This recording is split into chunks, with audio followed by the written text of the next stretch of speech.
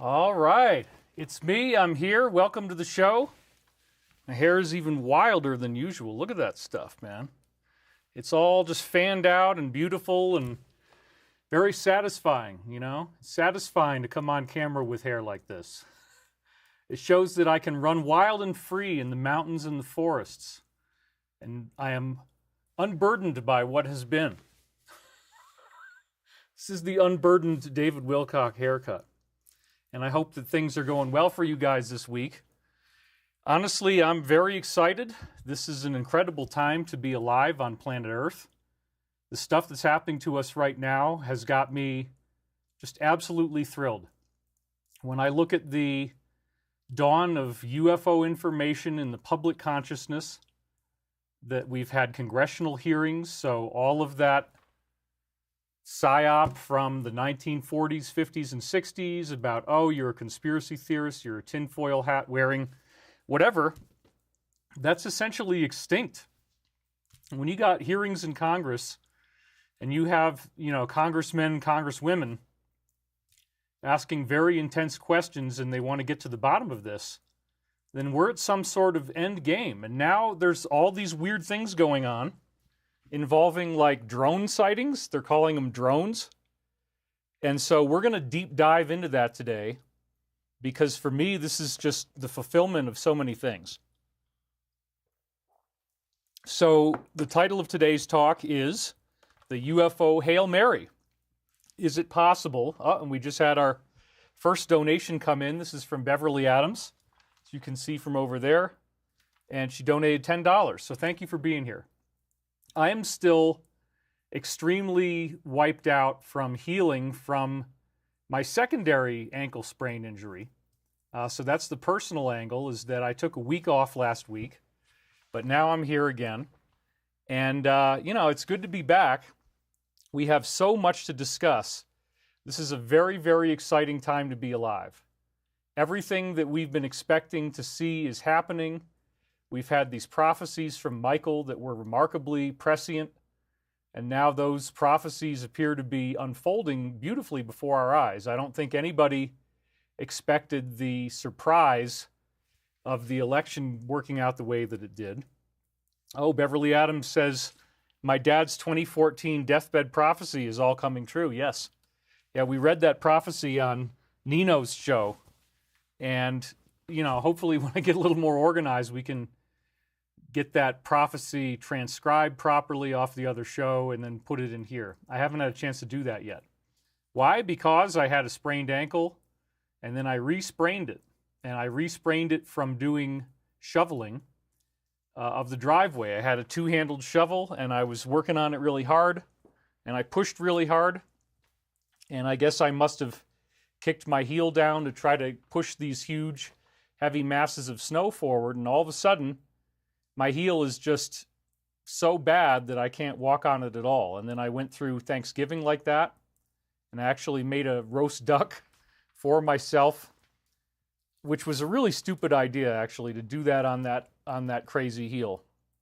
But the point is, I've been down for the count. I only just had enough energy to start walking around with shoes on and have that not be painful a couple days ago. So I had to do a lot of hard work because I missed, 2 weeks of Alliance slides leading up to the present. So we're only going to do the first week and a half. And that's where there's a truncation where a lot of these UFO points are being discussed. So when we get into the slides, they will culminate with some UFO information that we're going into now. But I'm really glad you guys are here today. Thank you so much for being here. I hope you like the slick black shirt. I think it looks pretty good today. I'm excited about this. I'm glad to be here.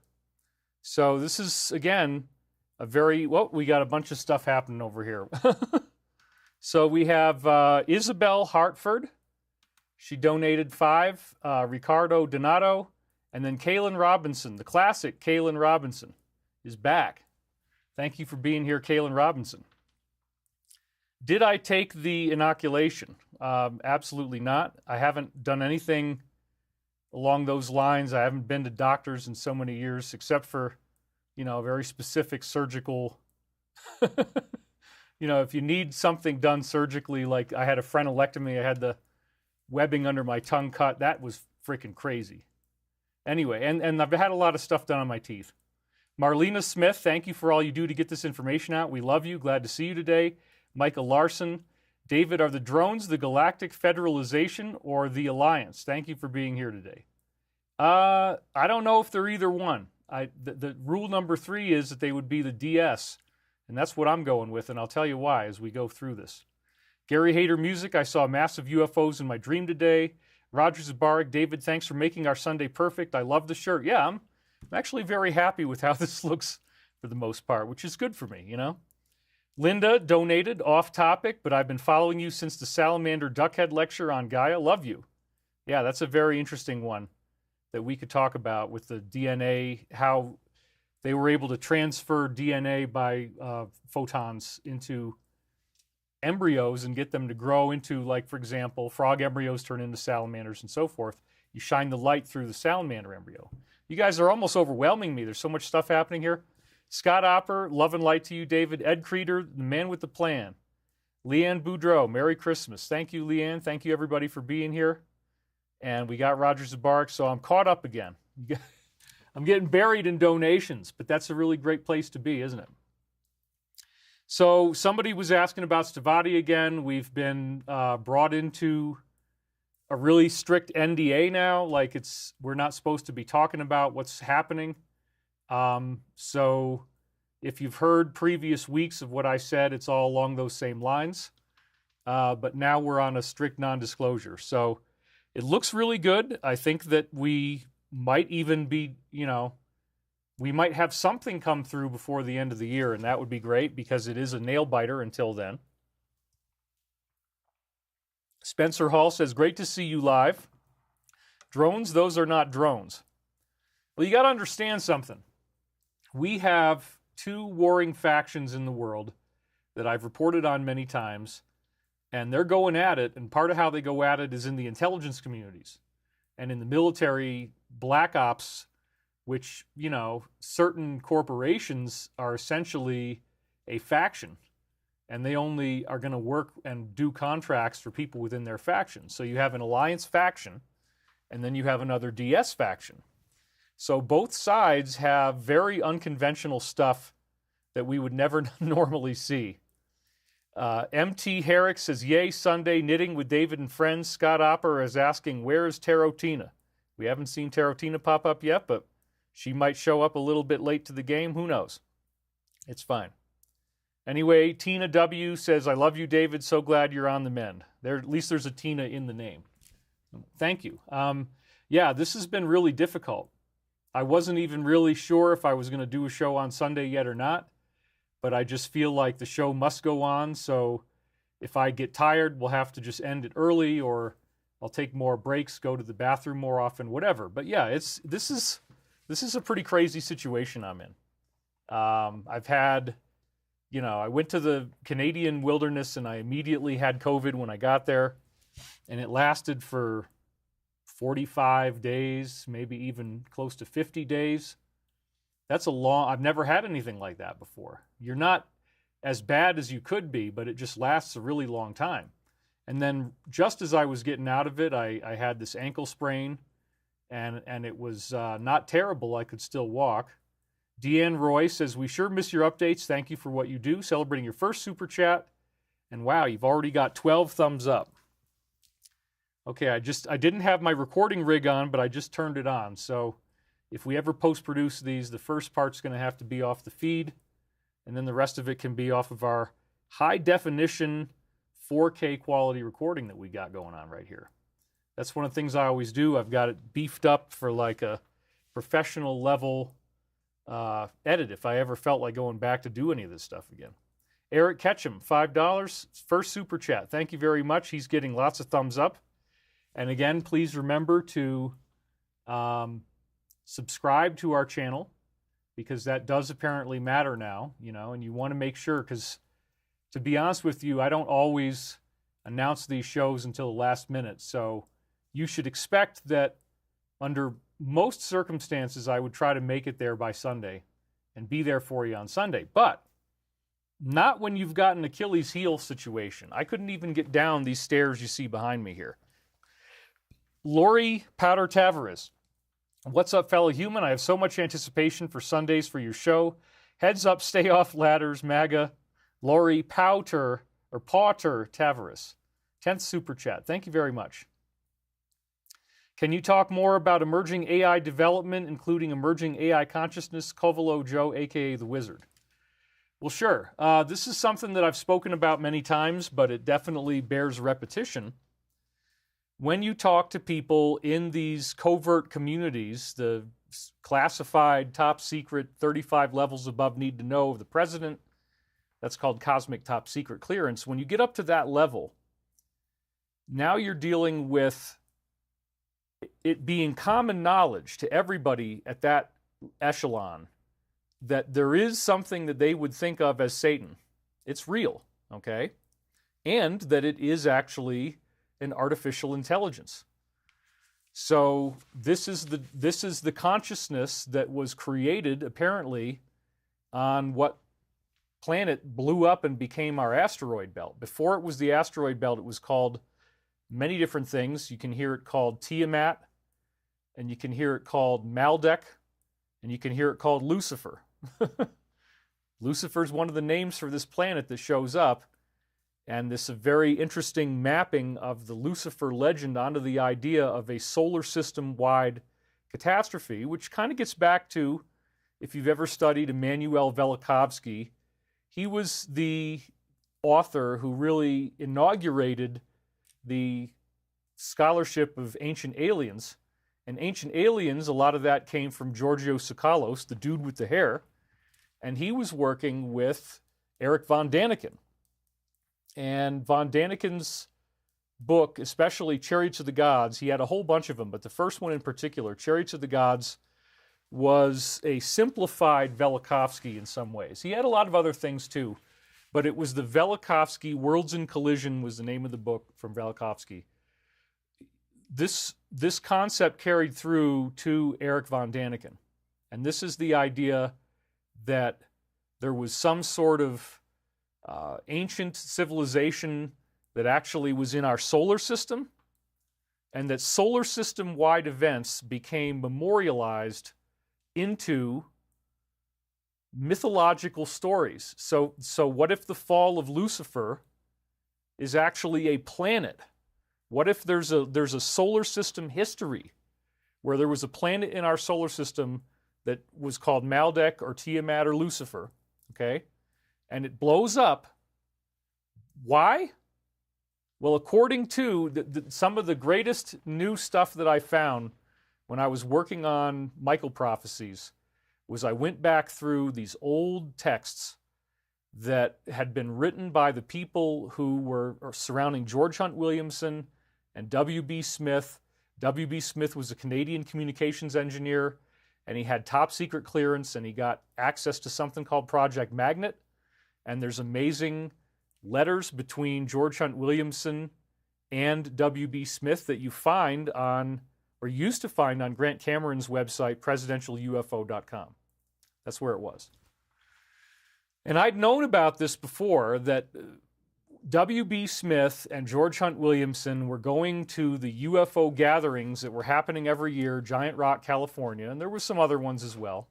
And they were identifying people who said they'd been in contact with UFOs and that they'd had some degree of actual interaction with the occupants. Well, this is pretty cool because they had a list of 100 questions, and they found that the people who seemed to have real ET contact, when they would go under telepathic trance and they would speak, they would actually all answer the questions the same way. And the only discrepancies they ever had in people answering the questions seemed to have focused on things like religious subjects, where perhaps somebody is receiving telepathic information and they want to throw in a bunch of Jesus. They got to add Jesus, so that could happen. One of the reasons why I was very tentative and when I was actually receiving my own telepathic communication like this, that's a whole other story. If you haven't seen my stuff before, I worked very hard. It's like learning how to play piano, to learn how to channel. properly, to learn how to actually get messages from higher intelligence that come through in your own subconscious when you're lying there in bed. You just wake up in the morning and you hear this still small voice, and you tune into that, and you just you get it documented either by writing it down or dictating into a tape recorder. You don't edit it, you don't analyze it. These are remote viewing protocols. And the remote viewing protocols produce 99% accurate work, which you can easily test. You say to somebody, okay, we want you to go visit the sewage treatment plant in Fort Meade, Maryland. That's one of the ones they use, as I've said, because it's really disgusting when you go in there.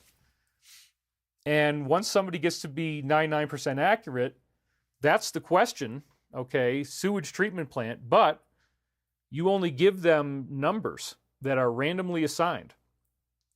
And then they have to guess that it was the sewage treatment plant in Fort Meade, Maryland. That's what remote viewing really is, and it actually works. That's one of the coolest things about this, is it actually works.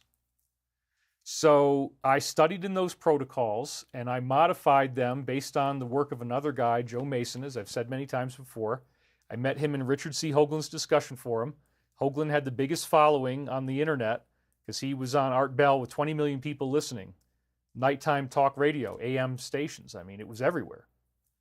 And there really was nothing else like that, so that's where the paranormal lived. That's where the big UFO marketplace was. Back in the day, everybody wanted to be on Art Bell, and I fantasized thinking that if I got on Art Bell that I'd all of a sudden just have my career completely launched, and that's not what happened. I got on all the way back in 2001, twice within 1 month, once for 1 hour by myself and once for 4 hours with Dr. Scott Mandelker, who wrote the book on Wanderers, E.T. Souls. And we did an amazing show with Art Bell. That's really a classic, I think. But, you know, you get your 400 emails, and then a couple days later, everybody's forgotten about you again. So it turns out that you don't just get on Art Bell and have this huge following. And Richard was building it week after week, and he had the 20 million people listening, so they claimed. And then, of course, when I found Joe Mason, and I'd already been studying remote viewing protocols, and then he describes a very similar technique, but it creates verbal spoken words, and he called it the dream voice. I got really excited about that. The dream voice was something that I started doing the day after we spoke about it, and it was November 10th, 1996.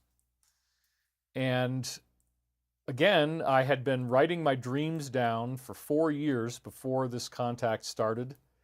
And writing your dreams down involves meditation. You have to meditate so you don't lose track of the dream in your mind. And at the same time that I had started to do this work on my own, I was knee-deep in the study of material called the Law of One. And I'd found that material in January of 1996. And it activated me cosmically in a way that nothing else ever had. It took many, many years to figure out that it was actually a Christian source. They hid that in there. They did not want you to make it obvious that that's what they were, where they were coming from. So, and it's not. I've had to piece things out, like why do they call it the Logos? Why do they call the galaxy the Logos? Oh, that's because in the book of John, it starts with, I am the Word, and the Word was God, and the Word was with God. Well, then you find out that the term Word is Logos. So they're actually making a point that what they call this consciousness of our galaxy, the Logos, is in fact the definition of love, and it's the definition of the Christ.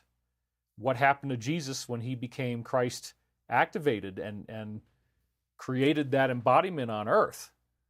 So the Law of One absolutely acknowledges the divinity of Christ, and then over time, when you decipher it, you're like, okay, yeah, these are actually Christian archangels writing this book. And then when my contact came in, I was following the Dream Voice protocol, and sure enough, the next thing you know, what we have eventually identifies itself as Archangel Michael, but it also identified itself as the source of the Law of One, and that's one of the things we talked about in last week's show. So these are fascinating brain twister connections. Why did I start doing all this stuff in 1996? Well, it was because I was training in the techniques. I'd been studying the remote viewing protocols for over a year. I wanted to use them. Then Joe Mason says, do the dream voice. And I found out that by following his technique, I was hearing his voice talking the very next morning, November 10th, 1996. And I wrote it all down, and it became amazingly prophetic. And that then blossomed into work that I was doing that I called global readings. And I did my global readings on average about every 2 or 3 days, maybe even every day, depending on the situation. Some of them are pretty long. And I did it through 97, 98, and 99, and then a little into 2000. And by that point, by 99, I'd started to have paid clients who were getting readings from me, and I did about 500 of those. And I only charged people just enough that I could barely survive. In fact, I was always having $30 bouncing fees with the bank. I wasn't really making enough money at all. But I didn't want to charge very much for this. And that was the same thing that happened with Edgar Cayce. We've talked about the Wilcock-Cayce similarities before. I don't have any slides for that today. But that's where this thing got really crazy, is discovering that as I'm doing these readings in 97, 98, 99, that I'm led to discover that I actually have this reincarnation connection with the noted American psychic Edgar Cayce, including an absolutely phenomenal facial similarity that academic reincarnation researchers say that this is one of the best face matches they've ever seen. And Dr. Ian Stevenson laid it all out. When children remember a past life, their face is going to look the same as the person they were before as they grow into adulthood. And so the facial similarity is key in the academic reincarnation research that has been suppressed by the powers that were. Oh, we got a donation here. We got Crypto Astro. God bless you for speaking the truth. I'm going to put some lip balm on. Can you guys handle that? Are you able to handle that? Oh, yeah. You see, that's... Sweetie, oh my God. No, we don't need to go into all that stuff yet. The point is, this was a very big part of my life, and it was something where I'm listening to this stuff and dictating it into a tape recorder, and I still have the tape recorder. So, as I've said before, this is the actual recorder that I captured all this stuff on, and then I put it all out on my website when I got a website in February 1999. And then, you know, basically forgot about it. I ended up working with Hoagland in 2004 and 5 publicly and officially. And I was really happy about that because his work got into sacred geometry and crop circles and a lot of things that are really near and dear to my heart, including this idea of the exploded planet. So what if the exploded planet was the home to an AI? Well, that's what these guys that Richard was into it from one angle, and I looked at it from a lot of other angles. And one of the angles was the law of one. And so the precursor contacts to the law of one were the contacts that were interviewed by George Hunt Williamson and W.B. Smith. They found that all these people could answer the questions the same way. It was really bizarre. So all of these speculations turned into hardcore data where you can get people in apparently a really nice, accurate telepathic trance, and they will answer questions that they have no idea what the answers would be, but there's an extraterrestrial intelligence that's speaking through them. And so it wasn't until I was doing the Michael Prophecies research that I found out that there was a channeling that came in from one of these people who is like the highly authenticated ones that said that there was a sentient computer on the planet Lucifer, that the people of that planet, they got a huge cosmic history of our solar system that came through in this highly authenticated channel. It's just as good as the law of one or any of the other stuff we've been talking about. And what it said was that these people on this planet, Tiamat or Maldek, became highly advanced. They had gorgeous, luminous bodies that were large. Because it was a large planet, they had larger bodies. But they handed over their free will to this computer this artificial intelligence, they called it, I forget what they call it, like an electronic brain or something. Kwan Hong Chan just donated. Hope your legs are feeling better. 3:30 where I am in the morning, so I'm going to fall asleep with your live stream playing beside me. Please don't yell LMAO. Well, I'm not going to yell if I can avoid it. I'm sorry to wake you up in your peaceful slumber. We'll have to alter the whole show around Kwan Hong Chan because we don't want him to be uncomfortable. Definitely not. He's a loyal donor, and he donated what looks like 500 of something. So that's pretty cool. Thank you. Alexandria 825, thank you for all you do, David. God bless, keep you safe. Judy Reese, David, I've learned more from your books than all of the other hundreds I've read over the years. Thank you. I've read them all 2 or 3 times. There's so much information there. Thank you, Judy. And Steffi writes to Kwan Hong Chan, so wonderful. David deserves all the gratitude. So we've got things going on here all over the place. And it's a good time to be around. It's a good time to be here because when we see what's really going on in the big picture, these people assumed that it was some sort of, electronic brain. They didn't really know what an AI was, but the weird channeling from the 1950s said that this electronic intelligence was given dominion over that planet. And that's the Terminator thing. It's a big part of our mythology. And this computer, this AI, became self-aware, and it is what now in the high-level classified programs, they say the AI is Satan. It does exist. It destroyed this planet that became the asteroid belt, but it still is here. And I know it sounds crazy, but this is something that when you get people who have the certified credentials and they've proven that they really did go there, and then you get these guys talking to each other, you find out, wow, they're all saying the same thing. They're all saying that Satan is real and it's an artificial intelligence. And then the artificial intelligence is worshipped by certain groups, such as Greys. You know what those are, like my crazy mask here, which I'm not going to put it on right now, but yeah. So if you see one of these, you may not be too excited about it. You might want to just pull the covers up really tight over the top of your head. Yeah, so some of those guys are not friendly at all. Some of them, in fact, soak in human liquid. You have to puree the human body, and then somehow they get to take a bath in that stuff, and it helps them rejuvenate. That's actually one of the things we've learned. And they have been offered, these Greys, this particular type, has been offered a synthetic mixture, and they say they don't like the taste. But the synthetic mixture would mean that nobody would have to be hurt or otherwise sacrificed for the greater good of their comfort and their delightful bath that they wanted to take. So this is getting into the first slide here. We're going to kind of tear right in here. We got a lot of meat on this bone today, folks. We got to tear into that. Oh, we got more donations. So we've got Chris Somerville. Any big significance of Trump in Paris? I haven't been looking into that, but the Notre Dame is our mother, right? So they just resurfaced the mother. That's really cool. Saint Sunday, Senate goes to recess for 10 days and watch the real appointees, and the DS still can't do anything about it. Hint, 10 days of darkness. Is this possible? Yeah, it's a great theory. I love it. Steve Rogers, love to everyone. He just donated. And we have Jacob Westwood. You helped me see my way out of a relationship with a psychopath. Much love. Absolutely. David Applegren, I'll jump in for Tarotina.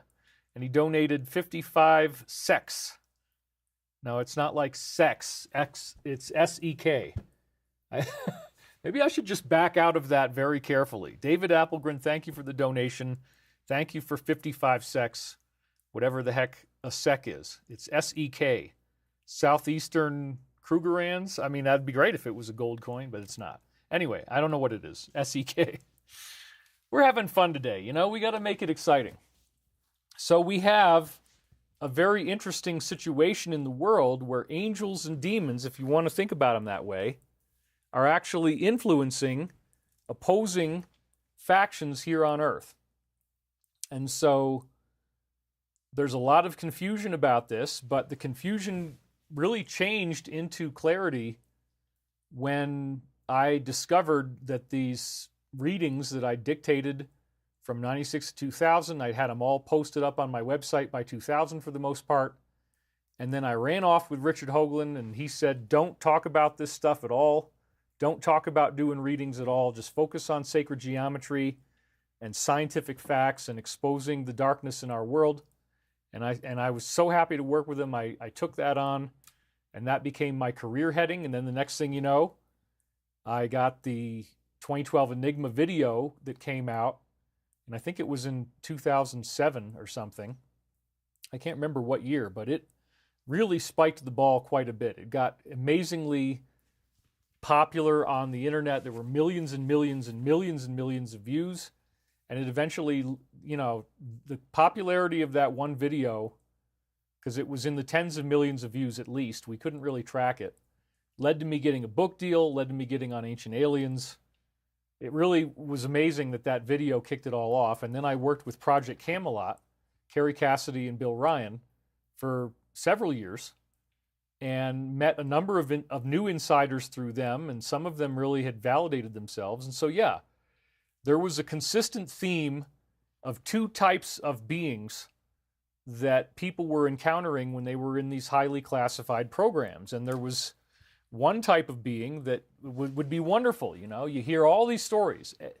It took years for me to put this all together, but insiders would tell me, oh my gosh, when you meet these humans, they look just like us, but they're glowing in some cases, or they have this ethereal sense about them.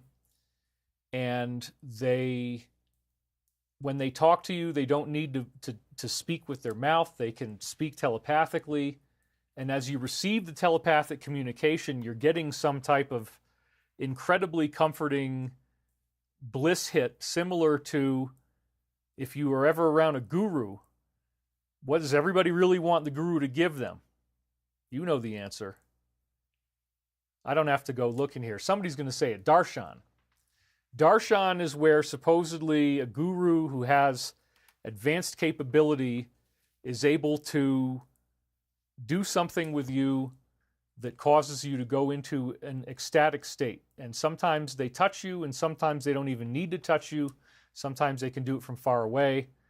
So there was an ashram in South Fallsburg, New York. It wasn't that far from where I lived, built around this guy, Baba Muktananda. And I had taken a train out to Colorado thinking I was going to go to graduate school at Naropa University. That ended up not happening. They didn't accept me, probably because I didn't have any ability to actually afford to do it. I hadn't proven financial capability. But anyway, that was my first big trip out of New York State. I went over to Colorado, and then on the way back, I'm on the train with these two guys who were giving up their lives to go to this shrine, this ashram in South Fallsburg, New York, founded on Baba Muktananda. And one of the two guys actually had been there at the ashram before, and this is the story that he told me on the train. It blew my mind. He said that he was tired. He was sweeping the floor at the end of a long hallway, and he just was really miserable, and he didn't want to be there anymore. And Baba Muktananda, who was a black man, by the way, he's got Hinduism, but he's also a black man.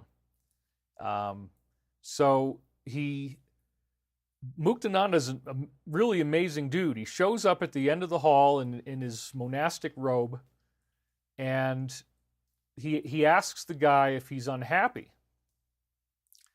Or he just says to the guy that you seem unhappy. And then Muktananda holds out his hand like this, and this little blue ball of light appeared. This is what the guy told me on the train. Whoop. Little blue ball of light appeared over Muktananda's hand. And no, I'm not doing any evil symbols. I have to actually use my hands. It's like every single thing you can do with your hands now is evil, right? That's not what it was. I'm just trying to illustrate a ball. How about that way? You like that better? Or is that evil too? I have no idea. Anyway, he had a ball of light that showed up in his hand. He threw it across the hall. It hit the guy in the forehead, and he collapsed to the ground. He had darshan. So it's this ecstatic thing where you can't even control yourself because you're in such a blissful state. communication with these beings fosters a darshan-like state. So people really like this. So that's one type of story that when you talk to a number of different insiders, they keep telling you there's these human-looking ETs, and they're very positive, and we think of them like the Intergalactic Sierra Club, or the hippies from outer space is another thing they actually were called. And there was some pejorative words stuck in there as well. So again, if you only think that UFO ETs are good, you're sorely misled, because, for example, the Greys are actually, in some strains of Greys, are cannibalistic to Earth humans. So that's a very serious issue, and once you know about it, it would really sketch you out and freak you out about these beings. And we have examples of that in our canon of whistleblowers.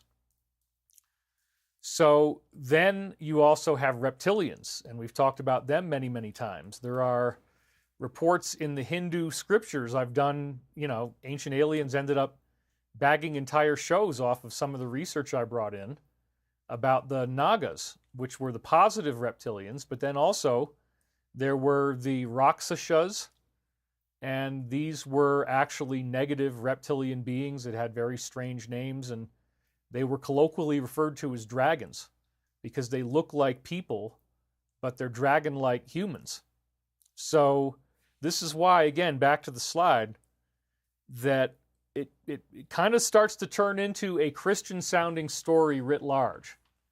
That when we got these religious transmissions that became things like the Bible or the Quran, that there is a step-down effect that happens between the original source and the person writing up the words, and then that gets reinterpreted and the words get rewritten. But that the big master thesis, as it now turns out, is that somehow behind the scenes we have genuinely positive angelic beings that can project into human form or other forms if they want to. That's why they look just like us. They don't have exotic, exaggerated features. They look comfortable enough that you'd say this is just a very attractive human being from Earth. They don't look different. That there wouldn't be something about their appearance that would make you say, no, this isn't a human being. But some of them there are. Okay, but we're talking about one particular type that is a straight-ahead human-looking being. And it took a long time for me to parse through a number of different insider testimonies to figure out this is a consistent motif. And whereas the negative shows up as these reptilians and these Greys, and then the huge, huge reveal, as I've said before, when it really starts to break wide open, is when you realize that, okay, first of all, what did I say the Greys are doing? I said they're soaking in their mixture that they make. And we already discussed the production of said mixture, pureed, So that's very morbid, to have to live as a parasitic, like a parasitic wasp, it has to consume this way to survive. So then imagine that Aleister Crowley meets up with Lam in 1917. I think the first contacts were with something called AWAS in 1911. And he draws a picture of Lam, and it's a gray. I mean, the eyes are a little bit too small, but it's basically a gray. And so I only got that briefing in 2021. It's now become a part of the canon of what we're dealing with, because it shows the position that the Greys have on the chessboard. We're still it drives me crazy. The state of UFO research in general has been very frustrating to me, because the same narratives have dominated for 30 years, 40 years or longer. And not very much of these stories have changed. And we still seem to be just on such a threadbare feed of information, like, well, who really are these beings, and where did they come from, and what are they really doing here? And why are they keeping this secret from us? Are there some things that they are afraid of us learning about because it's going to make people more religious? Yes. One of the biggest secrets is the human ETs that are Christian-oriented. They talk about Christ. We had Valiant Thor show up in 1957 at the Pentagon. He was in love with the Lord. He was in love with Jesus, and he talked about Jesus all the time. And that was a human ET who had differences in his, the way his body was functioning inside. The organs were different, but on the surface, he looked normal. We've talked about that before. So when we get into, these covert programs, we find out that the majority of the ETs that are visiting us are actually very positive, and they've been through some sort of quantum leap in evolution that we haven't had yet. So like you might see a being in Area 51, and he's standing there, and he's got an ensemble of items levitating in a halo around him. And so it's like the equivalent of carrying your boxes and carrying your tools, and you just have them hovering over you in this very nonchalant way. And you might see one of them talking to somebody else, and all the stuff just stays hovering around him as he's talking, and it just all the stuff follows him around. Now, is that a consciousness thing that he's doing with his mind? Probably not. It could be some sort of belt pack technology where it works with his mind and he says what he wants to store around him, and it just hovers there with the power of the technology. But maybe he does have the ability to do it with his mind. I mean, there's some very exciting stuff that happens to the human being when it goes through this ascension process that we're now expecting to have the first wave of next year. That's the big reveal that the Michael Prophecies has, is that all of the things that are happening in our world are leading to some huge crescendo that's really actually evolutionary in nature, that the human being itself is going to evolve, and everybody will go through dramatic changes, but depending on how much you've been a positive spiritual seeker, that will determine how much ascension you get from this first wave in 2025. So there could be a number of people who are moderately affected, but not at all to the level of like that they're glowing, that they have lightning shooting out of their body, that they can levitate, that they can manifest objects with their mind. It does appear, however, that some people will have that level of activation happen to them after the first wave, and that they will stay on Earth along with people who haven't had that activation, but who nonetheless have now been transformed by this solar event that apparently causes your consciousness to function more like you were on an exotic medication like an entheogen, as they're called, right? Something that would trip you out. Life becomes like a trip out. It's not going to be the same. You're going to have a totally new and different way of interacting with space and time. It's going to be much, much easier to be psychic. You're going to be able to hear the telepathic mind feed very easily without having to be in any type of trance state. You're just going to be entangled psychically with your environment and with the minds of other people. But apparently once this shift happens, some people are really spring-loaded, and they're going to have an amazing activation that goes way beyond just this kind of psychedelic state and into actual ascended abilities, levitation, telekinesis, telepathic communication, bilocation. This is where it's apparently going. And the negative side, again, they contacted Aleister Crowley. The being that did was a gray. And apparently its teaching involved how to summon entities that are not really physical. They live normally in Earth's lower astral planes, colloquially referred to as hell. That turns out to be that there is something to it. And people in modern America who are academics are going to cross their arms and scoff. Oh my God, you're not telling me there's real beings that live in lower astral realms. No, there absolutely are. And the universe designed it in such a way, our galaxy designed it in such a way where the only way they can ever really be corporeal, which for them is like an ecstatic experience, like the highest high, is if people work together in a group to allow them to access our reality through what the Law of One calls a window. They call it the random window effect. And so It took a long time for me to figure out what the window effect was about in the law of one. So the gray ET, AWAS or LAM, spoke to Alistair and said, here's what you need to do to create these windows to allow these evil beings into your reality so that you can actually see them and interact with them. And it had been done before, but the techniques were greatly refined and streamlined so that they could do it a lot more often and a lot more easily, and they didn't only have to wait for certain astronomical alignments anymore. And we've talked about this stuff plenty of times before. But it's very interesting now that we have the fact that Alistair gets integrated into the greater reality of the DS. You know, he was very mainstream. He was in discussions with the people who were founding the Jet Propulsion Laboratory, NASA's JPL, you know. NASA had German scientists brought over here in paperclip. And it turns out that maybe they fudged the data about whether they were really still loyal or not. This is stuff that we've heard. These are very interesting things about how everything got founded, and that Aleister Crowley is a central figure in all of this.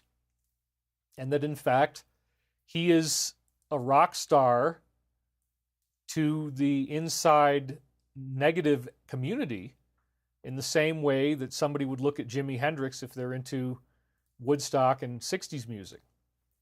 He's their Jimi Hendrix. You know, he's their ultimate rock star because he created this avenue for this thing to happen. So it's fascinating because the way that people stay in the elite, the way that people stay relevant, is that they have to participate in this stuff. And the system is designed that way. You can't advance beyond a certain level if you're not willing to go through certain initiation rites. And these rites are very nasty.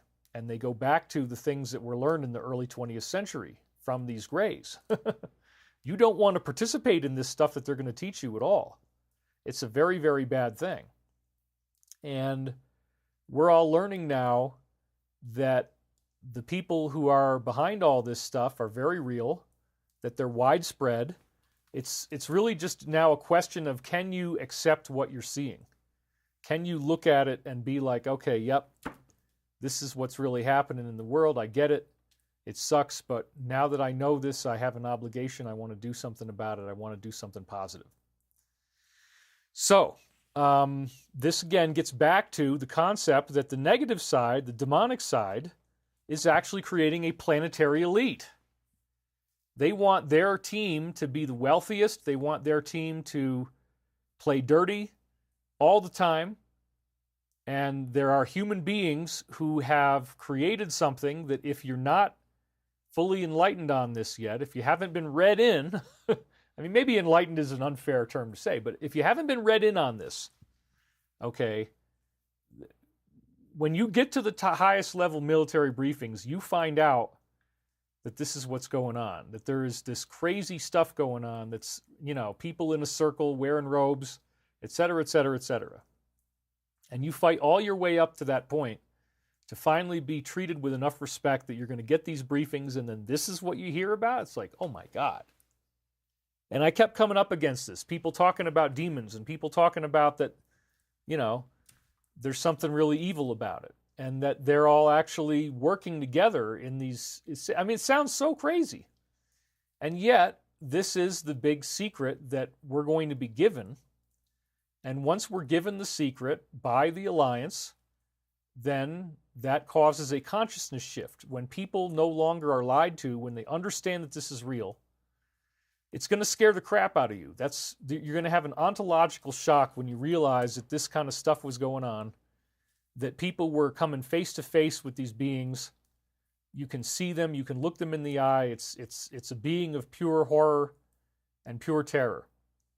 And they will lie to you. They hate human beings. But all of that crazy stuff, like Faustian bargains, it turns out it's actually very real. On the positive side, the angelic beings will typically reach out to people who are like going to be canonized as saints. We talked about St. Catherine, that she received these amazing teachings through what she called the Christ consciousness. And so those teachings have startling relevance to what we see in the 20th and 21st century with things like the Casey readings, the Law of One, and now the Michael Prophecies. So this is a very interesting phenomenon. In very broad terms, the negative side will ultimately lead towards Satanism, whereas the positive side is going to teach kindness. And again, the people who it reaches out to may not have worldly power. It's not going to necessarily cater to the elite. I mean, it will if it has to, like with Valiant Thor. But the Law of One contact was private civilians. I was a private civilian. No government office, no special status or anything. When the contact started, I was a nobody. I had never thought about, the internet being something I would use for myself and make a website out of. I wasn't even thinking of that when this first started. I became obligated to talk about what happened. So imagine if this evil has been going on the whole time and the public is almost completely unaware of it, but that there are powerful individuals in secretive organizations that are working for our good, and that these individuals have also been in direct contact with the happy friends, with the human ETs, who are the smiling, loving beings that have a glow around them, and you feel this exotic darshan experience as soon as they come near you. Well, guess what? These beings used this telepathic contact through me to say that they are coming back, and that our first initial contacts with them again are going to be starting next year. Now, I've been through so much crazy stuff, you guys. As you know, I've had so many crazy things happening to me surrounding this contact that I don't even consider that these beings would let us down at this point. After what we've been seeing here, the time loops completely defy all rational understanding. And as I've said before, we have 21 tapes that were undiscovered, and then I found these tapes that hadn't been transcribed yet, and it was right before I went to Canada that I started to look at this stuff again. And now it turns out that after doing 7 Michael Prophecies books that are all available at thedisclosure.com, we have this bundle deal I'll talk about again. I wrote 7 books, 500 pages long. I did it through all of 2022 and 23. I worked ridiculous hours. I'm still kind of burned out and in recovery from that. I worked 14 hours a day, 7 days a week. I had no money for 2 years, horrible tax debt hanging over my head because, if I had continued doing the same thing I was doing before and just had done these conferences, then maybe I could have paid it. But instead, I had to work through these Michael books, and it was this homework assignment from the universe that took precedence over all else. So this was essentially something that I was mandated to do by a higher consciousness to put myself into such financial distress to finish these books that the first year of 2022, my tax return, as I've said before, was negative $180,000. I didn't even know you could do that. My CPA filed it for me. I'm like, wow. And I actually had money owed back to me, which was really awesome. But I actually, negative 180, wow. But that's the commitment that I had, was I just got through this, and I hardly was online. I mean, I didn't do very many videos. I got really, really sharply focused on trying to work through these 7 books, where every time I sat down, every day for those 2 years, the books were time looping into the present. Some reading that I gave in the 1990s is talking about something that was happening in the present.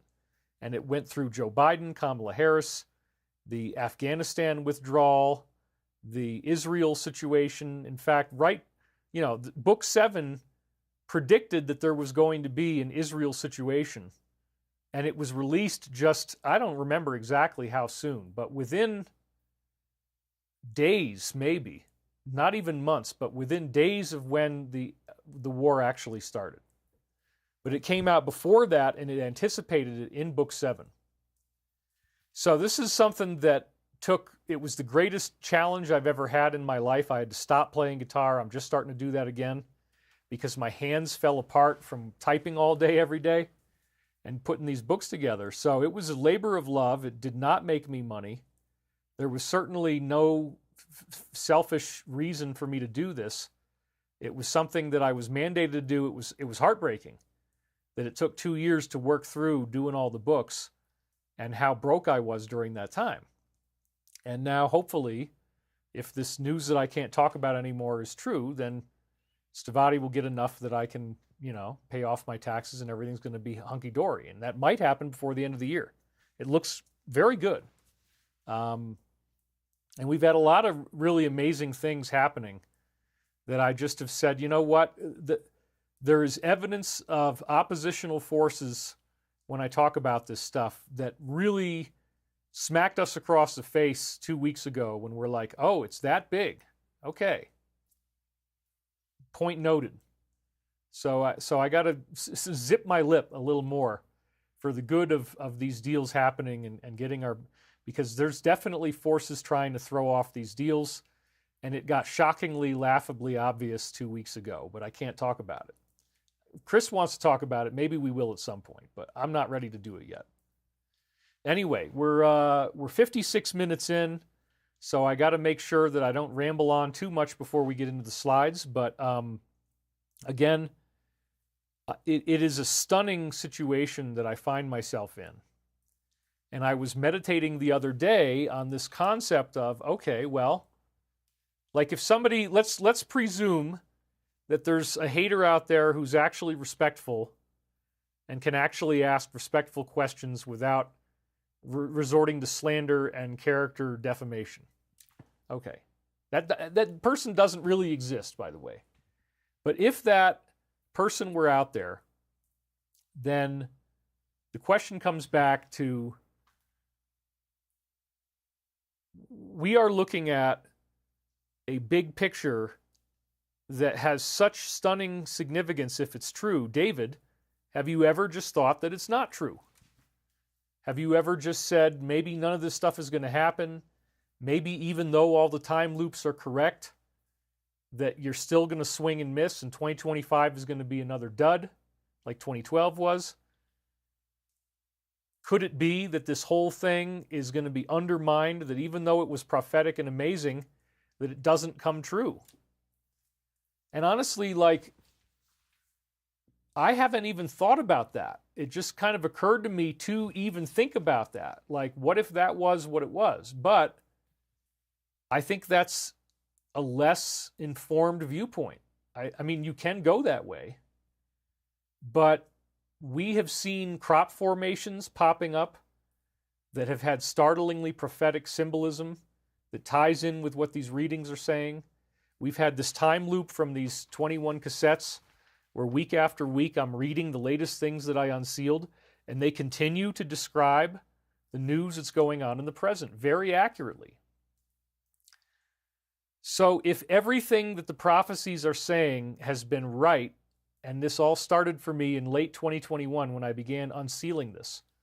So that's, 3 solid years now. Actually, it's going on 4, right? Because, so yeah, we got all of 2022, all of 2023, and now we're through our 3rd year because it's 2024.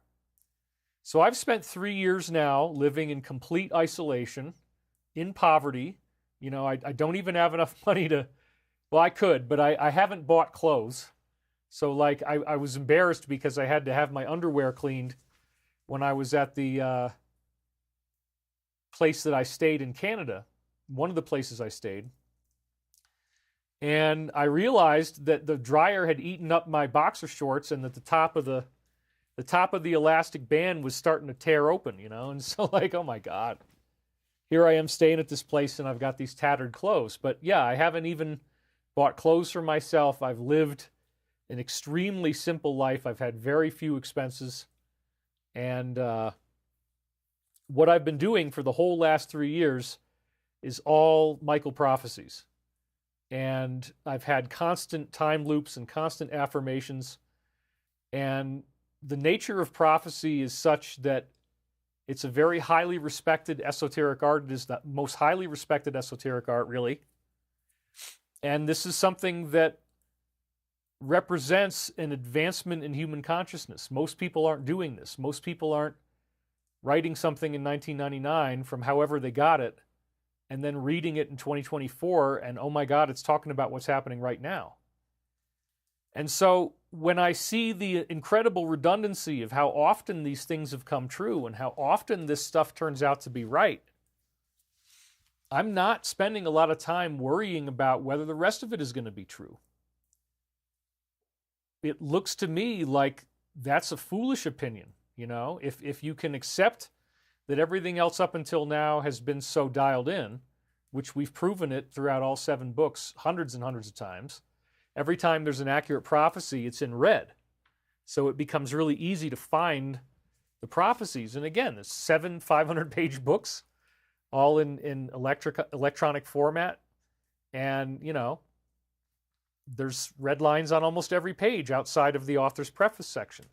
Each book begins with me writing something, and it really is, you know, I feel like it's my masterpiece.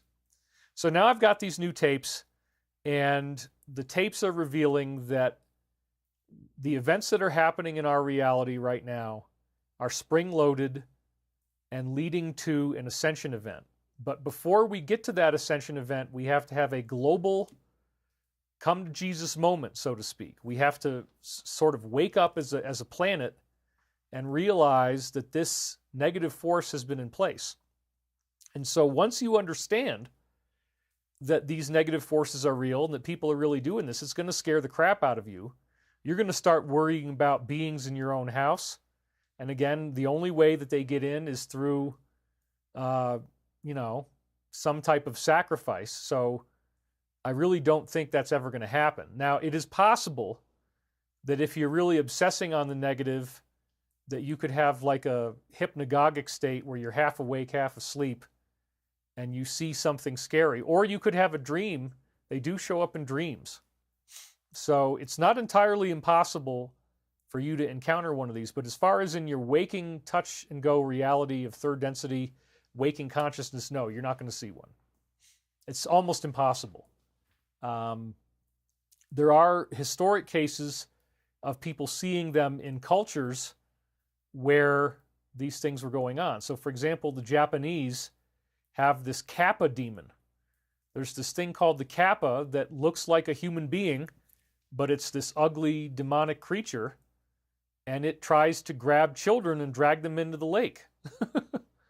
And you can order Kappa Maki at the sushi bar, and that's the sushi that's wrapped with cucumber on the outside. That's in honor of the Kappa monster, because one of the things that they would do to get the Kappa not to attack their children is they'd throw cucumbers into the water.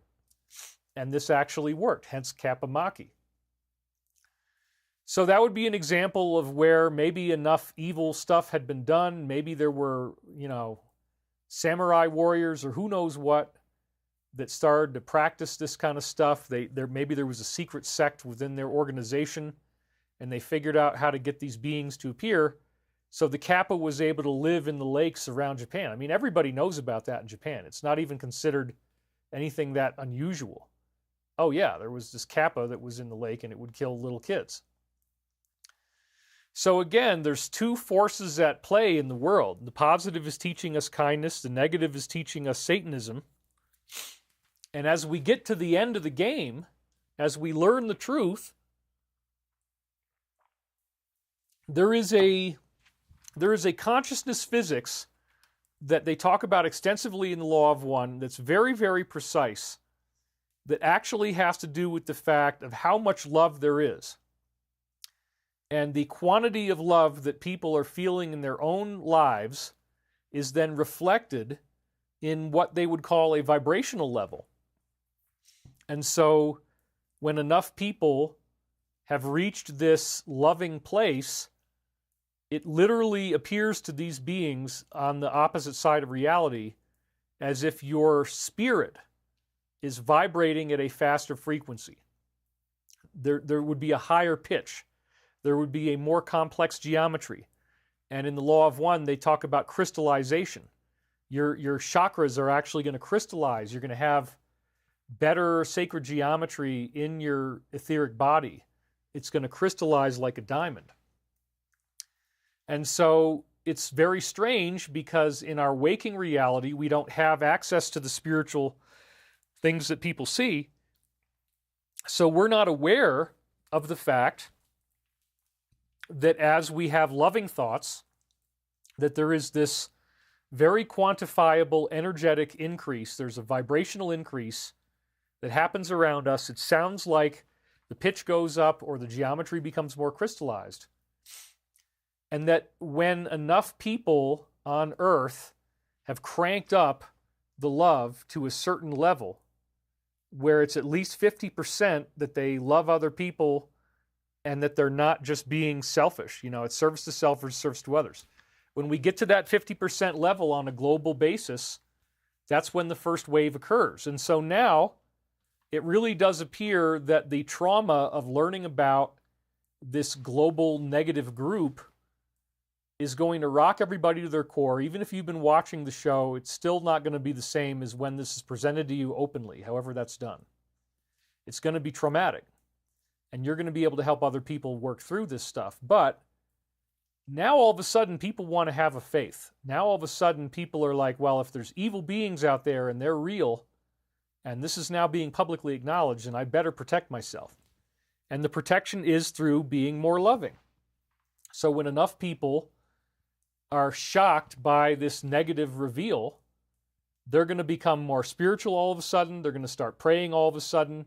They're going to be asking questions they never asked before. They do not want to entangle with demons. They believe that if this satanic stuff exists, that there must be a positive to counteract it. And they begin seeking. It's the process of seeking. They talk about that extensively in the Law of One. You begin seeking out the light. You begin seeking out love and wisdom. And then in the seeking process, guess what happens? Your vibrational level increases. And the sun is being held back from creating the first wave of ascension until enough of us have raised our frequency. We're actually clamping it down. We're holding it back because of people's negativity, selfishness, judgment, jealousy, anger, sadness, and fear. Fear is another one. So negative entities actually feed off of this energy, and it all apparently is run at the top by an artificial intelligence. The artificial intelligence uses our misery as its electricity. It's some weird universal law that allows this to happen, apparently. It's called Loosh, and we've talked about this extensively before. So once enough people are loving and smiling and happy, the negative has nothing to feed on anymore. It's like cutting off the electricity, just like the movie Monsters Incorporated. Many others have had these themes about this parasitic energy, the energy vampirism that the negative is doing. And this is all across the board, whether it's the ETs or whether it's the AI at the top. They have found out a way to take advantage of universal law and use misery and agony and fear as a food source, as an energetic sustenance. It sounds crazy, and here I am out here to just talk about this with a straight face week after week. We have 5,199 of you watching right now. So as people learn the truth, they are undergoing a metamorphic transformation that will advance their vibrational level, and when enough people's vibration goes up, the clamp on the sun is released, and we get the first wave of ascension. And Archangel Michael is telling us through the Michael Prophecies that this is going to happen next year in 2025. So now what we've seen is that this recent arrest has actually started the domino effect. We are seeing that if you are bothering to pay attention, if you can handle it, if you can stomach the information, that there are many, many top names. They're all implicated. And again, as I've been saying, it's too early to know which of these rumors are true. Everybody is innocent until proven guilty. But part of the alliances thing is that this massive sting operation is ongoing. And as I've been saying, the landslide that we saw last month was highly unexpected. But as I've said many times before, my perspective is that this was not just about two candidates. This was actually about two factions. And ultimately, the alliance is working towards making sure that we're going to be okay. And then Michael Prophecies comes in and says, not only are you guys going to be okay if you get this done and that your planet will be healed, but you will have gone through a graduation requirement, which then causes your sun to change its frequency so that everyone on Earth gets this massive vibrational upgrade at the same time. And life is going to be very different. So when he actually cleaned it out like that, nobody expected this. I mean, we were expecting a prolonged fight. We were expecting a lot of drama and a lot of pain and chaos. And instead, it was just smooth and effortless. It's like, wow. So now I'm not as worried as I was before. I mean, yes, the negative is trying to do whatever it can do to hit back and to punish us. But I don't really see that having any effect. There hasn't been any major anything going on yet. There's some flashpoints in Syria happening now. We'll talk about that next week. I didn't have time to get those slides in today because, again, I only got to the midpoint of this past week, and then I had to stop because I was 2 weeks behind.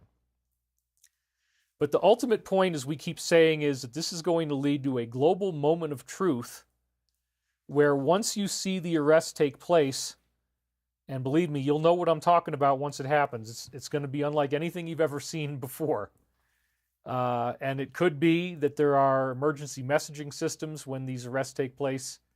It could be that you're going to hear, to stay in your house. And we don't know how many days it's going to be. But then again, it's entirely possible that the phone never goes off, that there's a way that they could do the plan. We're on an optimum timeline, perhaps, where they don't need to actually do any of that stuff. And I just saw one come in here. Kayla Rosen, thank you for bringing so much meaning to our lives in these times. Well, thank you, Kayla. So yeah, there's somebody says my lymph node is swollen. Yeah, I've been sick, so sorry if my if the swelling of my face doesn't appeal to you. I apologize for my illness aesthetic this week. But anyway, the big topic for today is that they are really afraid of what's going to happen when we get to this point. They don't want the arrest to happen. The powers that were are really against this. And so they don't really have very many cards left to play. Oh, we have more donations coming in, so hold on. Welcome back. Sorry you're not feeling well. Thinking good thoughts for you, says D. Donate 25. David, have you read Window of Opportunity thread by Hidden Hand on Above Top Secret in 2008? Possible Contact. Yeah, to me, that was all fake. That was a big LARP done by somebody who was a David Wilcock fan, but then he added in a bunch of his own stuff. And some of it was really embarrassingly bad in terms of how fake it was to me. And the person never showed themselves. We never found out who that really was. But anyway, thank you guys for the donations. I have a ton of slides, so we got to keep moving here, or I'm never going to get through this. So the big topic of today, which I better get into now that we're an hour and 13 minutes in, is what's the last cards they can play? Well, they may try to fake a mass UFO event of some kind to create a distraction. This is where the timeline might be taking us. They can't seem to get the World War III thing to happen. They can't seem to get the financial collapse to happen. We have not seen global disasters to a nature where, okay, well, the society's in a state of emergency. It's complete chaos. That hasn't happened. We haven't seen rioting. We haven't seen starvation. We haven't seen some type of disease that everybody's got. All of these things that some people are still very paranoid about, very concerned about, they just don't happen. We've been on an amazingly positive timeline where all it looks like was that there was just a natural landslide in November, but it's so much deeper than that, you guys. You know that. So as this thing moves forward, what are they going to really do? How many cards do they have left? What cards can they play? And how do you advance the narrative to try to stop the inauguration, to try to stop from being a power transfer? The only thing left they've got, and I see another donation, Judy Booth says, God wins, I'm ready for the upgrade. Thank you, David, for the light you have brought to the masses. Thank you, Judy. So what if that's the last card they've got? You know, we already heard this, and we're going to review that again. If they can't get anything else to work, they've got to try the staged fake UFO event. And they've been telegraphing that they might do this. For example, Taylor Swift, this is from September 15th. She went to an MTV event, and of course, MTV and all that kind of, you know, the whole music video world. My father won't go to any mainstream music concerts anymore because they're all run by Live Nation. And when I was growing up with him, we'd go backstage, but now it's all consolidated under Live Nation. And it's a much more restrictive environment, so he doesn't want to support that. He's not going to any of their concerts anymore. But so she goes to an MTV event, and as you know, the arrests that we just saw have shed a whole new light on what was really happening at certain parties and with certain rappers, and then lots of celebrities across the board were going to these parties, her included, right? So why is there any, you know, these people love to telegraph things, and they love to speak in code, and they laugh about it, and they think it's funny to communicate something without really saying what it is, and then hint at things. So this is an example. We got Claudia Ayala just donated. Thank you very much. This is an example, okay? She goes to the event, and she's wearing, for her main dress, as she gets the award, a UFO-themed outfit. This is from Coast to Coast AM. George Norrie is still doing it. He replaced Art Bell. It's a great show. I've been on it many, many times over the years. And it says September 15th. So this is a Coast to Coast article. And let's get a closer look at that. So if you look just to the bottom of the statue that she's holding, where it's got a black plate on there, and then you go to the immediate right of that, there is a UFO right in the middle of her dress in the solar plexus area. It's all done up in sequins, and it's the classic Mother Mary UFO. So here's an excerpt from this article. Pop star Taylor Swift made an otherworldly fashion statement at the VMAs with her UFO-themed outfits. Swift won 7 awards and was seen with a beaded mini dress that had a UFO design. Later, she was photographed heading to an after-party at Electric Lady Studios in New York, wearing a UFO-printed tapestry jacket and coordinated mini skirt and corset that also had the same flying saucer print. So, okay, so is there a reason for why they had her dress up this way? Is this just random? Did she just get a wild hair and say, you know what, I want to have a UFO dress? Or are they working in symbolism? Do they tell you things before they're going to do it? Are they using this Video Music Awards and her wearing that outfit to telegraph that they were going to mess around with UFOs? Well, now that's what they're doing. That's what most of what we're talking about this week is, these crazy UFO sightings that have appeared over D.C., over military bases, over Trump's home in Bedminster, military bases in the UK. I mean, it's happening on a massive level, and I don't know where it's going. I mean, maybe it's just going to hit this point and then stop, but maybe it's going somewhere else.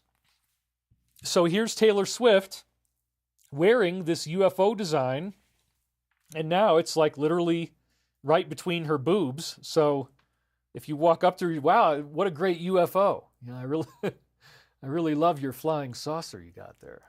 That's kind of, I mean, can you imagine how many sleazy jokes she had to go through wearing that thing? Guys that have a beer in their hand and they're like, you know, trying to make it funny that you have a UFO on your boobs. I mean, you know, you can imagine where this went. The UFO theme is perhaps a reference to her song Down Bad from the most recent album, Tortured Poets Department. The composition uses alien abduction as a metaphor of being love-bombed in a relationship. Her fans are known as Swifties, and they were quick to point out the parallel with the production design for Down Bad on her Eras tour, where there's a UFO with a beaming spotlight who pursues her on stage. And we're going to see that the music industry just did this with a rapper as well. 2 different major artists in just a couple of months, where they're staging a UFO event on stage to make it look real. And do you think that she has the free will to just write a UFO song? And, okay, Taylor, you know what? We'll just write a whole thing around your UFO fantasy. No. She's strictly under control, I believe, and this is something that she was asked to do. And they worked around it to telegraph, which they're always doing. They're telegraphing something that we're now seeing. So think about that for a minute, that the UFO is literally pursuing her on stage and it looks visible. The lyrics include, "Did you really beam me up in a cloud of sparkling dust just to do experiments on? Tell me I was the chosen one. Showed me that this world is bigger than us, then sent me back where I came from." So again, what's the real reason behind why she had this UFO-oriented content? Is it strictly just her own whim, or is the music industry being used in very intricate ways to prognosticate things, because if they don't telegraph what they're going to do, then they're not following the rules and their plans won't work? They already know that these angelic beings exist. That's one of the things I learned on the inside. They already know that the angelic beings exist. They have to knowingly enslave us through our own free will, which means the rules require that they have to show up that way first, with the truth in symbolic form. And so this goes all the way back to Shakespeare and his plays, and that he was actually exposing real conspiracies of Elizabethan England in the plays. The truth is always disguised in jest. Okay, so what seems to just be a music video or a music video award ceremony is actually a way of predictive programming that they use so that we on a collective level will authorize, they hope, that these things can occur. So they're telegraphing to you with her winning big awards, and then she's got this UFO on her jacket, something is coming, and they want that to store in your subconscious. Well, another strange story came out about a mysterious hotspot under the moon. And they're saying it's a piece of radioactive granite, but it's pretty interesting. Silicon-rich surface feature approximately 20 kilometers wide, which they think is the caldera of an ancient volcano, and it's 10 degrees Celsius warmer than everything around it. So imagine if you had a base in the moon, and the base is warmer than the surrounding circumstances, and then you've covered it over with lunar dirt called regolith, and the lunar dirt has insulated it so that most of your heat is not escaping, but your system isn't perfect, and you're still going to lose 10 degrees Celsius to the outside. There you go. This could be a base on the moon. Now, they say it's just a chunk of radioactive granite, but this is still a very compelling anomaly that may have another explanation. The granite is only a theory right now. We don't really know. So 20 kilometers wide, 10 degrees warmer, and it's not due to current volcanic activity. That's why they had to come up with radioactivity, because there was no eruptions for 3.5 billion years. The heat emanates from radioactive elements trapped within the granite. This is pure speculation. We interpret, important point, this heat flux as resulting from a radiogenic-rich granite body below the caldera. But it could be something else. So this is exciting stuff, because lunar bases suggest the possibility that there are beings that have been here the whole time, and they predate humanity, and that they've never left, and they've had bases here the whole time, and we're going to be reacquainted with them. And they're not very far away. They're just waiting for the right time in our history where we are ready to reunite with them. So that could be an example of an extraterrestrial 20-kilometer wide base that's heating the surface. They say it's radioactive, but we don't really know. Another really weird, interesting thing has popped up in the disclosure news, because, as you know, I've talked very extensively about sacred geometry. Let's see if I have anything like that around here. I'm looking to see if I have a good sculpture of this. I guess I don't right now. But anyway, sacred geometry is something I've been talking about many times. The crop circle formations have been showing it. And the original Richard C. Hoagland science that I got back in the day was the tetrahedron inside the sphere, where you have this triangular pyramid with a triangular base, and it's surrounded by a sphere. And then he was saying that it had weird gravitational effects in a planet, because if you take the planet as the sphere and then you put the tetrahedron inside, you have these huge cyclones that appear right on the corners of the geometry. And so this shows up on Jupiter's Great Red Spot. It shows up on Saturn's cloud bands. It shows up on Neptune has a great dark spot. Uranus has cloud bands. The sun has sunspot bands. And then on Earth, we have Hawaii, which is right at the 19.5 altitude, or longitude rather. And then 19.5 degrees north is where Hawaii is. And then on Mars, you have another 19.5 degree north massive volcano called Olympus Mons. It's the biggest volcano in the solar system. So it appears that there's magma inside the planet swirling around in these currents in the tetrahedral shape, and that causes actual gravitational anomalies, and it also causes portals. So the Richard Hoagland science gets into the Bermuda Triangle. It gets into, ultimately, this whole concept of multidimensionality, that the geometry itself is coming in from a higher dimension. It represents a higher dimension. Well, then Hoagland started with the tetrahedron in the sphere, but it turns out, as the crop circles have been teaching us since at least 1991, you got to add other geometry. You got to add the cube in the sphere, and then the octahedron, and then the icosahedron, and the dodecahedron. They all need to be included. And so this is a big topic. I've talked about it extensively over the years, and we've done a lot of great shows on it. The concept that consciousness manifests as a vibration, and that the geometry is the physical form of it, but it also could show up as a sound, like the white keys on the keyboard. It also could show up as a color, like the 7 colors of the rainbow. But another form of the projection of it is geometry, which is the physical shape of vibration. If you vibrate a liquid that has little particles of sand in it, as I've said so many times, you have a liquid with sand. It looks like muddy liquid. You play the white keys on the keyboard through it, and it turns into sacred geometry, because all the sand is now in the shape of the sacred geometry. And this is done by Dr. Hans Jenny. I've showed this many times before. So the vibration itself creates geometry, and this has been my big thing. So what the heck is going on here that the official disclosure that we're now getting from, the AARO people, the people that came out of the Tom DeLonge initiative, that they're talking about a cube sphere UFO. And so I found this image, and this is somebody doing an artistic rendition of it. It says, sleuthing on the UAP cube in a sphere, or cube in a circle. He says circle, it should be sphere. Anyway, he doesn't, he's going on what, this is somebody who created a piece of art based upon what these guys are actually saying people are seeing. So here I've been doing all this stuff about the cube in the sphere, and now they're telling us that there's cube sphere UFOs flying around? Yes. It appears to be transparent.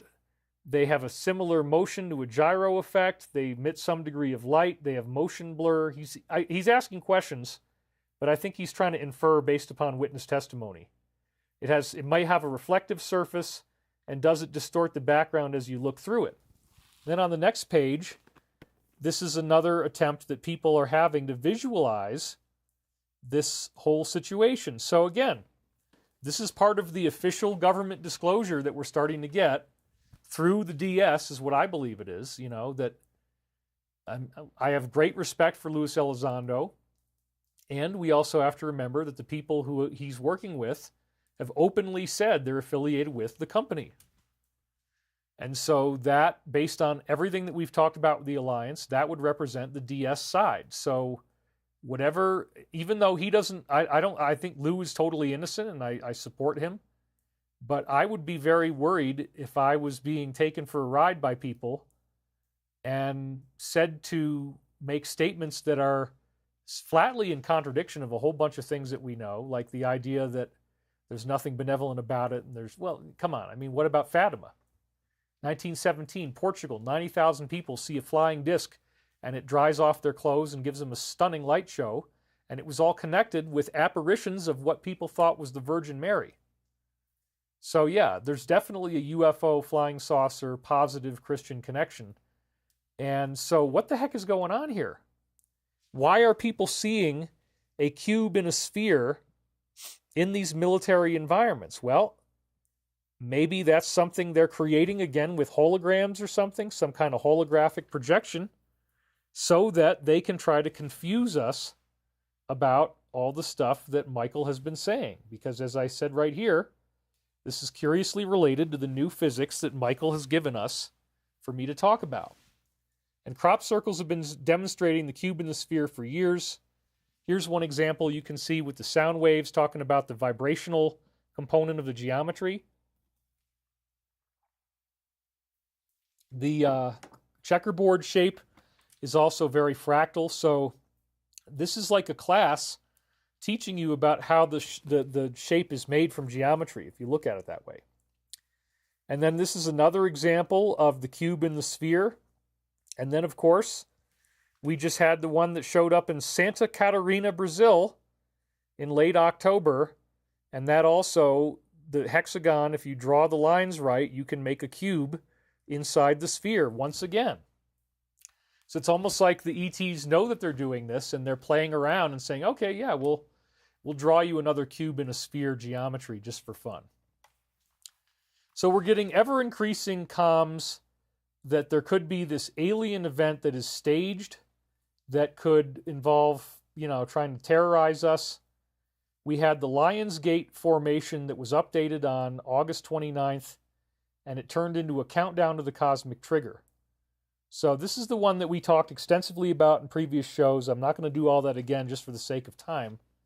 But when they came back, they added these 3 extra dots on the end of all the bigger dots that looks like, again, it's like a cosmic hand or the shape of Mother Mary pushing the trigger. So this is like an ascension trigger, and it's like a countdown. And this formation has also been associated with UFOs coming back. So it might be a countdown to some type of UFO event. That's well within the logic that we've had given to us by this formation. Some type of countdown to a UFO event. And so what could that mean for us? Well, as we've said many times before, one of the original Disclosure Project witnesses, Carol Rosin, who you can see right here, she said that she was the secretary of Wernher von Braun. We'll show you that picture again. And he told her on his deathbed that when these guys, the DS, have no other choice and everything is run out for them, they're out of time, they're out of money, and they're being defeated by the Alliance, or whatever it was going to be called, that they would try to do a fake alien invasion. So here she was speaking at the Disclosure Project about that very thing, that they're going to try to make it so that there's a state of emergency, and here he is with her as his lab assistant at NASA. And then this was the big, one of the greatest gifts that the Alliance gave me this year was on August 17th when they actually followed up on that story and said, yes, here's Dr. Carol Rosin, and here's their final attempt that they're going to use. It says, Carol Rosin, who worked with paperclip scientist Wernher von Braun, warns that he told her about their most alarming and deceitful plan. The last card they will play will be the alien card, and it's all a lie. So yeah, if you're still thinking that they're not supporting me and they're not supporting this work, well, this was after I talked about it in multiple previous shows, so it should be very self-evident at this point that, things are very, very hot in the kitchen. We're cooking some great stuff here. So then we had this crop circle formation appear on the date of Lionsgate, which is August 8th, 8/8. And I was also writing an article with Richard C. Hoagland back in 2008, and the crop circle appeared the day after we put this out. So this was the shape that showed up, the Lionsgate 888 formation, and it had personal tie-ins, which I wrote up in 2012 Politics on 2008. Again, it was article number 5, NWO Defeated is what I called it. So a huge figure 8 had appeared on this date, which is the Lion's Gate, and this is the beginning of my article, and it was signaling August 16th, which is ended up being a very important day when Russia seized a bunch of classified documents. But you can go read this even now, it's still there, but it says it's building up to August 16th. And so multiple formations were doing this, and I write about that in the article. I created a very similar illustration the day before this crop circle showed up. And here's Wernher von Braun. Remember, he's the guy who we just said told us that the final card is the alien card. And I had done this, I redid the graphic for Richard Hoagland, and I put that figure 8 in the background, and I changed the font, and I put the man on the moon there and the star field behind him. All that stuff was stuff I added. And I even said here, as you remember, I talked about this, I felt it could be a lot better with my Photoshop skills. I felt it was too important to ignore. While I was working on my upgrade to the original graphic, a thought came into my mind. I wonder if I could choose a particular image, focus on it, publicize it to the world, and then have it appear as a crop formation the next day. Even though this idea came into my mind, I didn't think about it. I wasn't actually willing to do it publicly in case the circle makers didn't show. But events like this occurred 2 or 3 other times I'm aware of. And then here's the graphic I finished for Enterprise mission later that day of August 7th, the day before, with the infinity symbol brightened for emphasis. And the whole article that Richard had wrote was about people taking trips to the moon. And so the figure 8 also represented a lunar mission, as you see here. That's what I designed it to be. And then this crop circle shows up the next day. I could not believe it. It was so similar. It's like I knew right away something really phenomenal had happened here, and I was stunned, to say the least. So then a very similar image to the one that we just got on Lionsgate appeared the day before. I've talked about this. Look at the top right, Churchill, August 7th. And it looks like a bunch of fan blades. And it was in a town that looks like Cain. It's Calne. It's an L, but it could be looked at as Cain, which is supposedly the bloodline of Lucifer, if you believe that. So Calne, Cain, yeah, it could be. And this is like a harvest sickle. This is like cutting down all that stuff. They see themselves as this bloodline. That's a very important point. Okay, so then the day before the big one, we get this strange formation, and the Lion's Gate showed up the very next day, as you can see right there on the left. That's the same thing, 888.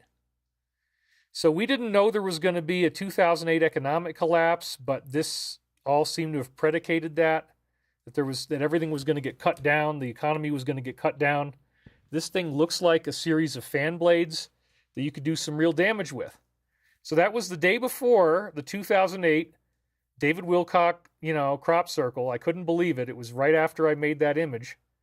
And then here it was in 2024, looking very, very similar in this astounding parallel when you put the two side by side, as I said before. So this was the final information that we had at the end of the crop circle season. It also indicated the lunar landing paths of Apollo. Lunar Orbit Rendezvous, you can see that right there. And this was featured in part 4 of my article, where I actually used that formation to advertise this event I was going to do in Phoenix with Richard and William Henry and others. So there was actually 3 of them side by side in the original image, and that even is more interesting. So this definitely has a UFO space travel, expanding humanity into the stars. There's a whole theme of that correlated with this very interesting synchronicity of the article I helped Richard do the graphics for in 2008. And then we had Jonas J.P. Passos, who has been writing on there a lot of the crop circles he writes analyses of. And as I said before, he said tomorrow is 888. We may have a notable crop circle over the Lion's Gate. They listened to him, and they did that. So that was the Jester formation that we just saw. And now, as I said, it's doing a countdown, 3, 2, 1, and now UFOs are starting to happen. So this is very, very exciting stuff because we're getting messages from the DS that they're going to do it. They're putting it on Taylor Swift's dress. All these messages coming in. And then we had the cube sphere appeared with Santa Catarina, Brazil, on October 14th, and there's where it was, right there. And again, we did a whole show on St. Catherine. People really loved that show, in the town of Ipuachu, which means tell me in Basque Portuguese. And so, very interesting. So then what we're seeing here is, again, that cube sphere shape, that they're playing around with it. The ETs are playing around with it. And we see it showing up in their, government disclosure, the cube sphere UFO. So this is very interesting. Why would they be creating this type of an endorsement? Why would they use crop circles to endorse the work that we're doing? As I said before, when Archangel Michael showed up through Edgar Cayce, his body levitated off the table, and he spoke in this very loud voice that shook everything in the room. And I've been watching on Max Dune Prophecy, and yeah, it's a very disturbing film about the Harkonnen, the Bene Gesserit priesthood, and there's some definitely really dark energy around what they're doing and their lust for power and all this kind of stuff. And I won't spoil it all for you, but there's some psychic killing that happens in the show, and one of them is the lead female actress can speak in this demonic voice that shakes the whole room, and she gets somebody to pick up a knife and stab themselves in the neck with it. And then she tries it on somebody else, and then you have to watch the show and see what happens. But yeah, so I now that I've brought this concept of the voice of power out and mapped it into the Bible, that Jesus had this massive voice, and that's why they called him Lion of Judah. And that's why angels were called mighty ones, because this loud voice is very common. And now it's seeping into Hollywood in some very occult, dark interpretations, because they can kill people with this voice, and that's what's happening. So in the case of Edgar Cayce, he's levitating off the table, and this is the only time that his source actually said it was Archangel Michael. It probably was that way other times, but it wouldn't say Archangel Michael except for when he was doing this levitating thing and his voice was really booming. And this was real. This is not some show on Max that's done by Hollywood. This was an actual event. So this is what Michael said as he's levitating in the air. The words are booming the room. This is what he was saying. Bow thine heads, that the Lord of the way may make known unto you, who have been chosen for a service in this period, when there is the need of that Spirit being made manifest in the earthly, that the way may be known to those who seek the light. For the glory of the Father will be made manifest through you, who are faithful unto the calling. In other words, the miracles happen through us. We are the instruments of the ascension. We are going to be transforming. And the more that you align with this loving universal awareness, the more that you will be able to access these abilities. So if you're acting like a troll and being mean and denigrating people and controlling people, then you will have missed the boat. I mean, you'll get some degree of activation, but other people are going to be in a much better place if they've done their homework and they've behaved themselves spiritually. So today, will you hark? The way is open. I, Michael, call on thee. So he's calling on us to make the glory of the Father manifest through ourselves as we're faithful to the calling. And again, the final move, according to von Braun, would be the fake alien invasion. So the last thing that the DS gets to do before we start getting into the ascension arena, the last thing they can try to do when they're being defeated is to stage this fake attack, and it's already happening right now. That's what's so exciting. Again, this was the graphic. It had von Braun on it, and now he's become front and center. That the Lion's Gate formation, when the Lion's Gate opens, it facilitates the return of Christ. So this, again, is that formation. And now what we're seeing is, I'm going to start talking you through really quickly some of the latest news items. 4 British military bases were terrified by UFOs, which they're calling drones, for a week. It says right here, unidentified drones have been sighted over 4 bases in England: Fairford, Lakenheath, Mildenhall, and Feltwell. Active since the 20th, they vary in size and configuration. Operations have been unaffected. The USAF, with support from 60 British military personnel, that's the United States Air Force, is investigating the week-long incursions. So 4 bases for a whole week being harassed by strange UFOs. Well, they're trying to build up to something. If this is, people were asking me, what do I think this is? It's probably the DS, and they're probably using their own toys, okay? That's what I think these drones are. And we've even read, when you read the fine print, there's quadcopters, octocopters. Having an aerospace company, we've looked at multiple proposals for weird gyrocopter drones that are not for sale yet, but would be available, to people who wanted to buy them, and yet they're not really normally identifiable. I don't know why my screen is totally spinning, but it looks like you guys are still able to hear from me. But yeah, I'm getting the spinning wheel very, very regularly, and I'm also seeing my screen is in the way. So let's fix that a little bit. I got to move this back. See that on the bottom of the screen there? That's my video screen. So we don't want that in the shot. That means it's all too far forward. So let me move it back a little bit. Yeah, I can live with that. There we go. Perfect. You see how subtle all this stuff is? Anyway, it looks okay. You guys say all is good. You can hear me. Everything is good. So when things like that happen, it's scary. I'm getting ready to take my bathroom break too. I'm definitely almost at that point. But anyway, 4 military bases in Great Britain, all being affected for an entire week. That could be used to create fear and set something up that we haven't seen yet. There could be a story that they're getting ready to tell, and Taylor Swift's dress is part of it, and all these things are part of it. But it goes on. There's more. The U.S. Air Force and Europe spokesperson says our units continue to monitor the airspace and work with host nation agencies, authorities, mission partners to ensure the safety of base personnel, facilities, and assets, blah, blah, blah. We reserve the right to protect our installations. Well, that sets up a war. Well, if they have to start shooting at them, then things get really interesting, don't they? Think about that. So that's the bottom of that particular post, as the police are out there wondering what's going on. Then, after this, or right at the end around this whole week of things in Britain, it happens over D.C., and this is right out of Fox News. And so we'll read you a little of this article. New York Post, I'm sorry. An apparent UFO was caught hovering above Capitol Hill this week, sparking concerns that extraterrestrials could soon plan a coup. The viral snapshot shows 4 bright lights eerily stationed just several feet above the Statue of Freedom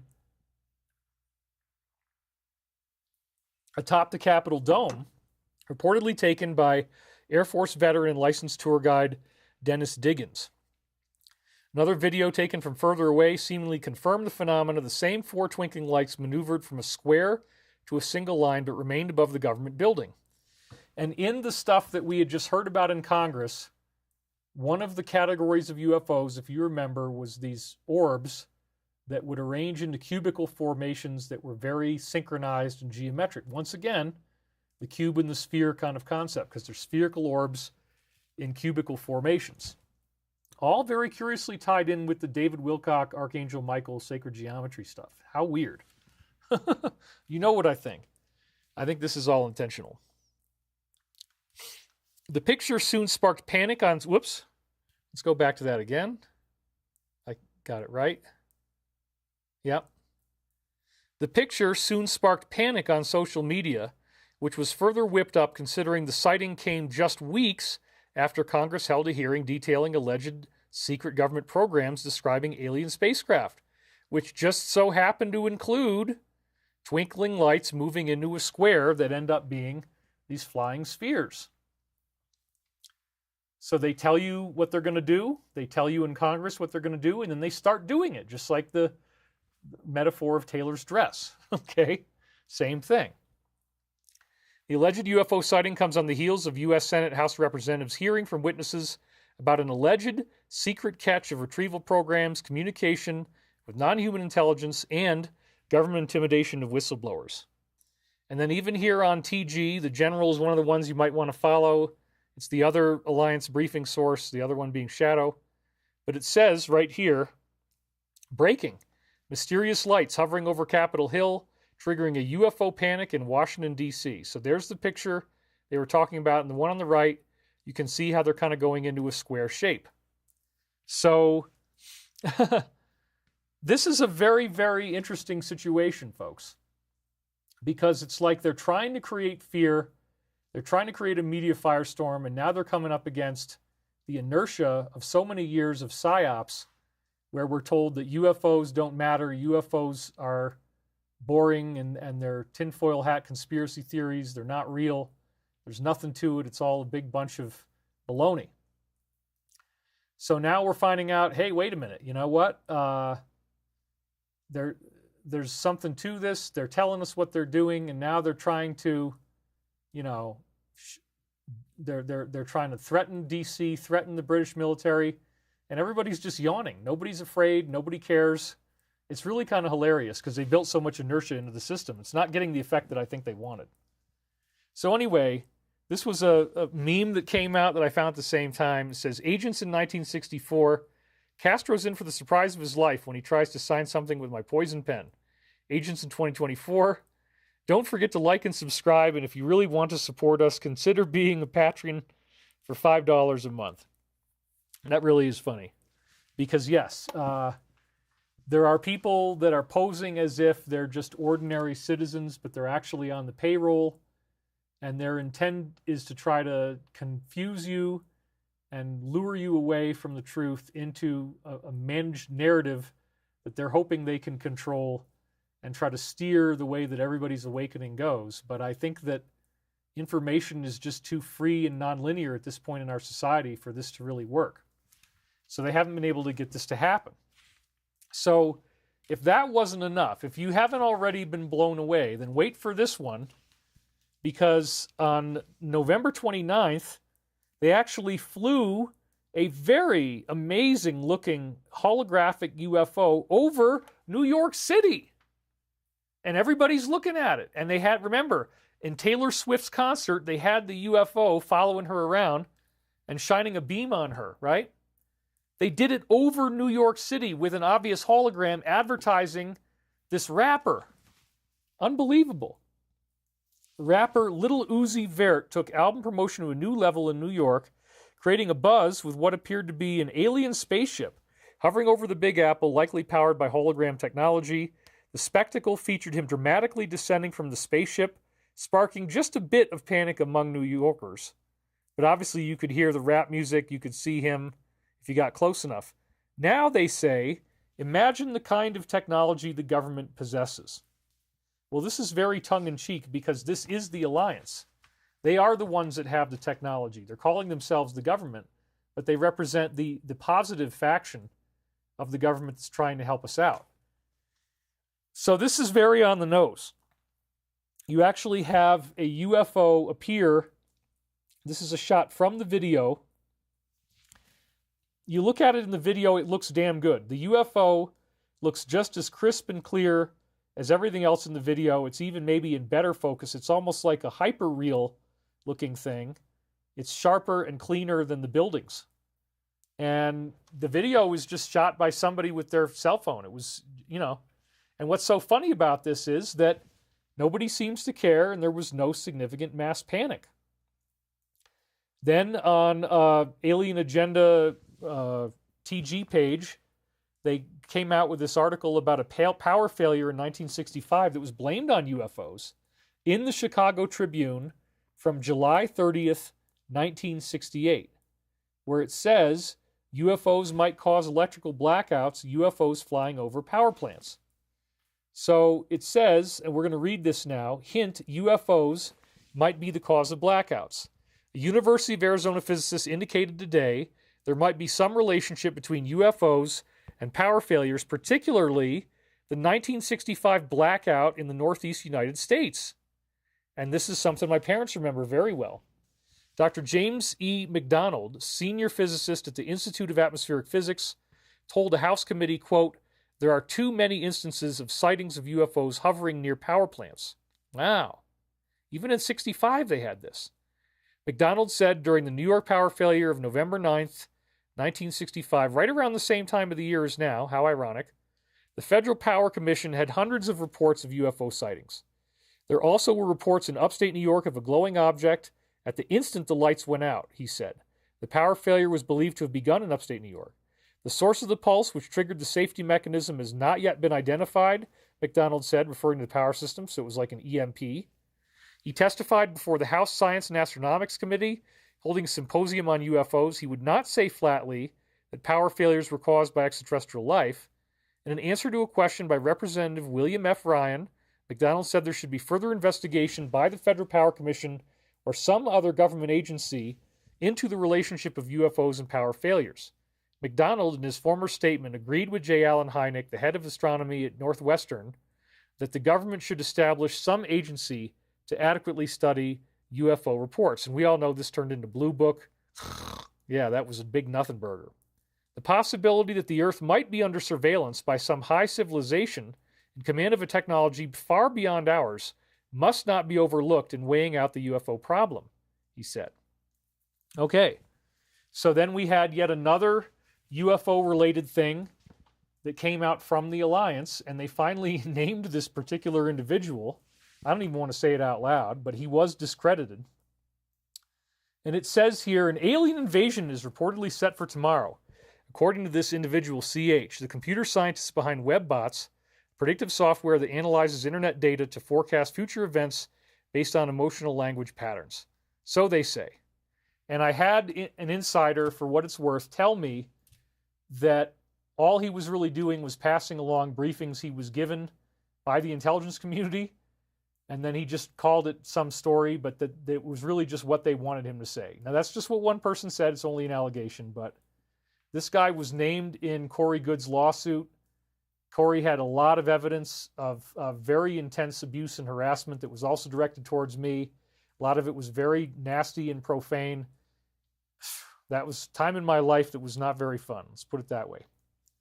So his system, developed in the late 1990s, has been credited with predicting significant events like the tsunami and what happened in 2001. His latest prediction claims an invasion will occur 39 days after 47 appears on the Joe Rogan Experience podcast, which would point directly to December 3rd, 2024. Well, obviously that didn't happen. And so the point of why they brought that out the day before was, again, to show you, here's somebody who's not telling you the truth. So it's kind of nice that they finally set the record straight on that. You know, I didn't even really want to talk about it, but what the hell? We'll support the Alliance. So then Bedminster, right where he has one of his main home bases, you have strange drones appearing overhead, car-sized, hovering over a town in Bedminster where 47 also has a residence. The FBI launched an investigation into these mysterious drones, which have now been appearing across northern New Jersey. Okay, so we got British airfields, we got Washington, D.C., we got them doing a fake hologram on Taylor Swift, a fake hologram for a rapper, Little Uzi Vert, in New York. Now they're also doing drones over New Jersey, maybe right over his house, as if that could be a threat of some kind. And then we see them appearing over Texas as well. Pilots over Texas reported hours-long sightings, 2 lights moving back and forth that didn't appear on radar. One pilot claimed to see the same phenomenon a week earlier, estimated they were 100 miles out in space. They split positions, they actually move, they get super bright, and then go completely dim. Okay, again, this is the official Alliance briefing source. So if they're telling us about this stuff, that's because this is going to become part of our reality, and it already is. Where is it going to go? Are they going to try to make a big move of some kind? Are they going to try to use holographic projections? I don't think anybody can really answer that question. I don't know the answer. This is a day-by-day, week-by-week thing, but we know they hate Christmas, and Christmas is coming up, so they might try to throw a big monkey wrench in everybody's holidays. Anything is possible. Holograms of Jesus, I heard that theory. Holograms of Jesus telling you that you shouldn't vote for 47, that he's not the right guy. I don't think that would work. Fake invasion. You know, they could put drones inside a hologram and then have the drones able to shoot. So it looks like there's this real thing in the air, but it's actually a hologram that has weapons in it because of the drones. But again, the stuff that Space Force has can demolish these things very, very quickly. If they do it that way, I think they're going to be completely embarrassed, but that could be possible. I mean, that's what the whole subject of this week's show is about. So, this was right over Dallas, as you can see here. And then the video says that there's only less than 10 people who know the plan and have it on their own. And so this is, again, all related to the UFO cover-up. There's so much that we're going to learn, and hardly anybody working in the Alliance is being given the real information on this, the information that you get when you're up at Cosmic Top Secret level, 35 levels of need to know above the President. Doesn't change the fact that it's real. It's just that you're not getting the facts. So then they also did another UFO-related post on the 3rd of December that says Luis Elizondo, a former U.S. Army counterintelligence officer, senior official with the Office of the Undersecretary of Defense for Intelligence, testified that communication has occurred. Communication. Well, that's exactly what we're doing here, right? We have the positive angelic Michael Prophecies. They're unsealing week after week. These amazing things are popping out. And here they are acknowledging that very thing. Communication has occurred with UFO-related non-human life forms. He also revealed that these entities possess the capability to disrupt the U.S.'s nuclear readiness. Well, that could be part of the scare that they might try to stage. The negative might try to stage this. And then we have UFO drones now targeting the people who are investigating them. FBI agents investigating mysterious drones and UFOs over military bases are now reporting sightings of the same drones hovering over their homes as if they were being intentionally targeted. Whoa. Does this sound like extraterrestrials to you, or does this sound like a vindictive, weird DS that's trying to signal what they're doing, play by the rules, show it to you with Taylor Swift on stage in her dress, show it to you with the fake holographic UFO over New York, fly him over D.C., fly him over Texas, fly him over New Jersey, fly him over British air bases. Oh, but, right after they tell us that they exist in Congress. It looks like we're being manipulated, obviously. And where is this going exactly? Well, it's all kind of fizzled since about December 4th. So things have gotten quiet again for the time being, but who knows where this is going to go. These things often happen in stages. At the same time, Brother Nino had his social media, and he did a whole show on this about how now when you're on X or other platforms, there's this massive amount of fake UAP content. So it says, alien frenzy is here. Aliens take over social media as Britney Spears turns 5 years old. We may not need to wait much longer for the alien deception. It seems to be happening now in real time as the world continues to go da-da-da-da. So, I talked about this in my last show from 2 weeks ago, where I was suddenly being flooded with strange posts of people who have never built up a face to the name. They use pseudonyms, and they don't sell anything. They don't need to make money. They never ask for money. They don't have a product. They don't have a YouTube channel. They don't have videos. And that's a very good sign that what you're dealing with is something from the IC directly, not private individuals. And so, ironically, one of the weird things that happened to me is that I blocked this stuff, and then my X feed has suddenly died. And this started the day before Thanksgiving. So what do I mean by that? I mean that I was getting, maybe 10 or 15% of the stuff that I saw on my feed was this strange stuff that sounds a lot like what Michael says, but it would have disinformation in it. And I'm not going to give out any names, but if you've seen this on your feed, then you know what it is. So Nino just did a whole show about it. I don't want to give them publicity because I don't even think it's a real person. I think it's this community. And I've definitely seen that they had an agenda, that they wanted to hurt me with this. They're making jabs against this work with it. So it's not exactly a benevolent thing. So I blocked it. And then all of a sudden, everything about X changed for me. And it was the day before Thanksgiving, and now I'm getting like 40% of everything I get is Newsmax. And I don't get any random suggested ideas anymore. I only get the stuff that's directly on my timeline. And other people on X have been saying that they've seen this massive shift as well. So, the Michael Prophecies actually do predict that mass UFO events will be occurring as we go through this ascension experience. And they also, in the Alliance, as we just saw, they're also saying that there's going to be some UFO false flag. I gave you a number of these slides, which means that the DS is now playing their final cards. And so we've seen strange coups in Romania, South Korea. Now again, something strange is happening in Syria. This may very well be another attempt that the DS is making to start World War III.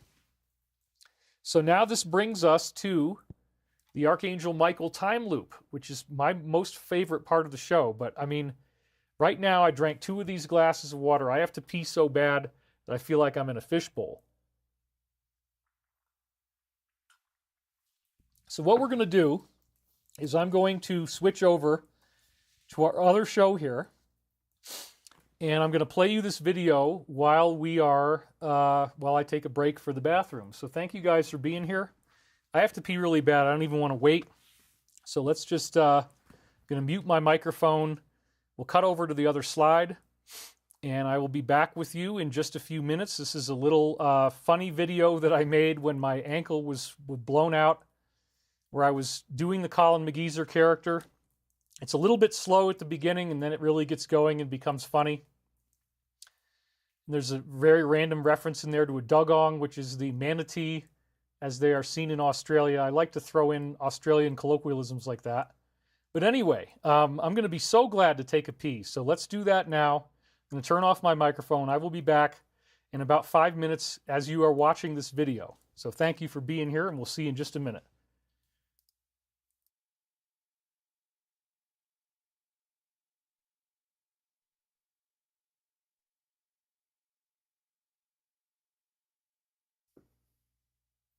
Okay, the microphone is now back on, but it's off of me, so I have full mobility.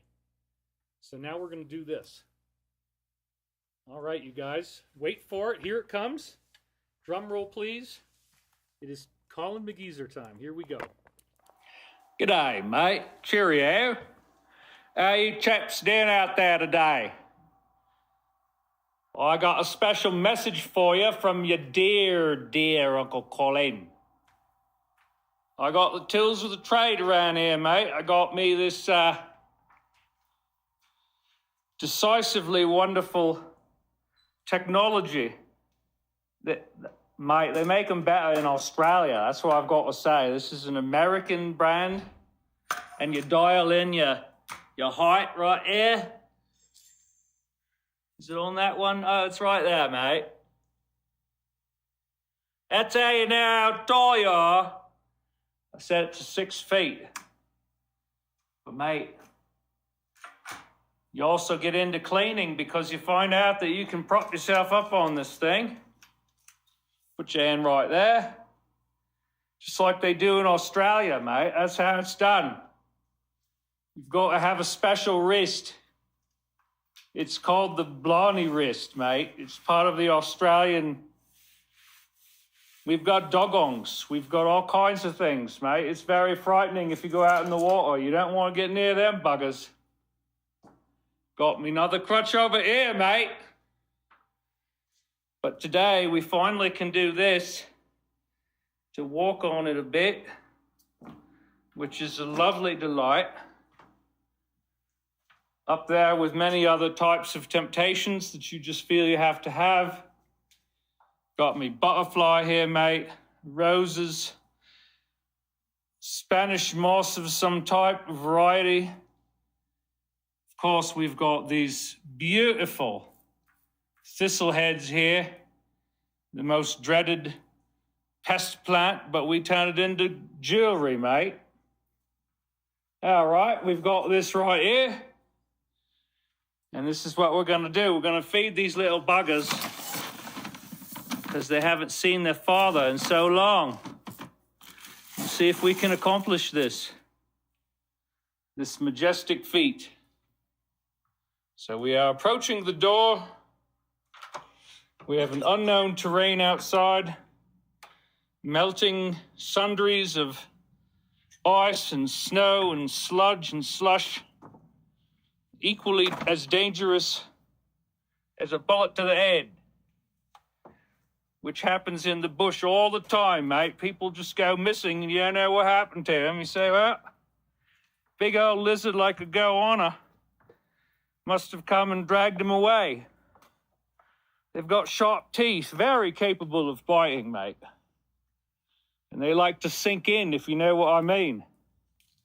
All right, well, now we've got more terrain challenges ahead, but we do it without trepidation. And yes, we go. There we go, mate. Oh, boy. Right, here we go. It's time for all these little buggers to enjoy the fruits of life. Yes.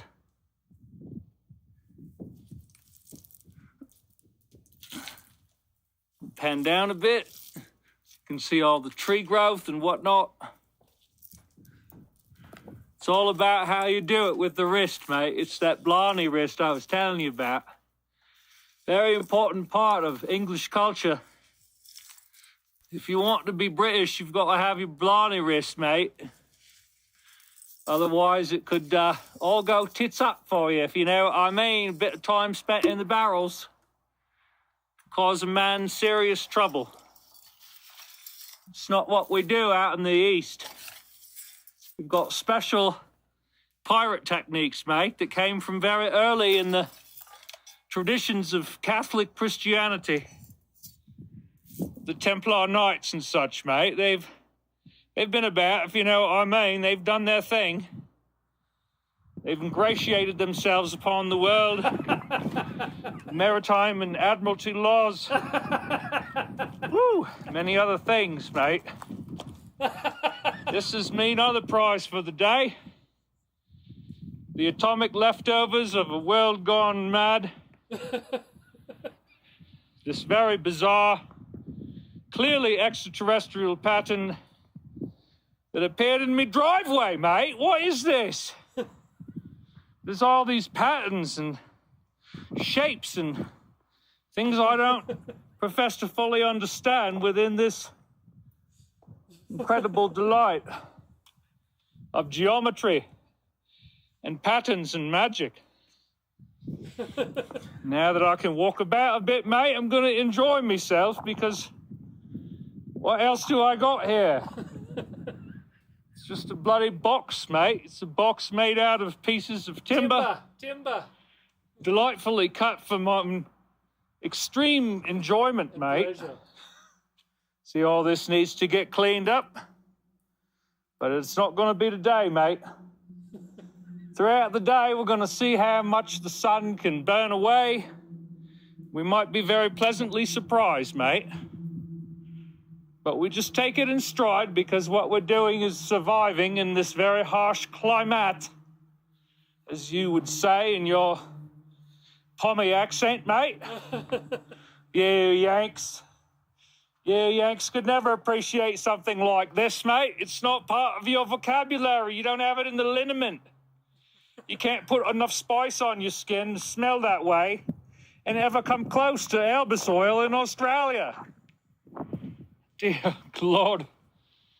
You don't even know about the Vegemite sandwich, mate. What good are you? That sandwich will change your life. It's some sort of black, gooey yeast, and we all use it down under, mate, in Australia. All right, mate, we're going to say cheerio for now.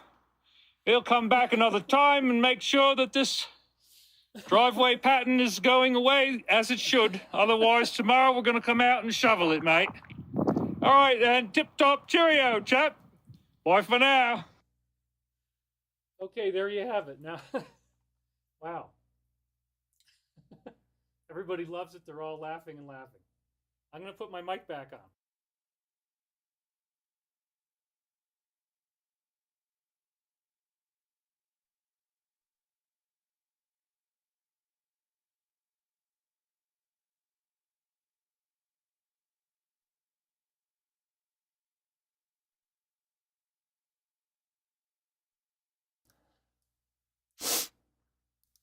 That stuff really does make me laugh very hard. I mean, I've learned how to not laugh when I'm doing it, but my goal is obviously to maximize the comedic impact. And you guys are having fun with it. Vegemite, yuck. He's a good neighbor. David, you cracked me up. That scene was beautiful. In Romania, people are hopefully waking up. Have your turkeys been around? This is very cute.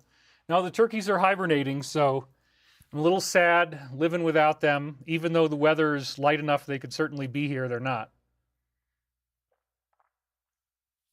In fact, I fed my turkeys so well that they just went into hibernation a week early before Thanksgiving.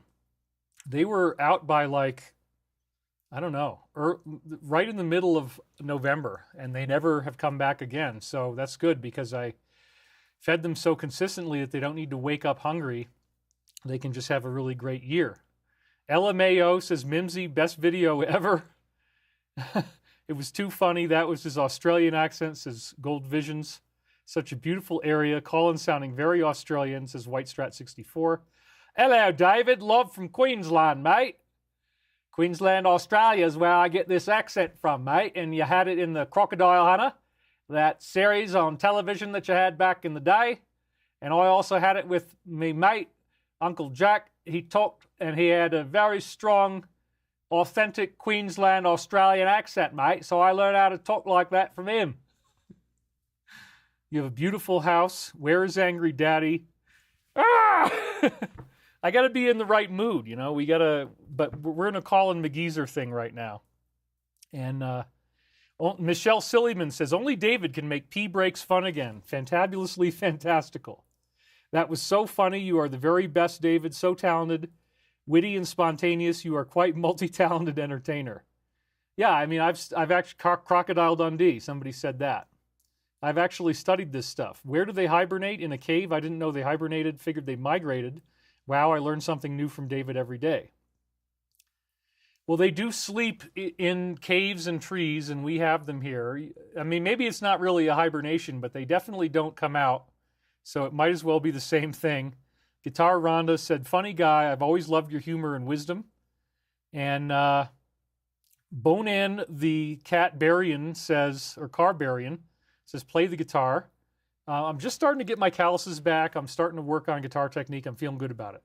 But anyway, let's not get too distracted because, again, I got to be done with this stuff pretty quick. And we're making really good time. I got to say, though, this is great. This is where I wanted to be right now. Oh, and it's 2:22 p.m. as I say that, my local time, Mountain Time. So we have, I'm really glad you guys could appreciate the zaniness of the Colin McGeezer stuff. And also it was like a 6-minute clip, so it gave me enough time to really, try to get as much pee out of my body as possible before I get back on camera. So hopefully I can sprint to the finish line. So we are in a very interesting situation where, many of the victories seem to have already been gained. I think there's a lot of happiness in the Patriot community. Everybody feels like they can kind of breathe a sigh of relief. I've noticed that the content that people are creating has gone down. There's a lot fewer new memes being created. There's a lot fewer pieces of content being created. And a lot of people are just sort of taking a big sigh of relief. And that's good. I mean, I think that we have made very serious inroads and very serious strides, but we are by no means done with this yet. And there's very interesting stuff that still hasn't happened that remains in our future. And so the sightings of these UFOs, as we spoke about, is clearly to me indicative of a planned thing. You got the congressional component where they plant the data there. You got the planted information on Taylor Swift's dress at the VMAs. You have the planted UFO following her around on stage. They planted a hologram in New York. But then you're supposed to think that they're real when they show up over D.C. and Texas and Bedminster, New Jersey, and British airfields and who knows what else. Why did that story about the power outage come out right now? Again, are they planning on trying to do some sort of power outage. So, look, I felt like I have a social responsibility to step up right now and get out there on camera and not be too complacent for the holidays, because these people hate Christmas. So why wouldn't they try to ruin Christmas for us in some really outrageous way, like what we might be seeing? Is this building up to something? Because up until now, it's all ho-hum. But in the future, if something really big happens, then do they know that people will go back through the news and trace down these other stories and then start making an investigation? So, yeah, it's pretty crazy. And here we are with the 21, newly discovered Michael tapes. And those 21 tapes have been looping in week after week with stuff that is calibrated to the present. So this just happened again.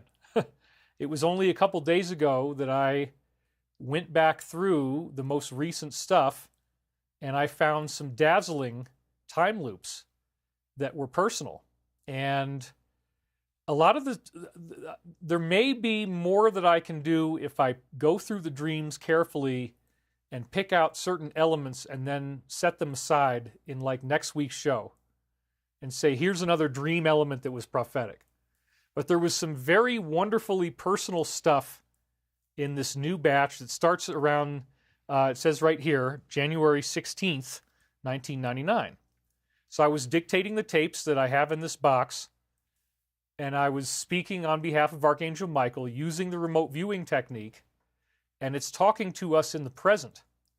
And they mention that UFO visitations are going to happen. And it's in this week's show, right as all this UFO stuff, pun intended, took off.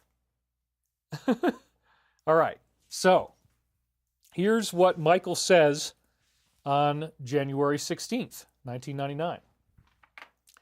He's talking about the ascension that's coming. And I see some donations come in. We got Merlina Yazzie. We got Shannon Benninger.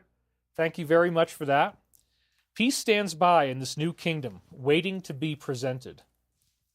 Therefore, when the chips are down, or the environment needs much more in the present, simply realize that the burdens will indeed be lifted by the promise of a new tomorrow, as it is realized and brought forth into the environment of today.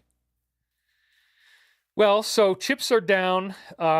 This is a funny thing because I think it might be another one of those prophetic references I said they were making to me getting hurt. Chips are down, falling down. I did have chips on the ground that I couldn't pick up when I had sprained my ankle. So that's one of the prophetic meanings.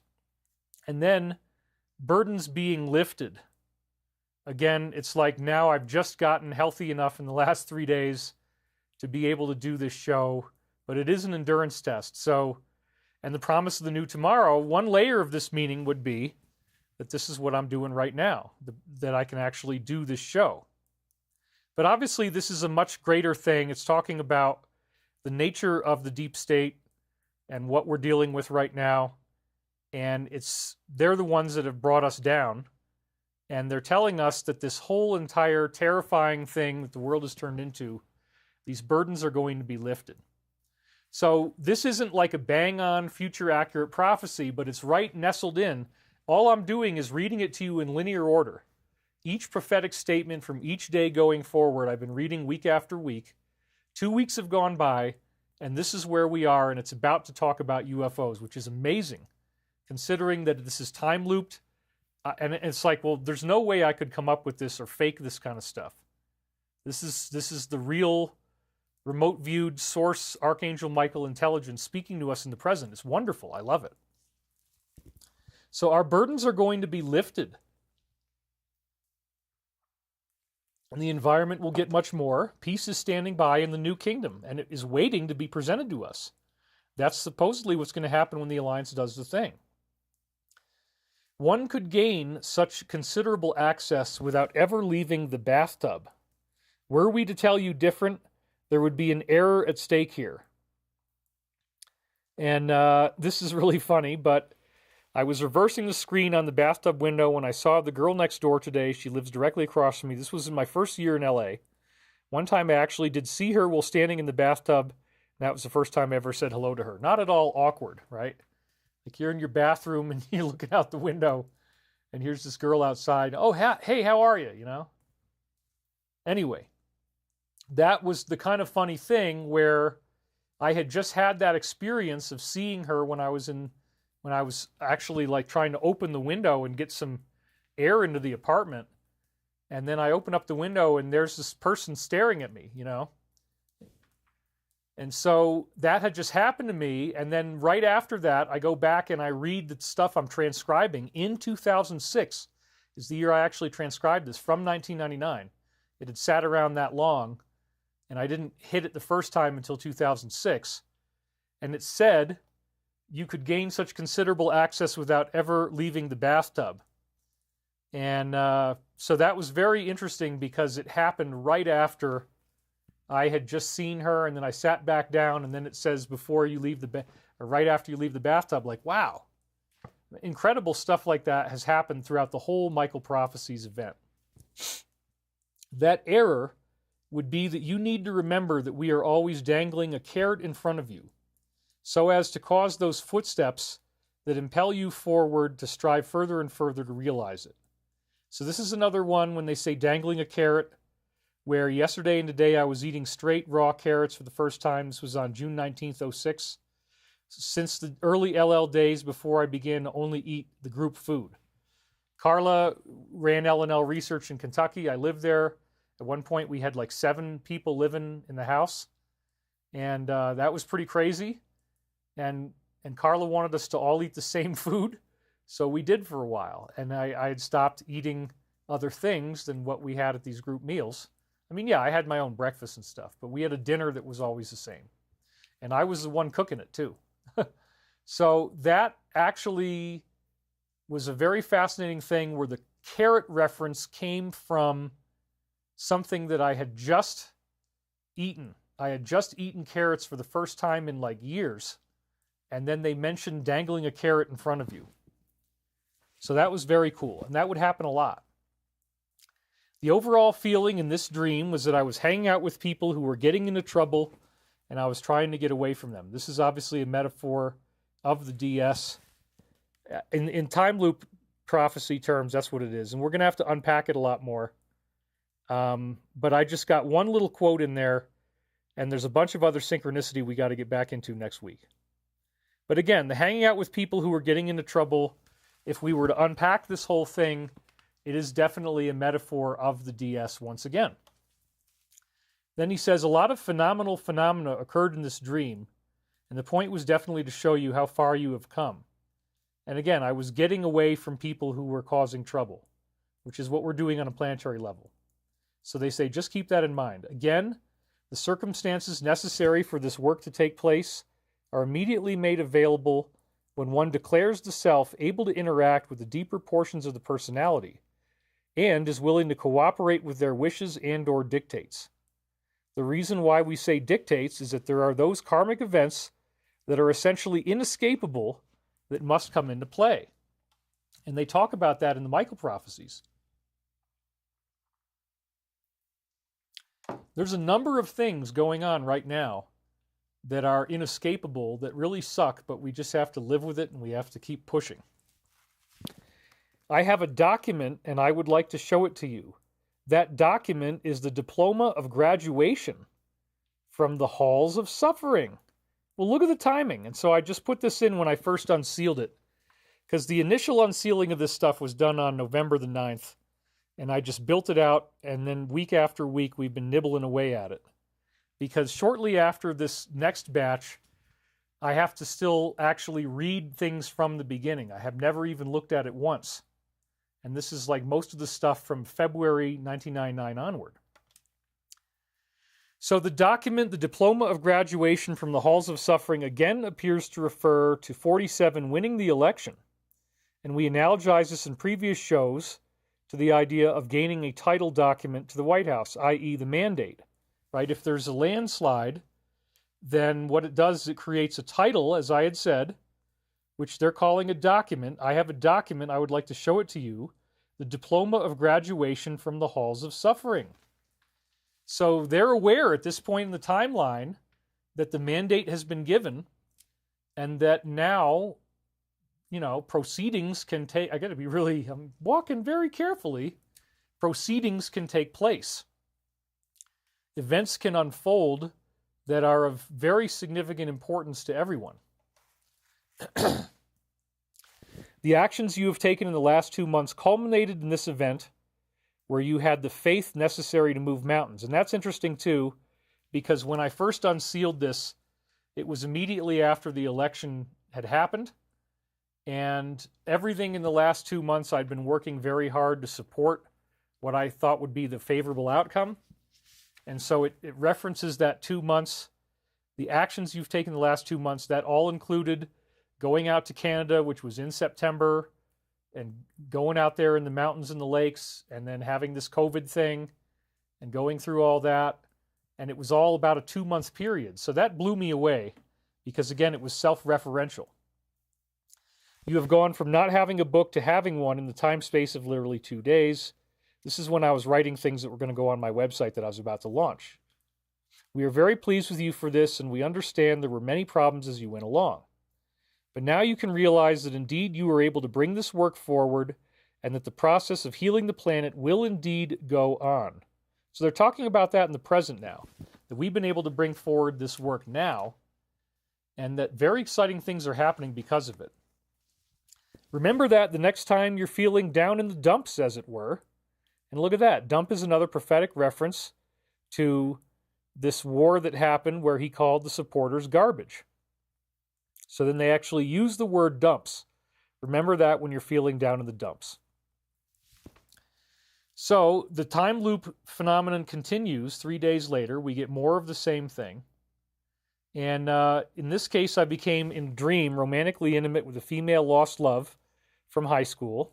She was one of my all-time favorites, and nothing ever happened, but it sure did in this dream.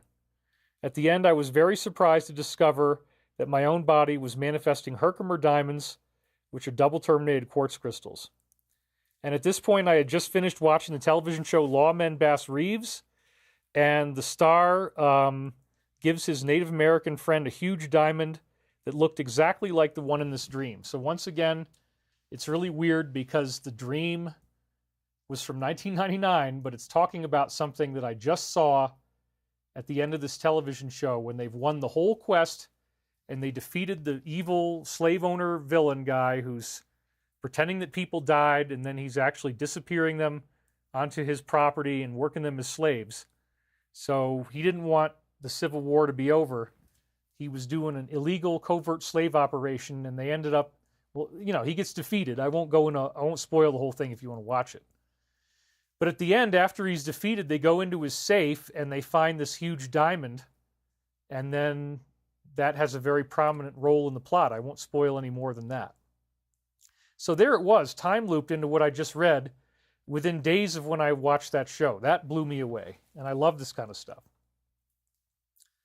The truth never leaves this little bus, but instead it doubles and redoubles its efforts to be a pioneer in unveiling the secrets of the higher realms. Each time we expose these parts of the self that were then denied, we come closer and closer to that totality of being that we seek. The handles on the shower need to be turned in order for the waters to spring forth so that the cleansing of the soul might then take place. And wouldn't you know, once again, the time loop, right before I did my last show, I had had the bath water from my bath back up into the basement, right? So they say the handles on the shower need to be turned in order for the waters to spring forth. Well, water's definitely sprang forth in my basement.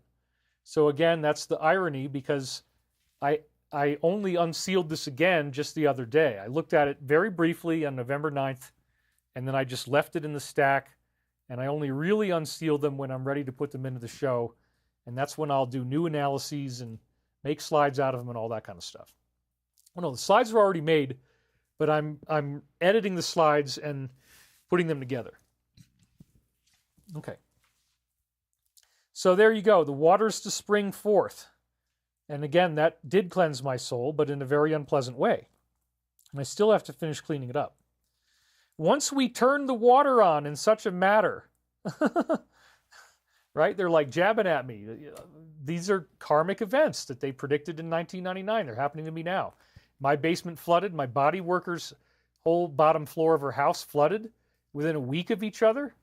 That was another strange thing. She's been doing, as I said, this deep tissue body work on me twice a week for the last 3 years, and I've had phenomenal healing results from this, believe me. So we both had this flood, and then it says, once we turn the water on in such a matter, another tree of fragments is exposed that can then be consciously worked with and incorporated into the matrix of beingness. In this case, you have done very well in not giving in to the desires of the lower self upon awakening. So think about the difference between going up and going down, or going deeper, going shallower. So I highlighted that one again because it was talking about my ankle injuries, that I fell down on my ankle. So they're predicting the flood, they're predicting the ankle injuries, all the stuff that caused me to say, you know what, I really need to spend another week meditating and feeling relaxed. I mean, I'm already really tired right now just because I'm very low energy. I only was able to wear shoes 2 days ago. Before that, it was too painful to put the shoes on. So I'm really kind of doing this as soon as I can because I wanted you to get this time loop and hear this. So the difference between going up and going down might be an inside joke about how I fell right down on my ankle, landing right on my toes, and it realigned my ankle in a beautiful way that was very strange and seemingly extraterrestrial. The point of these dreams is to teach you that every time you arrive at a new plateau, you can find the stairwell to the next one. And that's, let me just stop right there. The stairwell to the next one, of course, is like this staircase that I have behind me here. I mean, it's not, of course, but in light of all the other things that are in the time loop, it's interesting that I have a stairwell in my set and that they reference the stairwell in the reading. But this is going to get really interesting, so bear with me. It's not just personal time loops. They're about to say things that affect all of us. This is very, very cool. So let's make sure that we don't lose track of this. Here we go. So he's saying the stairwell to the next one. We like to think of ourselves as a flowing river, completing the cycles of the ages immemorial. By continuing to take the water droplets and rush them forward into the ocean of life. So this is a beautiful poetic metaphor. The angelic beings are saying that they are like a flowing river and that we as humanity are like water droplets and that they're making sure that we're steered through the cycles of immemorial ages. We are steered into the ocean of life, which is the ascension. It's beautiful. I love this kind of scientific poetry, as my friends called it. As this river gathers all the water and processes it in such a manner, they're talking about themselves and how they're helping us. So too must that water reunite and reinvigorate itself with the collective consciousness of the One. This is the promise of your ascension, right? You are the one who is going to be reuniting and reinvigorating with collective God consciousness, if you want to call it that. Pardon our physics, but you have indeed come a long way. And that comes through the increased delight that you feel in doing this work with us. You yourself have known now for quite some time that this is what you are here for, and that this will feed your allergies to the earth plane.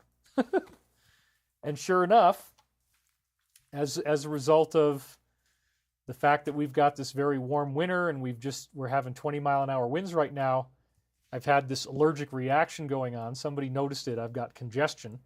And again, I'm just getting over having a really bad Achilles heel. But yeah, so I have kind of like a hay fever thing going on right now with my nose and my throat.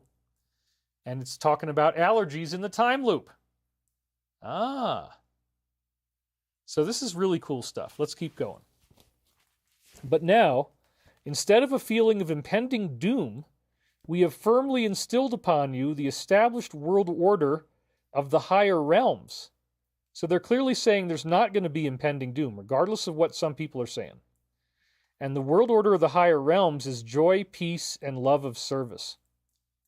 You have indeed fulfilled our expectations quite accordingly well, and we do perceive the Christ light within the heavens. So they're actually saying they expect that this Christ consciousness is going to occur on earth, that we're going to have this non-violent, non-catastrophic rapture experience, not a feeling of impending doom. We are perceiving the Christ light within the heavens, so it's coming. So the next time you are ironing out the kinks in a fashion such as this, and as I fell on my ankle, it was like ironing out the kinks in my ankle bones, so that's why I highlighted that one. It actually realigned my ankle. It was like I rebroke my ankle in a very delicate way, guided by higher intelligence, described in a time loop from 1999. And then last week, I was talking about, we had those ankle injury prophecies again, and I didn't realize they were predicting that I was going to have another one that would knock me down for the last 2 weeks. Next time you're ironing out the kinks in a fashion such as this, keep it clear in your mind that there are always two opportunities in every moment. There is an opportunity to embrace the self within, love it as it is, or an opportunity to postpone that embracement and allow further transgressions against the self to take place. And my injury was definitely a transgression against the self, so I highlighted that. So again, you want to be able to learn to love yourself, try the best you can. Otherwise, you're going to be hurting yourself and causing these transgressions. What we wish to see for you is that your own desire to transcend the simplicity of the ego be made more apparent. This will, by necessity, involve digging out the basement of the mind and finding those items that have been stored away for quite some time and did serve you a very nice purpose at one point. When you have uncovered these, you may then decide how it is that you would deal with them. The physical metaphor corresponding to this dream was indeed the fact that you cleaned your apartment yesterday, and I had just cleaned my house when I read this again, so there's another one. And after cleaning your apartment, you removed the blockages that had in many cases stayed since you first moved in. And these are, of course, demonic attachments. As we talked about the law of one, they call them elementals. And that's why you really need to clean, because elementals can live in dirt. There is always an analog to this house cleaning taking place in the non-physical levels. So this is what's happening on a worldwide level with the Alliance. They're the ones doing the house cleaning. The other part of your house cleaning yesterday did involve having a long conversation with your brother, especially after you had realized recently from the way you wrote your book that you had an alienation towards him. These things are all positive indicators of change and progress. And I had another long conversation with my brother, 90 minutes just the other day. And we talked for the first time in a while, and it was great. So this again was prophetic. Very interesting. We do not want to be prognosticators of doom, but rather givers of new life, a life that is formed within, when the unity of being is possessed, even if only for a moment. In your case, we distilled the fires of rage, desire, jealousy, grief, etc., and instead encompassed all that we know into your conscious mind, so that the waters of life are smooth, free-flowing, and ever continuous in their cycles. And we remember, water is talking about all of us being steered by them like a river through the grand 25,000-year cycle, is what they're saying, if you've studied my other previous videos. This ascension happens every 25,000 years. So there is no doom coming. It is new life that you start to feel this within yourself when the unity of being is possessed, when you feel united with all the creation, even if only for a moment. And hopefully we're helping you to have that feeling now. And we distill rage, desire, jealousy, grief, etc., so that we flow more smoothly. Oh, look at this! The time loop is very hot. We remind you that the flying saucer must arrive in the very near future. And I first unsealed this on November 9th, just before they started doing all this stuff. See then that this process involves everyone coming to a new understanding about who and what we are. Wow. That is bang on the money, folks. You can't get around it. We think it imperative that you realize that that which is obscured must not remain that way. Whoa, the UFOs are not going to be obscured anymore. The flying saucer must arrive in the very near future. My goodness. And we saw the fake flying saucer over New York. And this was just days after this prophecy was first unsealed on November the 9th. There will be a time where we will take the next step for you, regardless of whether your government does or not. Dang. So they're not even worried about they're not even worried about the UFO cover-up. It doesn't make any difference to them. Why? Because they're going to do their disclosure either way, and there's nothing we can do to stop it. Isn't that crazy? So all of this funny stuff that is being done right now is not them, but when they monkey around with that funny stuff in the DS component, it allows the angelic to intervene in ways that it couldn't before. They have to work on very strict permission laws in the universe of whether they're allowed to do something or not, and this totally gives them permission to get away with a lot more stuff, including the mass contact. So that's what's coming. It's very, very interesting. You are aware that the process of ascension will involve massive UFO sightings. Okay, I guess we are aware. Thank you for telling us. You just informed us in the time loop. That's what we're expecting. So, when I see stuff like this, and I wasn't even sure, I don't know, do I have any more time loop stuff left? Is it any good? And then all this UFO stuff is going on, and I go back to it, and I'm like, oh, it's talking about the UFO stuff. And it's talking about the show that I just watched and the Herkimer Diamond thing that he had at the end. And these time loops are freaking incredible.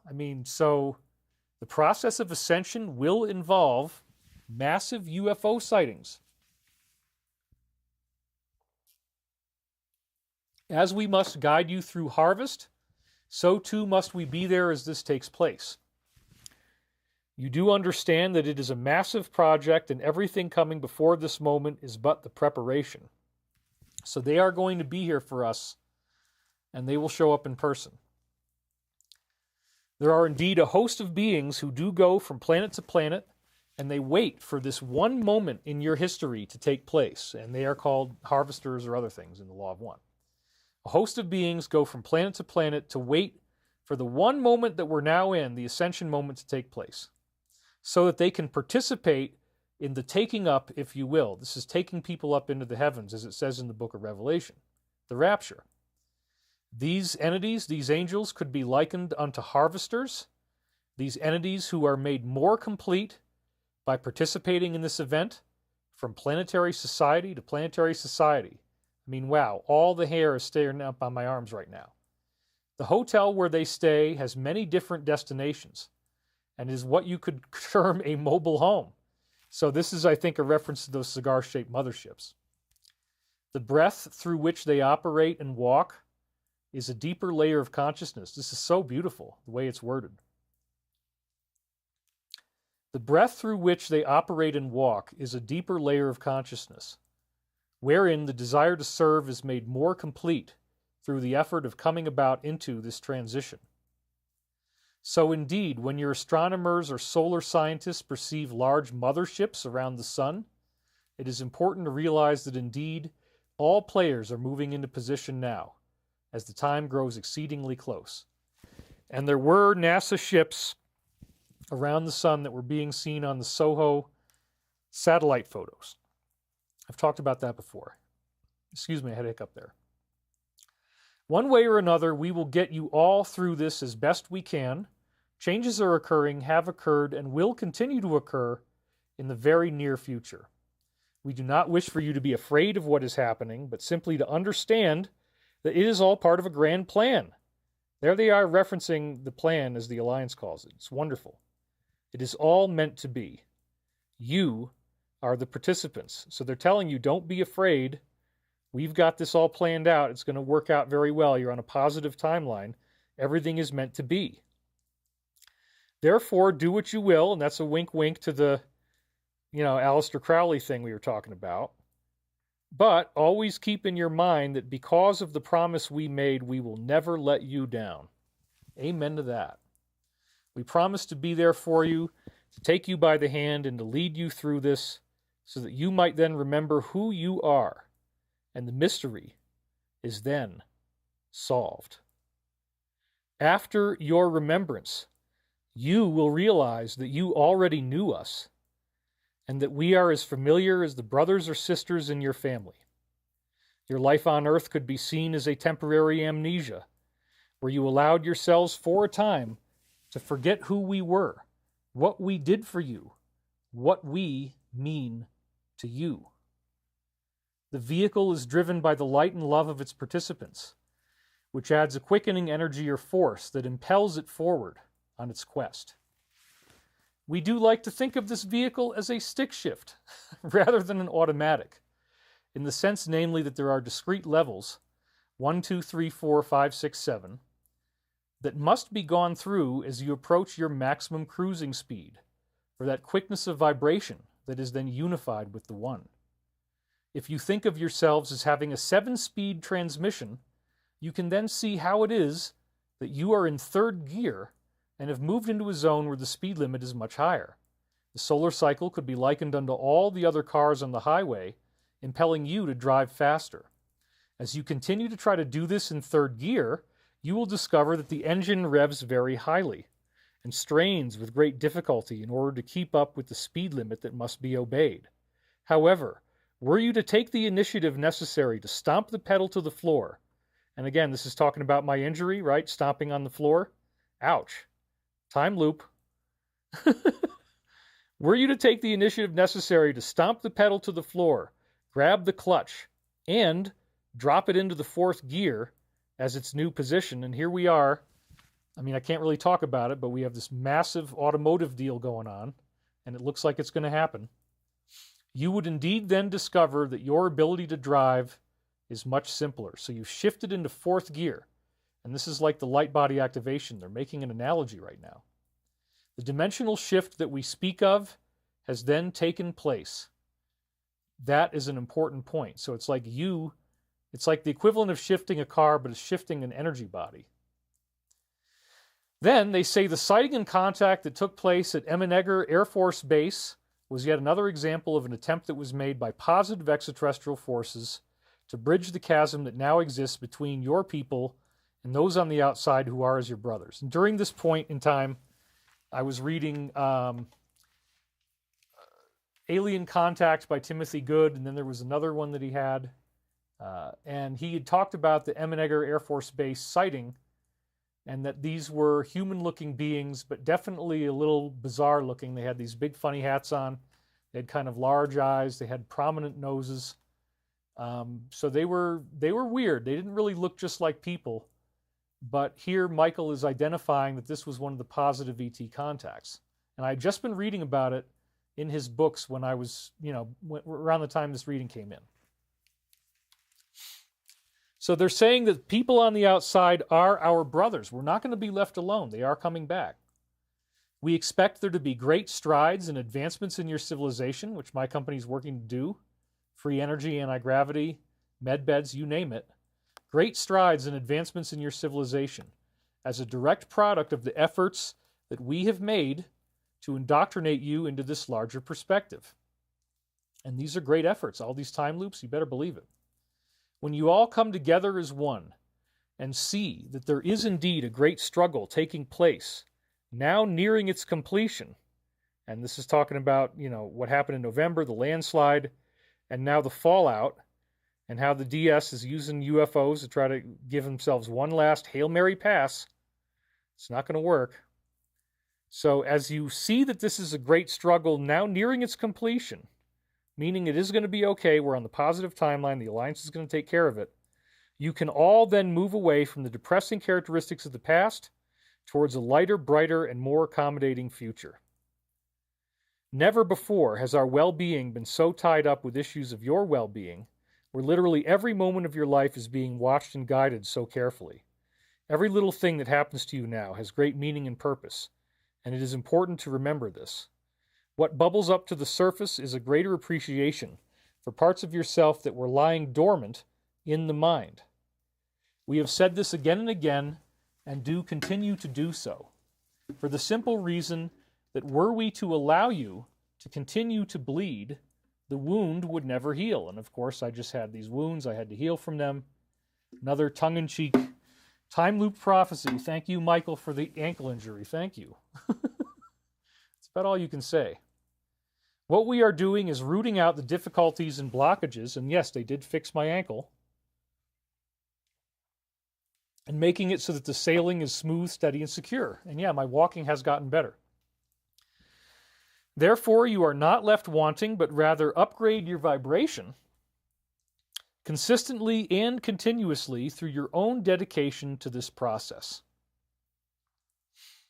So that's really great. You want to raise that vibration. We have a half-life of about 6 months right now. Wow. Think about the time loop, folks. That's a calibrated measurement they're giving us right now through the time loop. It's freaking amazing. It scares me, but it's amazing. Expect that much of the decay will occur within that time frame and thereafter. So this is December 24 through June 25. That's the timeline that they're giving us. So I think we can kind of take this to heart. I mean, it might be different, but about 6 months of it getting, kind of intense. It's not just going to be like this all has a bow tie on it in one night. But there's going to be a lot of things that happen during this time. So decay might include economics. I don't know. But this is all building up to the big ascension moment. So there again, it's in the time loop. And the time that they're prognosticating is in June 2025, which all the other Michael Prophecies have been saying there's some big thing coming our way in 25. So now we're even starting to get dialed in that, yeah, we should expect about 6 more months of crazy before the really good stuff happens. So I'm ready. I can handle it. I'm ready to go on. I had my winter break. I mean, I'm not feeling my best, but we're going to keep going. So we see that there is a need for everyone to begin looking deep within the self and find out that indeed it is as hours and days before the final reckoning must then take place. This is why they call it Judgment Day. You judge yourself from your soul's vantage point. How did you do? What does your soul think you did? As you have all created this karma, so too must the karma be paid in full. And that includes the DS. They're going to experience this. It's going to be 6 months that are pretty wild. And you need to decide whether it is prudent for you to go to a place like Colorado, and that's a time loop, right? Because I hadn't ever moved there at that point, but now I live here, or some other such safety land area. Well, I'm already here, as indicated by many various seers, or to simply stay put. It is not important whether the physical body persists, as either way you will still travel through the vortex if you are compatible. So even if something happens where you die, you'll still be part of this ascension because you're more than a physical body. So they just wanted to nail that point home. You will still travel through the vortex even if you are not in a physical body. So a lot of people who had died are going to be coming back. That's another part of this whole thing they promised us. It's very interesting. Fourth density light body, they will return, apparently.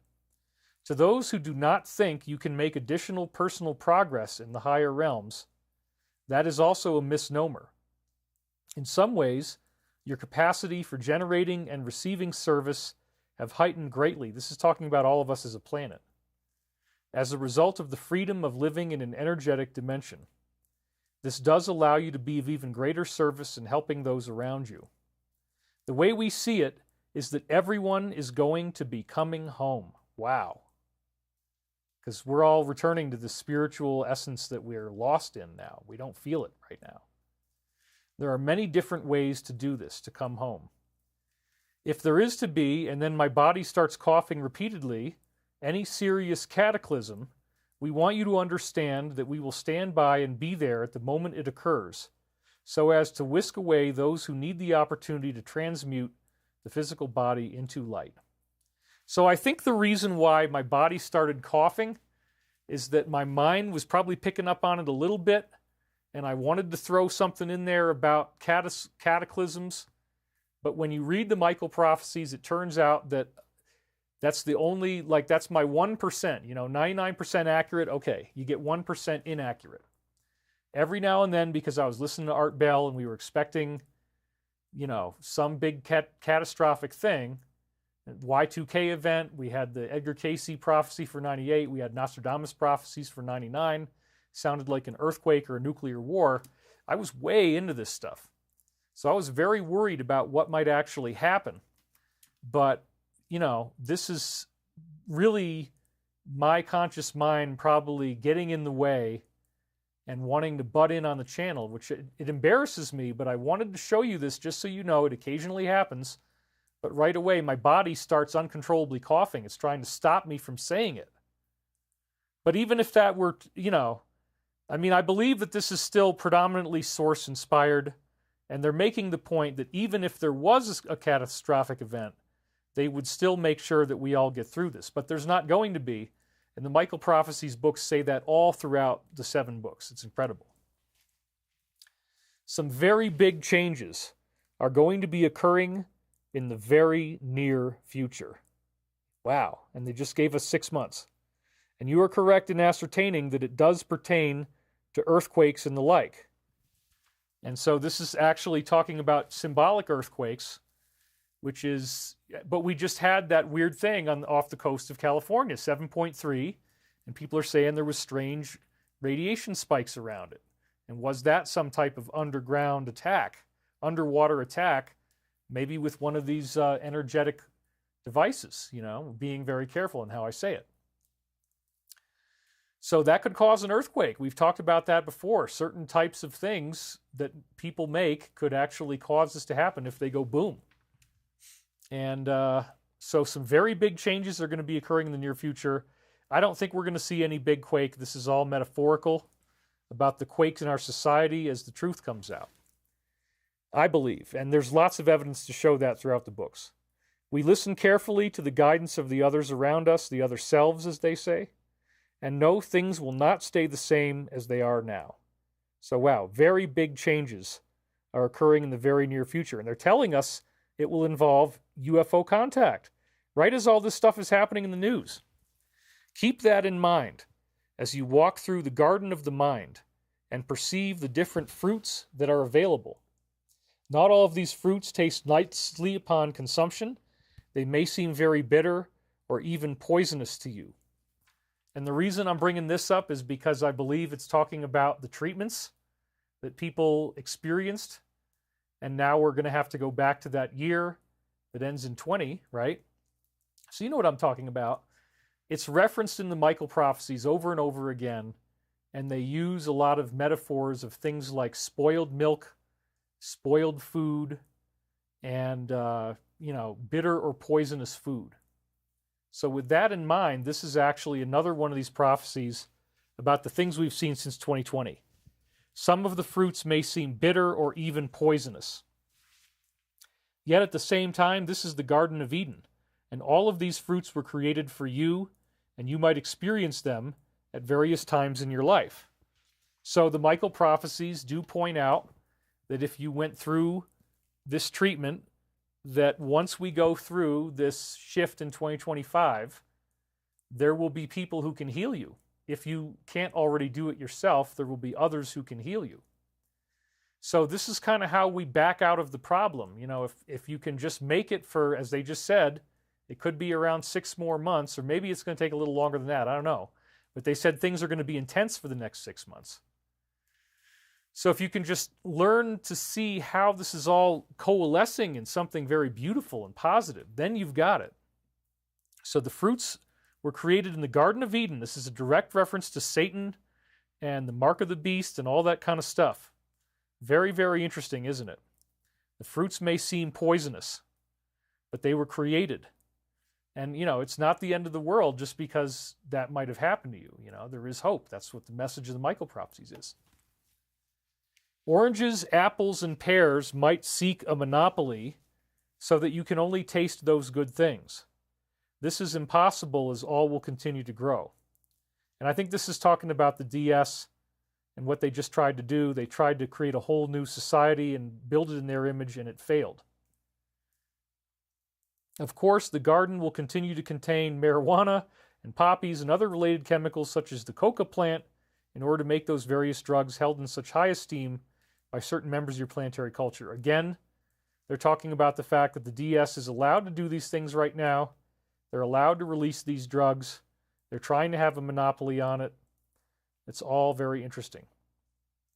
Try to keep yourself focused and on an even keel, and what occurs around you will play less importance than it does in the minds of those who are more shall we say, scattered. So, okay, 6 months of intensity is what they're just telling us. It's your job to become more focused. We thank you for the opportunity to bring guidance to you this day and remind you that you are loved and protected more than you could possibly imagine, ever possibly imagine. We thank you, and we are with you as you read or hear these words. Peace be with you in the light of everlasting love. Then there was another huge reading 2 days later, but we're only going to read the very beginning of it for time purposes. And it kind of drops off quickly, so don't expect this is going to be very long, because it's not. Many thousands of very credible witnesses do agree that the entire functioning aspect of society that is responsible for these incarcerations is indeed changing very quickly. So clearly, they're predicting exactly what we've been talking about all these years, that there's going to be mass incarcerations of people that you would have never thought it would happen to. And they're saying there's many thousands of very credible witnesses that this is going to be happening. Let Nancy be aware. They're directly talking to Nancy Pelosi through time, because she represents part of this group. Let Nancy be aware that the opportunity comes from within to indeed change many existing forms of society that have now become tired and worn out and to a large degree useless. Well, isn't that the case, what's going on right now? The entire functioning aspect of society has become tired, worn out, and useless. And it's leading to these incarcerations.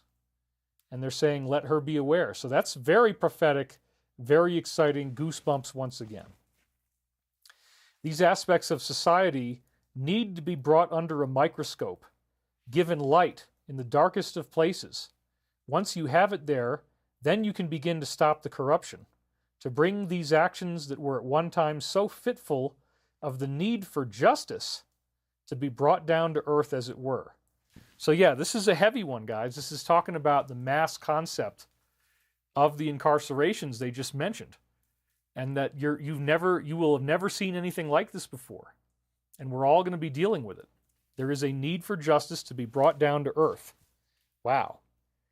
It is clear that some energetic adjustments need to be made if the battle is to continue unimpeded, as it already had in the past. And those adjustments are happening now. Therefore, it is through such a system of being clear and concise about what one wants that this is then made most direct in its capacity for healing and transformation. So being clear and concise about what we want as a planet. In other words, like, we don't want to be broke anymore. We don't want to be lied to anymore. We don't want to be stolen from anymore. This is charting the future of how we move forward. So again, this was an incredible, incredible week of time loops. It's very humbling. The sun has come out. We were supposed to have terrible 20-mile-an-hour wind today. It hasn't really happened at all. I have a beautiful day. So these are the Michael Prophecies. They're coming true now.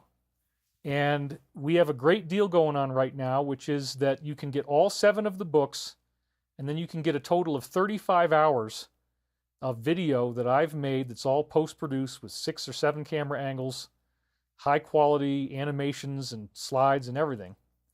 35 hours. That's the Sacred Science course, which gets into the sacred geometry, the cube and the sphere.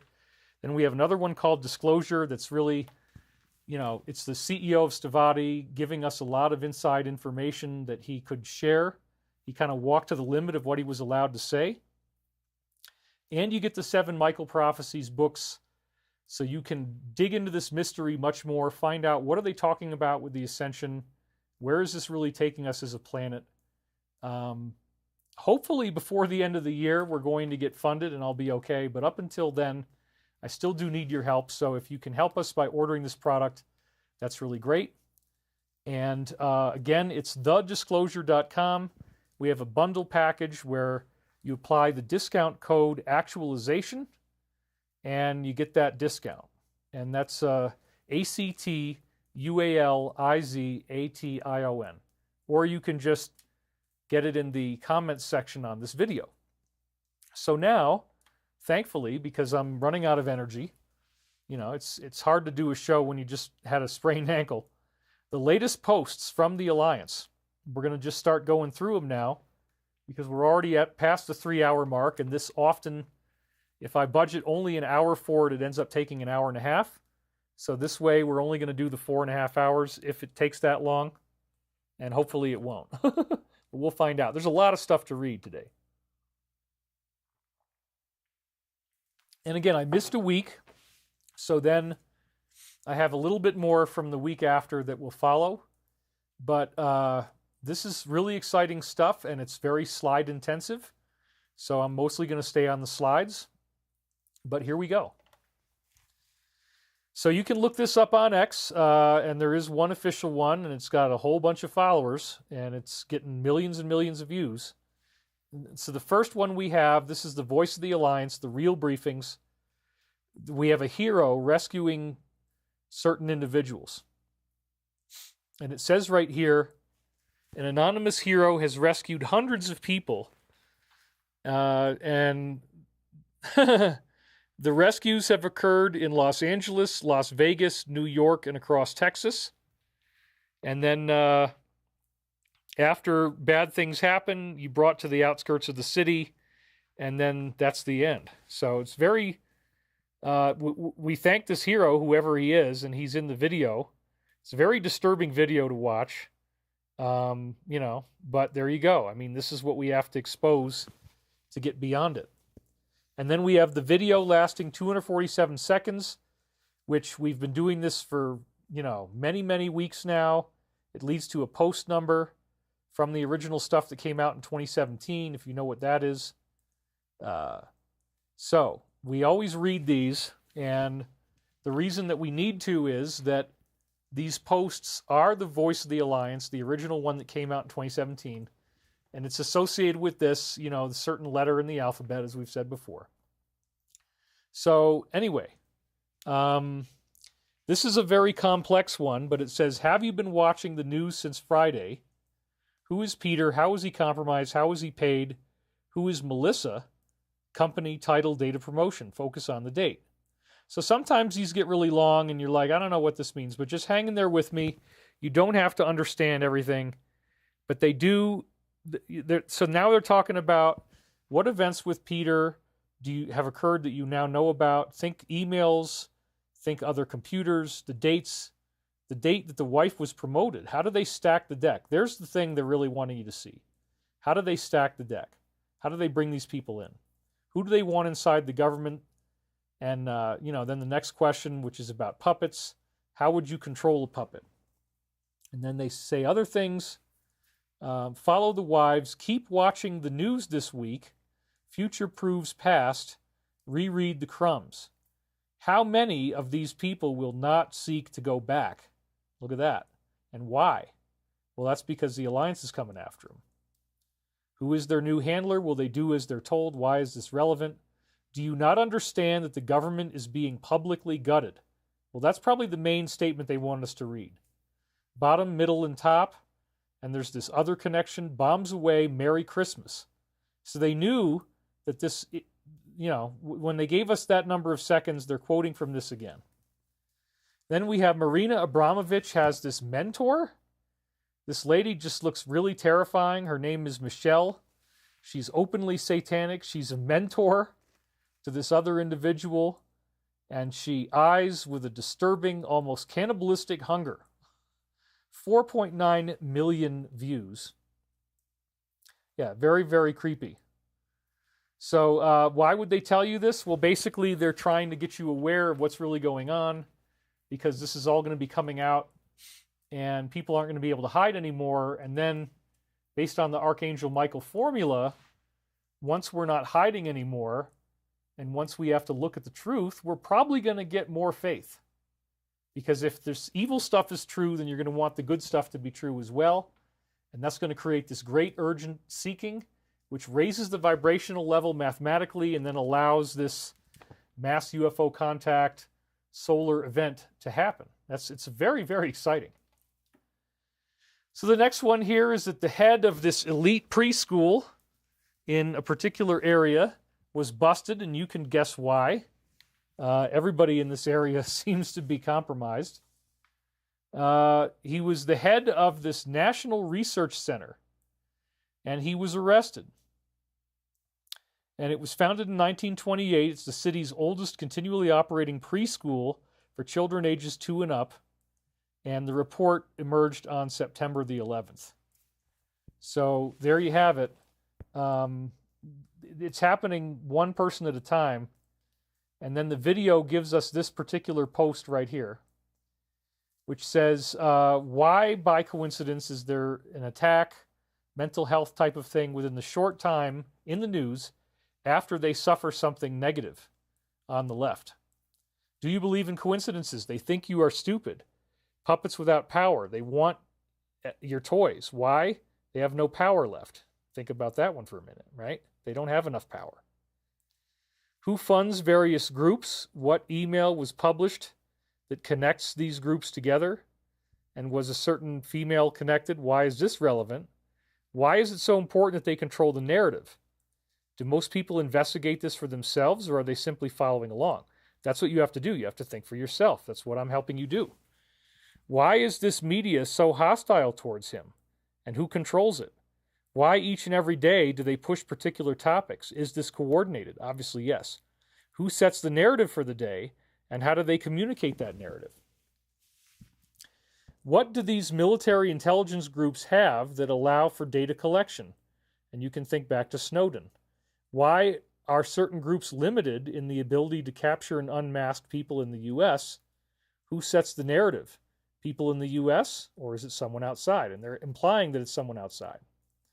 Who can violate this rule and who cannot violate this rule? Why is Admiral R so important? I don't know the answer to that. Who wanted him fired and why?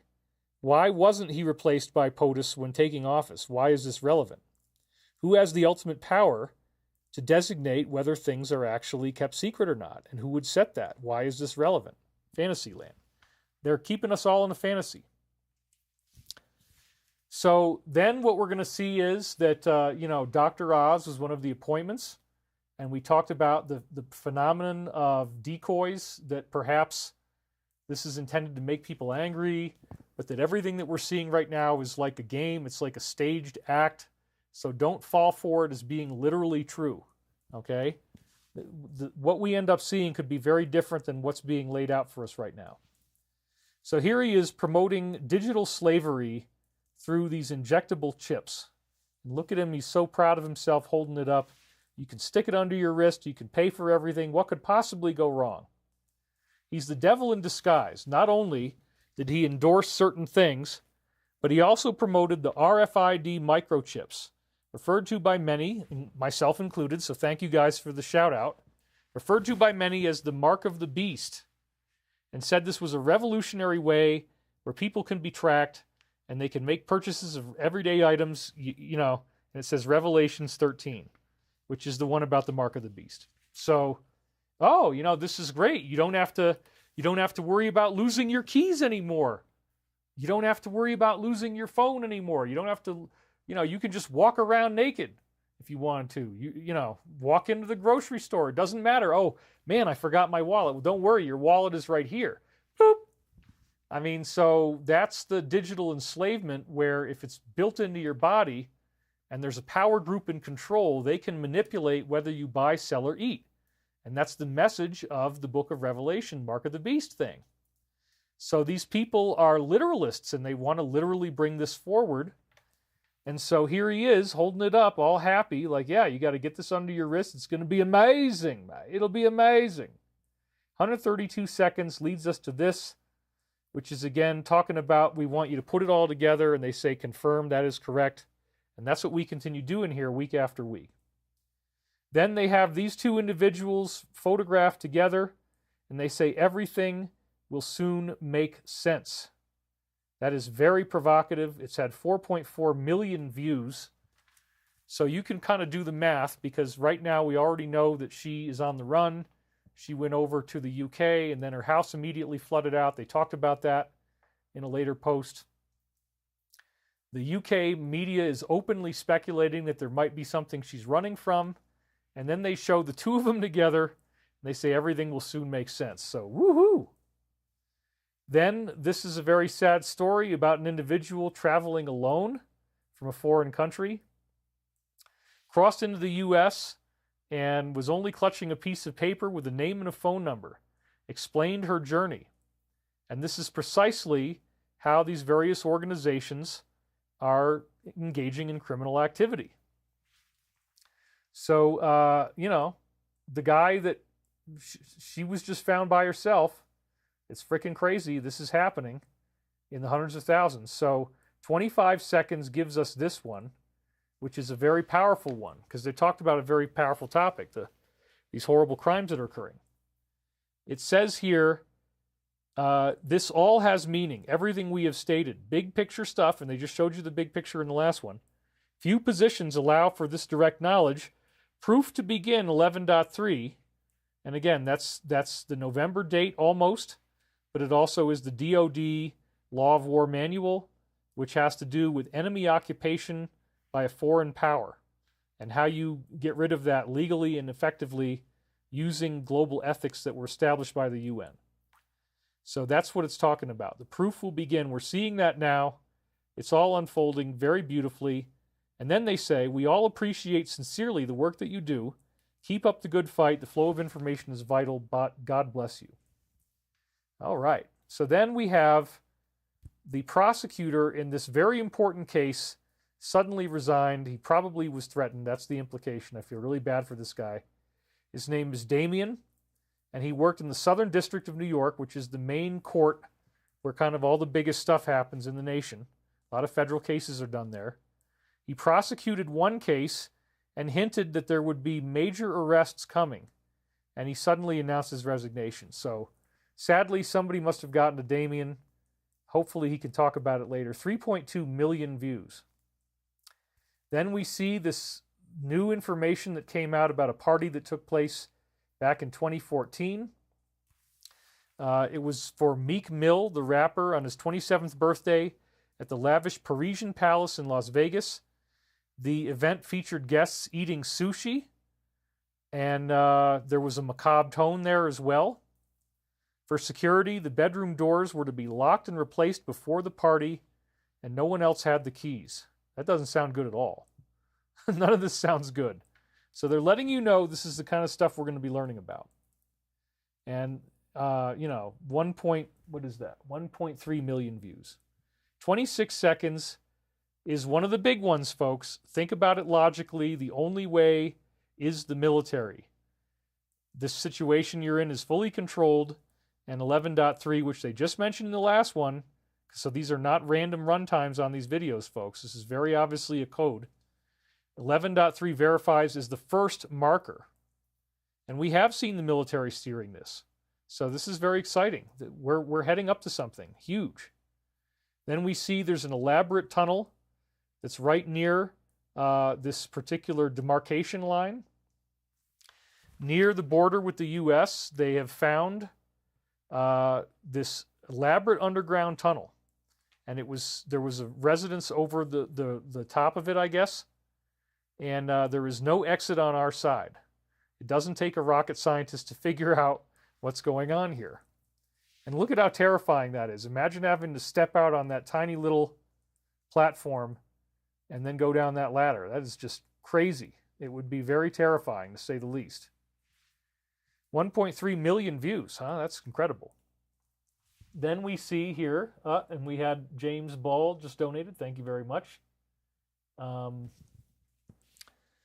We have this other individual who's exposing some very deep, horrifying stuff. And she came forward with these very intense statements about a powerful elite network. And you can imagine where it's all going. They're involved in things like mind control, espionage. And she claimed that she worked with certain individuals beginning in 1972, and that decisions were made about how people were being implemented in various intelligence operations. And she also says some other things. Yeah. So we got 223 seconds, which brings us to this. Who is Betsy D? Why is she relevant? Expand your thinking. Well, they don't really tell you anything, But if you go to 224 and 225, you get more context. So we'll start with 24. And it says here, oh, there's her name. Last name is DeVos. And then they've got these arrows. And the next guy's name is Eric. And then it says POTUS. And then you got something from Glenn Greenwald at The Intercept. And he's calling him a notorious mercenary. So then they say, and so, she was portrayed in a negative way, Betsy. Who knows where the bodies are buried? The map is in front of you. Reread, expand your thinking. There's a purpose for the time being spent here. So apparently she does. And she might become a part of whatever is going to happen. So it says, right there again, who knows where they are? The ones who put them there. This group was used in a variety of shady situations back when the U.S. was under control. And they've got it all on the books. And guess what? Somebody got access to that. Oh boy. Expand further, make the connection. The map, which they just talked about, has 43 confirmed connections. Important to understand. When this breaks, many won't swallow. Wow. I believe that, dude. And they're warning us in advance. MSM not trusted. You are the voice. We are here to help guide. Future proofs past. You are the calm before and during the storm. It's a nice one. It's new. Then we see they want to bring in independent people, and that's a good thing. Contemplating a major shakeup in the briefing room, potentially replacing media outlets with people who are more indie, like journalists and podcasters, including the Mighty Joe. And that's what Michael calls him in the books. You'll see what that's about. Anyway, 128. I'm finally going to give you the whole thing. I've been through this one many times, but I didn't read the middle before, so now we're going to actually do that. Once again, they show the map, just like they did in previous posts. It says, coordinated effort to misdirect, guide to reading the crumbs necessary to continue. Attached graphic is correct. Then you notice there's 3 letters highlighted in those sentences, so you can see what that is. And then it says is, and then in the next one it says here. Okay, but we'll back up a bit. So the graphic is necessary and vital. Timestamps and order is critical. Re-review the graphic each new day post-news release. Learn to distinguish between relevant and non-relevant news. Disinformation is real. Disinformation is necessary. So we still don't really know what's going on here. And they're making that point again by highlighting number 128. And then it says, you can read the first line. Why was this necessary? What questions were asked regarding SA prior to those events? And why is this relevant? And we know that that has to do with the Saudis and that there was a revolution there on November 4th, 2017 that got rid of this negative influence. Supposedly, that's what they're saying. Why is this relevant? Think mirror. Look here or there or here, the truth is, or there, the truth is behind you. What is a map? Why is it useful? Same thing with a legend. Sequence, why is this relevant? When does a map become a guide? What is a keystone? Everything stated is relevant, everything. Future provides the past, the map provides the picture provides the 40,000 foot versus the 40,000 foot view. That is classified. Well, there you go. And UFOs are flying up at 40,000 feet. So there's an implied reference right there. Why is a map useful? Think direction, think full picture. Who controls the narrative? Why is this relevant? What is a spell? Who is asleep? That would be us, most of us. Dissemination, that's what they're doing. Attention on deck. There is an active war on your mind. Ain't that the truth? Be prepared. Operations are underway. Operators are active. The graphic is essential. Find the keystone, moves and counter moves they never thought she would lose. There you go. So then we have one that's very sad about what happens on the trip in. We'll just be very vague here. Yeah, so it says this situation is getting worse by the minute. And, the video is very disturbing, so we don't need to go through all that. But anyway, you can. It's very easy to find. 1.6 million views. A lot of people have seen it. And we go to this one, post number 50. And it says there's a big drop here about these 2 different countries and what they're obtaining. How did they get it? And could cash be handed off to other people?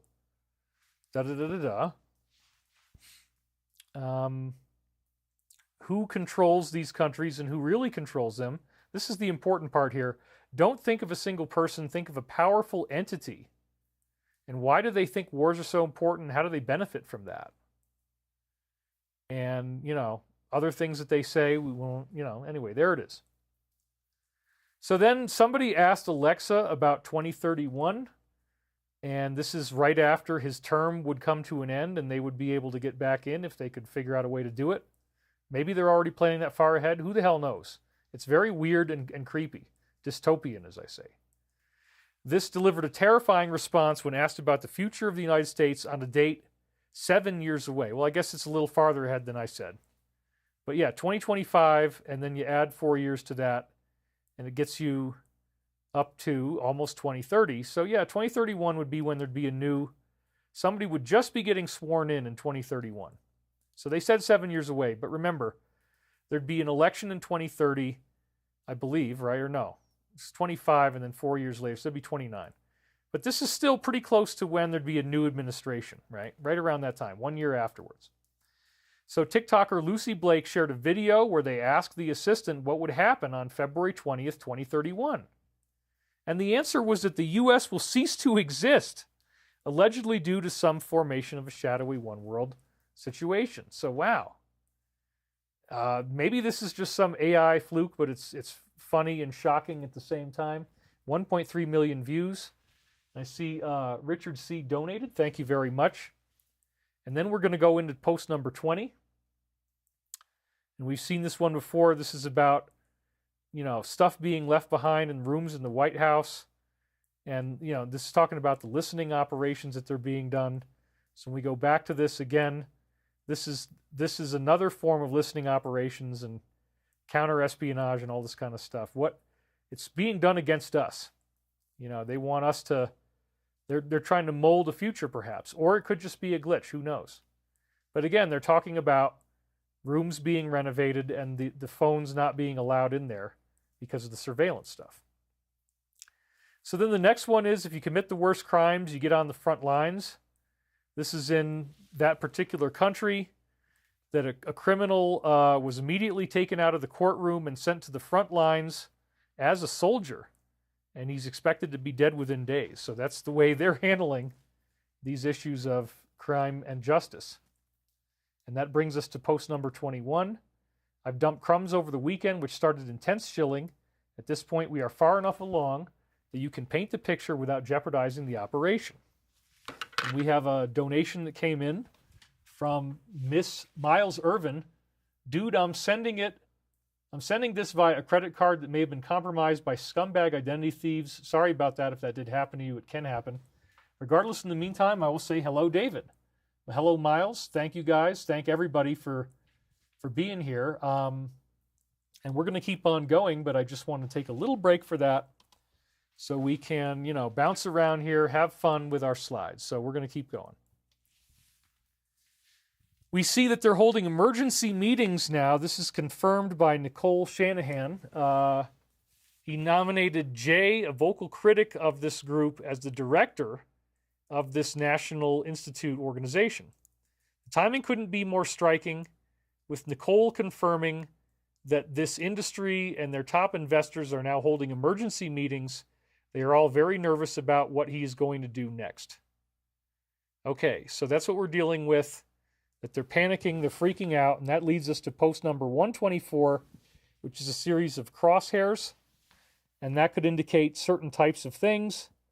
And sure enough, we did see a healthcare CEO who was lost shortly after this, so it's like, they probably knew that was coming. I think he was probably somebody who was going to talk, and he was dealt with as a snitch. Snitches get stitches. That's what I think it was, but we don't really know anything yet. Then we see that several appointees have been threatened. It says here, over the past 24 hours, several of the cabinet nominees and appointees faced violent threats to their lives and those of their families. This ranged from various things, including swatting. Law enforcement quickly intervened to protect these individuals. And then it said here that the entire transition team is grateful for these swift actions. This is very intense. And believe me, I know that well because I've had threats made and all kinds of crazy things happening over here. So, yeah, when you get into this fast lane, that's part of what your life is going to throw you, and you just have to deal with it as it happens, you know, one step at a time. But you do have divine protection. So now we're up to this 146. Why is the information important? Where is he today? Did he or make false statements? You can read all this if you want to. The public has been given a select taste or a sample. Rest assured the others have it all, 100% verifiable and impossible to refute. Why is this relevant? Who is controlling the narratives? And then what would happen if operators were exposed? And this is tied back to executives. Oh, because right, we were talking about these issues with, you know, certain types of executives and what happened to them. What does this have to do with leaking? And what if verified, no source studies made up were in fact approved to be published? The wormhole goes deep. Yep, it sure does. Okay, so the next one is that in the unambiguously entitled Satan 2 nukes are now being readied. And they've been ordered battle ready immediately, signaling escalation. No pressure, right? Well, we know this is all part of the movie that we're in to scare people, but ETs will stop any of this from actually happening. And I think it's all part of an elaborate show, if you ask my honest opinion. The move comes amidst warnings from so-and-so that their patience is running out. Capable of striking targets across the U.S. and Europe, Satan 2 is a key component of what they're doing. My God. That name is pretty on the nose. So then we got post number 105. And look at this. Right now, they're saying, please pray, operators in harm's way, high risk, high value targets, pause and give thanks to those who would die to save our republic. So let's please do that right now.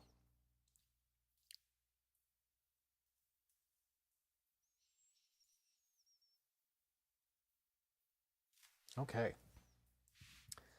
So then our buddy here was not allowed to leave. They think that he's too much of a risk.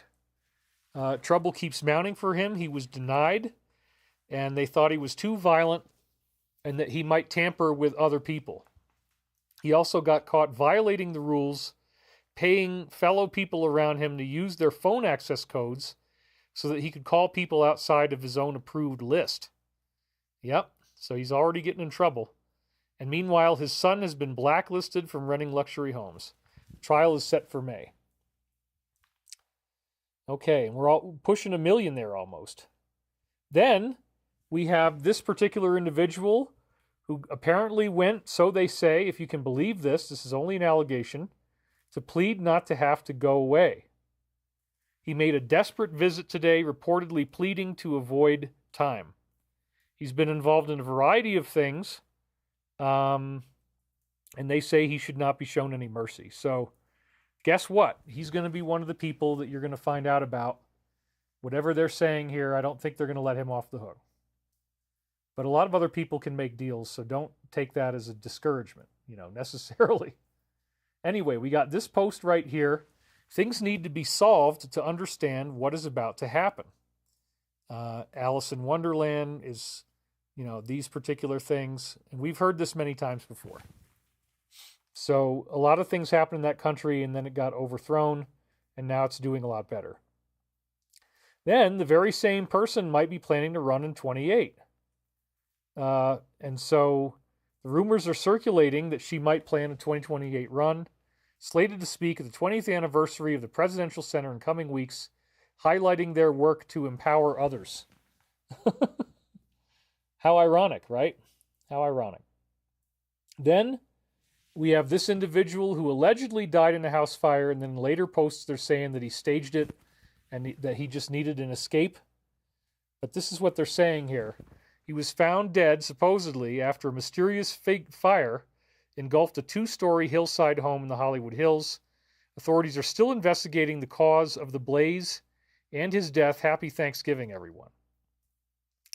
Well, so he totally set this up, so they're saying in later posts. It was not real. 2.5 million views, 153 seconds brings us to this big one. In the coming days ahead, ask yourself an honest question.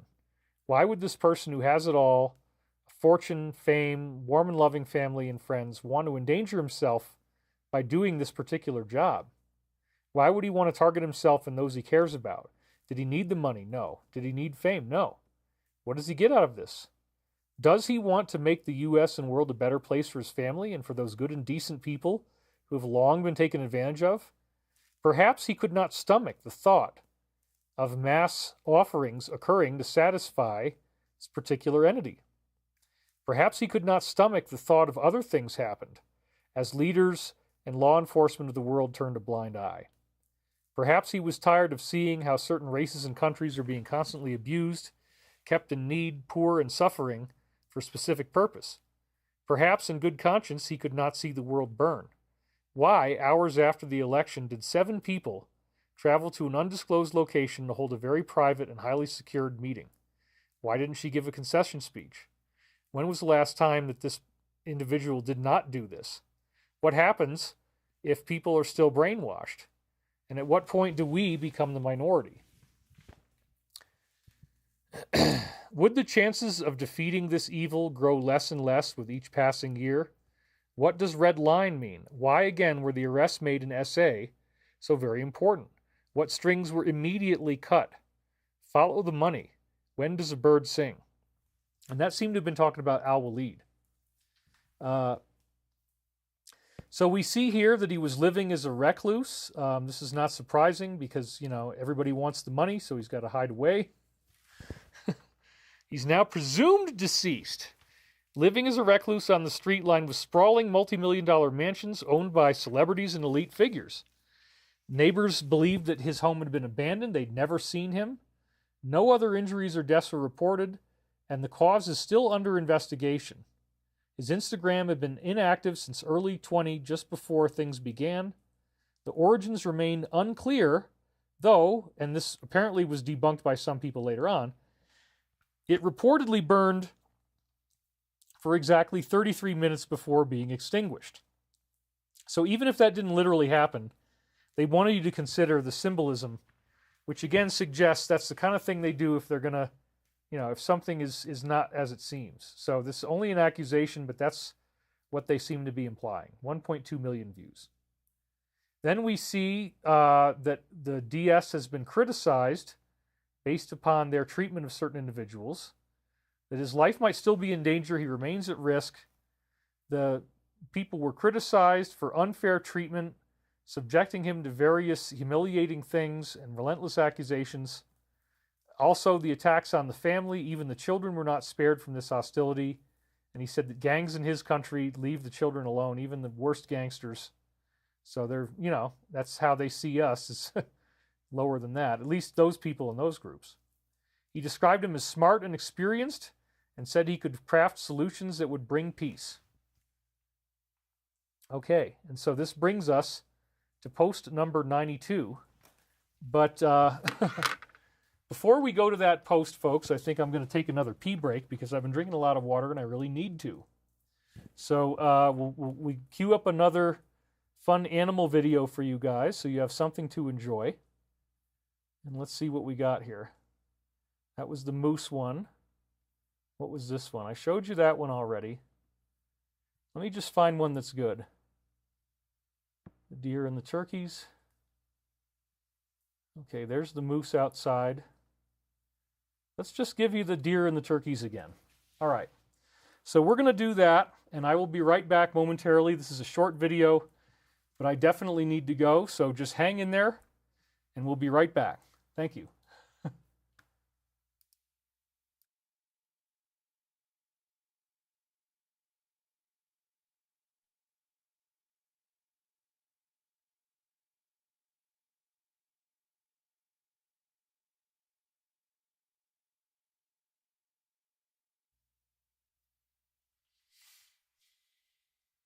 Holy crap, you guys.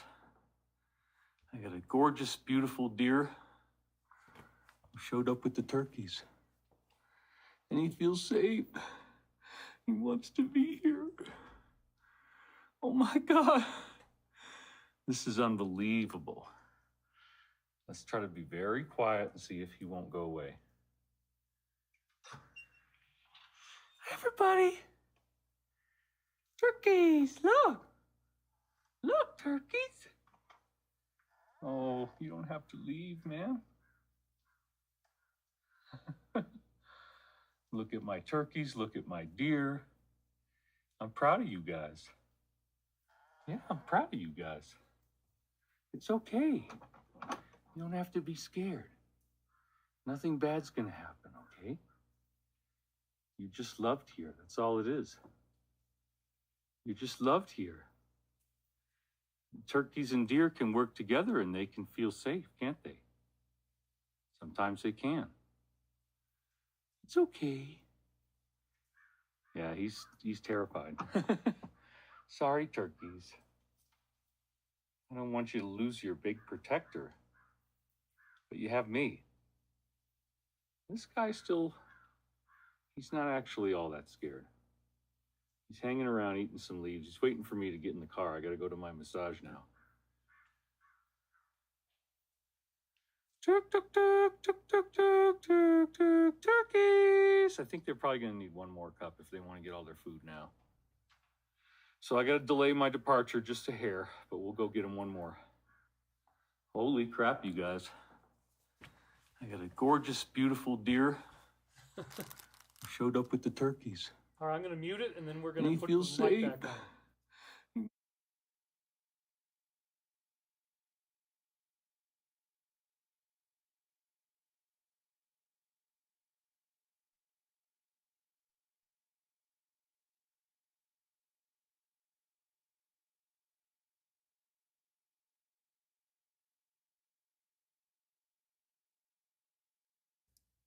All right, you guys. So let's get it back on me, and we're going to swap back over to the other show. I feel so much better.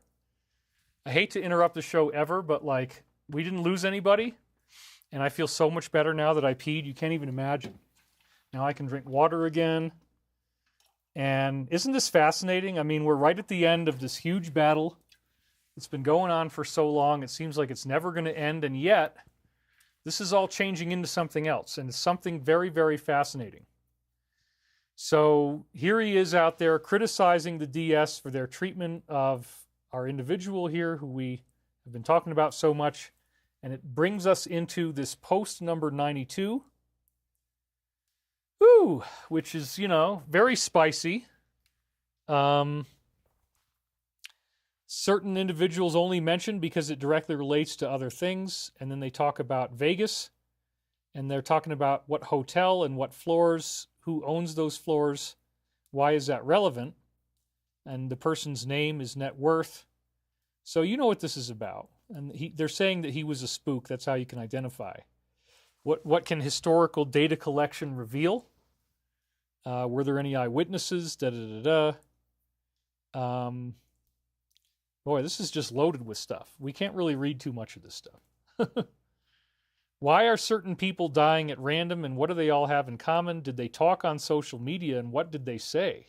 Yikes. And what can control a car? What about car crashes? And how can this connect with other countries? Was our hero in that area that night, yes or no? And we've heard that he was. And who did he have a classified meeting with?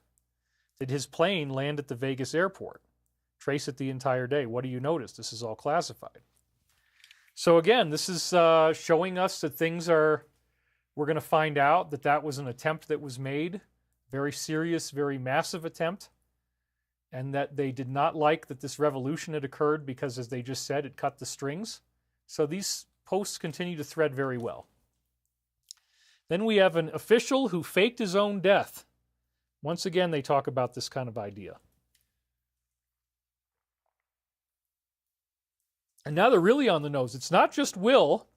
It's also this other guy, Christian, who's a former high-ranking official, apparently faked his death to evade capture and enjoy a life of luxury in California under an alias. And he's been eventually caught and now faces life in prison after trafficking huge amounts of illegal substances. As authorities close in, expect more stories of mysterious deaths, high-profile accidents, and celebrities fleeing abroad as they experience the future. And then here it is right here. You can see that slide from it, 681,000 views. And we're up to this post right here, which once again, they got the crosshairs. So clearly that's a coherent message. They already gave it before. So yes, some people are being dealt with that way.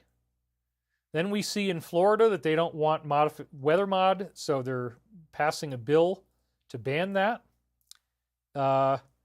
And anything that could alter the atmosphere, temperature, weather, or sunlight intensity. Senator Ileana is doing this, and she's curious about the last two events that caused massive destruction. She wonders if they were somehow artificially modified.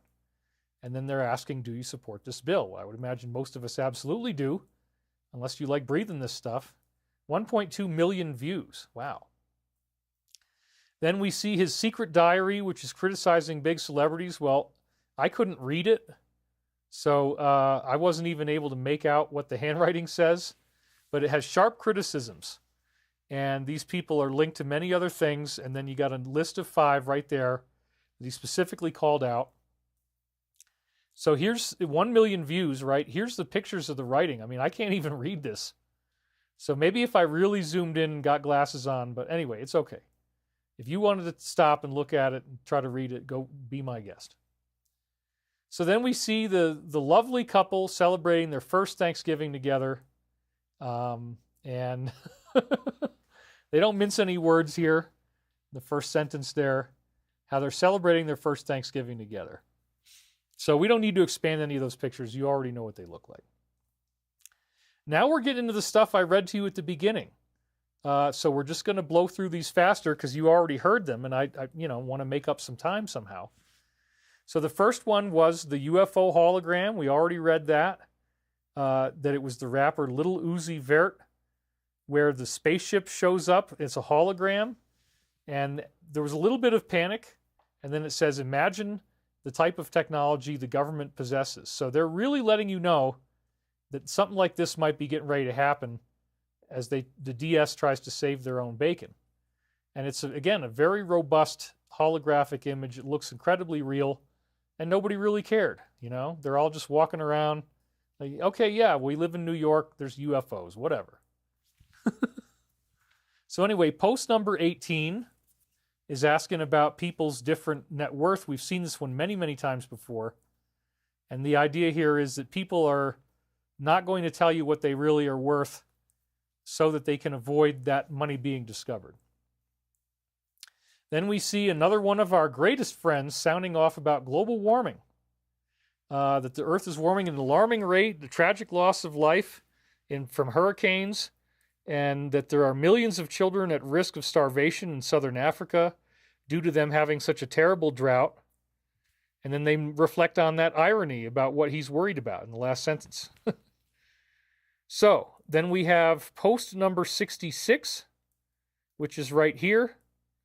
And it says, wait a minute, you're telling us that he is currently under attack by our own agencies? And they say, let's be real clear. They just attacked him, and this was immediately detected by military intelligence, and then he was alerted. Re-review all of my crumbs. So apparently this is happening right now. They're still trying to do this, which of course that would be one of their big plans. Re-review all my crumbs, including today, yesterday, weekend. What does this mean? What actions are immediately occurring? If this leaks, or the immediate action is ongoing at their headquarters, you'll have your verification ahead of schedule. So, I also find it interesting that they nestled in this thing about him being attacked by certain organizations immediately after the holographic UFO over New York. And I think they did that on purpose so that they can help you to think about who might be responsible for that, right? Then this is very sad. The Australian professor breaking down in tears over his own having been misled. that there's been 60 million administrations, and there's various things are happening, and the government is turning a blind eye to anything about it. So, yeah, very intense stuff. But again, the first wave of ascension, everybody's health can be restored or will be restored, depending on who you are. But if anybody can come by and give you a healing if they've been through the greater levels of this process. And I think there's going to be a lot of them. So 1.7 million views. Post number 138, which is another one we've seen. This long, long list of the various organizations that this one family has been involved with. And this is particularly, we're talking about banks. So you can read them here, and we've seen this one a bunch of other times. And then the shocker is at the end, when it says the Fed and the IRS, and that this is a privately owned company sitting on its very own patch of land, immune to U.S. laws. Well, not for long. That's the point. All this is going to be changed. The financial system will be totally changed. We can see that coming. He's going to empower local police and sheriffs. That's another really great thing we can look forward to. Activating this Act of 96, and so that the local police and sheriffs can do their jobs more effectively. And if you get in the way of this, there are severe legal consequences. So then we have 48 seconds, and that brings us to this one, which again we've seen many, many times before, where they're talking about this particular clearance. And it says that someone dropping this information has the highest level of security within all the departments. And then they never thought they were going to lose the calm before the storm. So once again, that's what's really going on right now, is that we're going to see some things popping up in the future that are going to be quite exciting. And then right after, they just mentioned this particular prime minister, and they say, why is he so important? The very next slide is that individual having a meeting. And it says that he meets up, and look at how happy he looks. That's, again, very tongue-in-cheek, because he doesn't look happy. So I zoomed in on it as far as we possibly could. Yeah, it looks like he feels very awkward, to say the least. It's definitely an awkward, pained smile. He's not smiling with both sides of his mouth. He's really only smiling with the right. It's almost like a sneer. He does not look happy. But then our friend on the right is beaming because he knows what's going on. So then we see there is a new lawsuit, new allegations coming forward, claiming that he threatened an individual and these bad things happened. And he said that he was the devil. You have no idea what I could do. Very sad, you know. So, yeah, this guy is all messed up, and we're going to be learning a lot more. Then we had the story about Ellen getting the instant karma. Her troubles keep piling up. Her new farmhouse has been devastated by torrential rains. The entire 43-acre property is sunk underwater, including the house. And they're calling this divine justice, based on apparently whatever they know, which we don't know what that is yet. So those are only, again, his words, his allegations. 2.4 million views.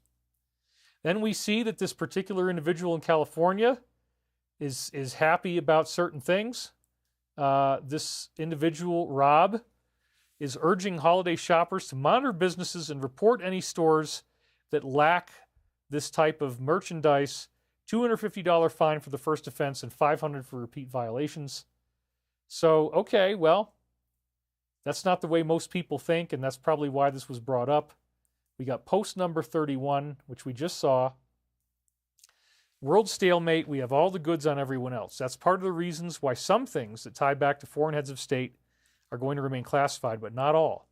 We are in one of the most critical times of our country. We are all working to balance what we're doing for the common person and at the same time purify our government to remove entrenched bad actors. Unfortunately, there's so much string pulling and blackmail that this has had to be cut off in order to regain the true power that we have from patriots and hardworking people. And look at what's just happened now. So everything kind of got turned on its end, and now we're just waiting for the magic, and we got to get through the holidays first. So maybe UFO stuff will accelerate this month, maybe not. We don't know yet. It's definitely touch and go. So then we have our buddy, KP, who is chosen as the director. Supposedly, this has stirred up a whole bunch of stuff. A lot of people got really excited about this. He's revealed that some of the people in our favorite organization are on various other things as well, and that he's going to declassify those things. He wants an office to do this 24 hours a day, 7 days a week, to release many other files that we didn't know about. So we might start getting big chunks of information in measured doses that we can handle through this process. That could be what this turns into. And then we've got 91 seconds, and it says again, why is this particular gang so important?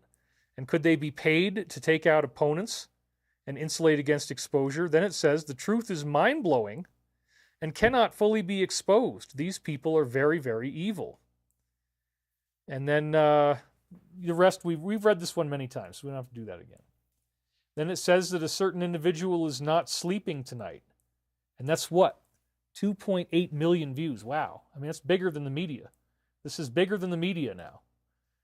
So this was the end of the first week of posts that we missed, and I'm going to cut a little bit into the second week because we do have the time, and I'm glad we're going to make it in a little early today. In fact, I should probably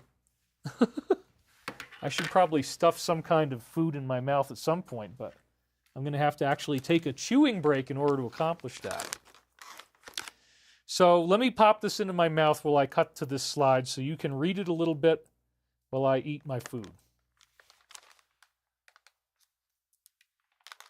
So yeah, I really like this guy, and he's saying that they've been right on numerous occasions.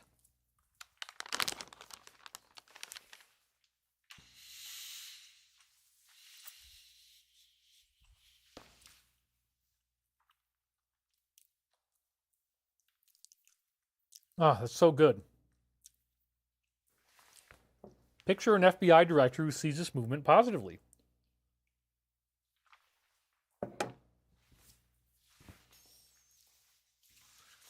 So then we have 2 minutes to 127 seconds. It says, the graphic is your key. Let's pause and say hello to rogue agencies currently monitoring. Was all the money worth it? Titanic. And yeah, they're going down fast. Then we have George Clooney, who says that he was duped by said individual, who has since vanished. He was deceived into backing this particular uprising in favor of a certain individual, as you see in the first sentence. He's outraged now and claims that this individual has totally gone away. All roads lead back to this one person. And then we've got, what is that? My God, 3.4 million views. That's bigger than the media. 40-second video gives us these initials of DJT. You can figure out the rest.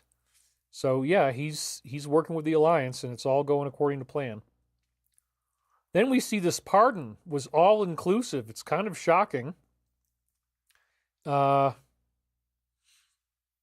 covers a whole bunch of different things. Everything since 2014. It's like an umbrella. And he has screenshots, and you can see the rest. So, then we have a certain individual who actually steps up to defend him. This is very sad. Says, I actually don't care that this happened. Well, everybody goes through their healing in their own way, and some people have trauma bonding. 1.3 million views. Then we see that even other people might get spared, so we think. But I don't think that's going very far. I don't think that this is a legal thing to do because, once we learn the truth, we're going to find out that it was not legitimately being run, so therefore their orders are not legitimate. So, you could get a legal loophole in there to nullify the authenticity of these actions, in my view. Well, we had a donation come in, Mary Beth Salmon, $50. Thank you very much. And she says, glad you're back. Love to be informed. Keep on keeping on.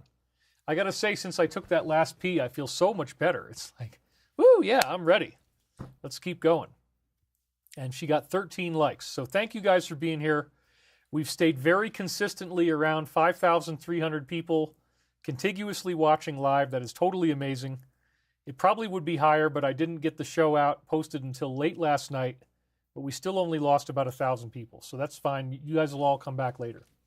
Sunflower Life says, Master David, we are dearly blessed by your continued service to humanity. Your heart and your dedication to serving and adding value to the collective do not go unnoticed. Thank you, dear brother of light. Celebrating your 5th super chat. Yeah, I mean, I'm so excited about what's going on. And yeah, even if they try some UFO event, whatever, it's not going to turn out the way they want. And if they do it on a big, big level, whatever they try to do, it would actually activate the alliance. And then the arrests happen. And then we see, after the arrests, and only after the arrests, and only after the public learns the truth, then the UFOs will show up. And they talked about this in previous weeks. Guitar Rhonda just donated. Well done, David, celebrating your 5th super chat. He is having a cheeseburger. No, I'm not. I just had Hail-Mary coconut bites is what I was eating. Where the heck are they? Right here. There. It's not anything unhealthy. It's just this, and I'm not getting paid for the endorsement, but they sweeten it with maple syrup, and it's actually a pretty good product. So I'll go with it. Anyway, I'm really excited, and so let's get through the last few slides. We might be able to end a little bit early today, not quite 4.5 hours. Let's see what we can do. So, this other individual once said that justice could be obstructed if you were to actually conduct these things. Footage from 2018, where he argues that this would be an obstruction. How ironic, right? Now, like, that this really only furthers the sleaze factor in most people like my dad's mind. They're really starting to see through it now. And this is another one that talks about Iran and talks about, you know, all these other things, hostages, cash, etc. And again, we saw this one already. Think of a powerful entity, not a single person. Why are wars so important and who is benefiting? So again, the second time we saw this one in the same sequence. Then we talked about this individual who was sued by Corey. There was a lot of evidence in that lawsuit. I was part of this as well. And again, we talked about that he had a failed prediction that 39 days after he experiences the experience, which would be December 3rd, that there's supposed to be a UFO invasion, and it did not happen. So they are clearly letting you know that they do not endorse this guy. And so I think that's very obvious, regardless of anything else that happened. And I really wish him no harm. I just would like him to just continue to leave me alone. Anyway, I'm glad that they outed somebody so you can see that these people are out there. And I've been saying it all along. So in 2019, there was an astounding prophecy that showed up, September. And this is really, really quite amazing. This really blew my mind. An anonymous poster made eerily accurate predictions, and his warnings were chilling. He said there would be a major event. He said 9 to 10 million would be affected. Don't ask me how I know this. Do not accept anything that particular time. And it's a hoax, he says. So just look at this. And so, yeah, this is something we're all going to be learning about. And then they posted these things. And so you can zoom in on it a little bit so you can actually read it. It says it will originate from a various company, a West Coast state, accurately planned. It will cause various symptoms. Wow. And there will be copious amounts of toxic metals. And they've tested it multiple times already with different brand names. So yeah, this is very, very fascinating. 2.7 million views, bigger than the mainstream. People are learning this now. Then we see that there's this demon called Krampus, and people are making this demonic parade, just showing you the open Satanism in some societies. This is in Alpine Europe. It takes place on December 5th, the eve of St. Nicholas Day. Krampus is a horned folkloric figure punishing misbehaving children. They dress as winter demons in the parade. They race through the streets with birch branches, reenacting mythical punishments of naughty kids who are said to be beaten and then stuffed into wicker baskets, hence the Wicker Man analogy, dragged into the underworld. So again, this is right up our alley. All the stuff I've been telling you, they're telling us again. David is on the right track, because I got this briefing from them in the first place when I learned about how importantly they see this stuff. This tradition is now slowly making its way to cities in the U.S., including San Antonio, Los Angeles, and Chicago. And then we have post number 31. And this one we've also seen many, many times before. World stalemate. We have all the goods on everyone else. It's part of the reason why some things that tie back to foreign heads of state will remain classified. That's an important point, right? Not everything is going to be revealed because too many people are implicated.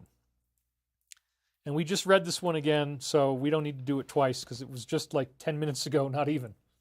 So, strange drones appeared over his hometown. We already talked about this one. The FBI is launching an investigation. This is all part of the buildup. Something's getting ready to happen that we haven't seen yet. And I had only gotten this one right before it popped up, so it had fewer number of views. But post number 17, and it says, again, we saw this one a couple other times already about him traveling to foreign locations. Why is this relevant? Focus on his power as it relates to the Marines, and how can we use that intelligence to actually prosecute bad actors, avoiding corrupt agencies and judges. And they say, again, this is the biggest drop that we've ever seen. And this is why their trolls, their attackers, are sliding. And, you know, the powers that were want to aggressively stop you from hearing about any of this stuff. Everything that they are going to do has been forecasted and prepared for. Then we had this one about the Texas situation. Pilots reporting sightings that last for hours, 2 lights moving back and forth, and they estimated they were 100 miles out in space, so this doesn't sound like a regular drone, but this might be something owned by the DS in secret. They split positions and actually moved. That could be one flying out of another if one of them is bigger, like a mothership. They get super bright and then go completely dim. So the fact that this is 100 miles out rules out quadcopters and normal drones. Something bigger is going on. That's what they're telling us. And then we're up to post number 60, where they say less than 10 people have the full picture. Imagine that. Then we see that in this country, there was an emergency martial law. This got very strange. President Yoon Suk-yeol has declared emergency martial law, accusing his opposition of treason and collusion with the North. Under these sweeping measures, you can be arrested without a warrant. You have no habeas corpus. Lawmakers have been barred from entering the Parliament building, prompting the opposition to denounce the move as unconstitutional. Meanwhile, a top military commander confirmed that all of their media outlets are now under military censorship. Wow. So if you didn't think this could happen, this is a major Western country, and it happened. So are we seeing something? Are we seeing a foreshadowing? I don't know. It could be. 51 goes to this one right here, and this is the guy who says that he's very sad at the top because he can't stand that nobody wants to open their eyes about how they're being manipulated. And we've seen this one many, many times before. He's thinking about joining the Navy. He'd love to serve under the administration if they really do clean everything up. He prays for all who risk their lives for their safety. The Lord will guide them, and pray that what he says is true, and will be praying for the spiritual edification of God and the complete safety in all of this. The pieces are coming together, and if this is true, those in the alliance are absolute geniuses. I would never imagine it would be any possible way to take back the monster of corruption that has overwhelmed us. And then they say, "Dear Patriot, we hear you. We hear all Americans such as yourself." And remember, they're speaking to us in the present. "The time has come to take back our great land." Woo! Doesn't that get you excited? The time is now. And hey, we're in the middle of it, man. So this UFO stuff could break out any moment on a bigger level. "Rest assured, POTUS is backed by the absolute finest people alive, and we are all dedicated to the eradication of evil and corruption from the whole planet. Find peace. God is with us. God bless you and be safe." What a beautiful message. Thank you guys for putting that out. And then we see that at first there was impeachment proceedings being done against him. Following their vote to lift this state of martial law, the military forces were withdrawing from the building. They are now preparing to bring proceedings of impeachment against the sitting president, and the rumors are that he could be arrested as early as tonight. The people in the streets are already calling for this. Well, that's what started to happen, and then it flipped again, and then the other guy who was trying to get him thrown out, now the military goes after him. So wait for it. This is crazy. But first we got to go through these two. Post number 18, and we just saw that one before. so we don't need to read it again, but it's talking about their net worth and how they're going to hide their net worth and do various things. And then we had post number 22, another one that's very provocative. Who controls the National Guard? Why were they recently activated in select cities in our country? Can they work with the Marines? Are there conditions that have to be satisfied? How do you use this organization to save the Republic, and what exactly would occur? Study and prepare, and wait for it, here it comes. The masses tend to panic in these situations. No war, no civil unrest, clean and swift. So once again, we're seeing how that could happen. It's getting very dangerous towards the end. The bad guys want to do the UFO stuff, but yet that's not what's happening. They're not, it's all clean and swift, no war. So then we see the tensions rising to a boiling point here. The opposition leader declares the coup and says he's no longer the president. Chaos unfolds. Protesters clash with special forces. Military vehicles are flooding in. The military is seizing control of government buildings, replacing police. Special forces storming the building. Civil war is not off the table. This is crazy. And then we got post number 37. They are the true patriots. We will never forget. Let these coming days be remembered in our history as the time we fought to recapture the Republic from evil bad actors who for so long have sacrificed good people of this land for personal gain. Fight the good fight, let justice be served. Then we have 43, and this is another very intense one. These crumbs are not meant to scare anyone, but merely inform. Resistance will be dealt with swiftly. So this is implying that we're going to see something similar to what we're seeing in this other country. There's a lot of inferential stuff here. This kind of thing might suddenly happen here too. I mean, it doesn't need to, right? But if they were to try to stop the inauguration, or if there was this fake alien invasion or something, who knows what could happen? Then the military might actually step in. The core focus is removing entrenched, fortified bad actors within various groups, as well as others. Simply be diligent. Phone numbers will be provided. That would imply the emergency message system again. If you witness an uprising or other violence, in addition to other things, any military scene is for your protection, as well as to demonstrate our resolve. Watch for confirmations tomorrow. Wow. So that's one of the heaviest ones that they drop, and it lets us know that, yes, that we haven't seen it yet, but don't think for a minute that something like this might not happen, because the negative might do something really squirrely. They might try to do something really dangerous, and it might be a very sudden event on how they get stopped, especially with the UFO stuff. I mean, who knows what could happen? So again, they say, please pray. Operators are in harm's way. High risk, high value targets. Second time in a row in one show they said this. Please pause and give thanks to those who would die to save our republic. More to follow. So let's have that pause, moment of silence once again.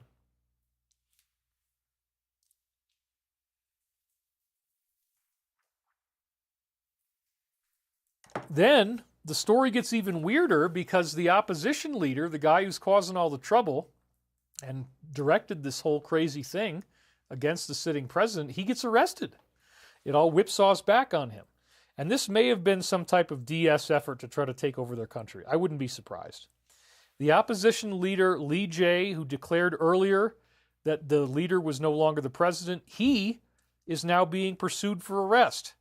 He was seen scaling the gates of the Parliament building while he was recording it. Teams have also been dispatched for party leaders Han and another one named Woo Wan. So, this is getting really heavy, really fast. Counter coup has occurred. Whatever the heck is going on, we're not sure yet. But then they give us this particular post. And this is, again, talking about similar things being done here. The capture of this particular party. Why do they want to try to control the black population, keep them poor and in need? Why are they projecting racism and doing crazy talk? We've seen this one many times before. What happens if they lose their slave grip? And do they prop up assets in the media? And how do they gain advantage historically by having famous people peddle their narrative? You can't answer all the things about who exposed this, but you'll laugh once you get the details. The network, which controls this false narrative, which in turn keeps them under control, is being dismantled. False leaders on a local and national level will be exposed next. And then they're talking again about people having more money than they should. So this is coming. We're going to see this. Then we read this one at the beginning. Luis Elizondo confirmed that we've had communication with UFO-related non-human life forms. Wow. This is the Alliance actually admitting this in their own post. So thank you guys in the Alliance once again. You've got my back. Everybody watching this, I think by now can see there's some very compelling endorsements that they drop week by week. As is the time loop very compelling week by week. So 40 seconds, again, gives us these initials that we saw before. And now we had the one about the UFOs targeting agents investigating what they are. And this goes to 176. What was posted prior to the stringer? What keywords were within the stringer? I guess this was a code phrase. Why would keywords be left in? The future proves the past. Learn to read the map. Everything has meaning. Everything. So this now at last brings us to the midway point of the second week. This is the end of the show. Except for whatever I do, it's at 4:20 right now. Imagine that. So first we're going to take your comments. So I'll read a couple of those and then we'll go do our wonderful meditation. So thank you guys for being here. I have to say I'm very excited. The excitement about where this has all taken us has carried me through the second part of the show. I don't know where this has all taken us yet, but I'm definitely waiting for anything. I mean, if any type of UFO-seeming stuff takes place, please remember it's probably BS. Oh, David Applegren says the rapper UFO is CGI. There's no motion blur on the UFO. So maybe they did put it into a video and not actually displayed it over the city. But either way, they're telegraphing that that's what they want to do.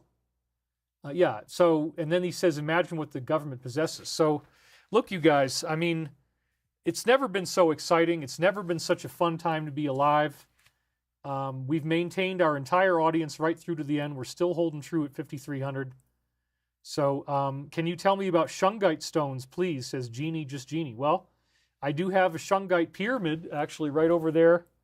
It's on the countertop right behind camera number 1. There's a big Shungite pyramid. I mean, the legend is that they can disrupt electromagnetic frequencies that are harmful to you. So it's only, something that's allegation. I don't know if there's proof of this, but anyway, I like having a couple Shungite items around. Have you heard the reports from JP via Dr. Michael Salla? If so, any comments worth a listen? I did listen to some of it, a little bit at the beginning. That was a few months ago, and I liked it. So I don't really know much more than that right now. Shungite is somebody just asked me that. Shungite is a kind of a blackish crystal that you can get carved into things like pyramids or little round balls or whatever fits your fancy. QFay says, another amazing update, David. We are so close now. I totally agree. This is a very exciting time. Oh, David Applegren says, SEK is Swedish krona and nothing else, LOL. He gave me 20 more sex. Swedish kroners. That's all it means. Anyway, David, what about Elon Musk? Again,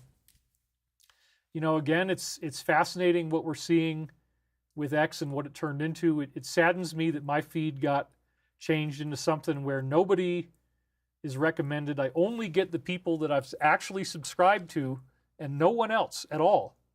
It's like I got put in jail or something. So I don't know what the heck is going on there, but it just mirrors my experience with all these platforms. I'm a little bit too edgy and I get put in some kind of penalty box, but it's good because I've cut my hours down on it by 90%, and I'm taking that time that I would have been just flipping around looking at everything, and I'm playing guitar. And part of it is just to calm down because we're going to be okay, and the time loop keeps assuring us of this. It's really incredible. Donald Barker, thank you for all your work. Sure appreciate what you told us today. Can you tell me Merry Christmas? Yes, Merry Christmas, Donald Barker. Thank you. We are so close. What about Elon? Well, we just did mention Elon. So I would love for you to come to Alaska, Kenai Peninsula, if I would ever have the pleasure to show you really amazing things going on here, says Monica. I get lots of those kinds of wonderful invitations. My life is getting very, very busy. It looks like we're about to have some major stuff change for our company, and it could involve me traveling. So I hope that I will be able to continue to do these shows every week. I really want to, but it's a lot of work just staying here and cranking out a 4.5-hour show. And we're already at 4 hours and 25 minutes. So without further ado, and you guys wanted a trancier meditation, so we'll go with a trancier one today. We'll keep that going for you. So, okay, here we go. Take a nice deep breath and let it go. Then breathe in. Close your eyes now. And take a nice deep breath out.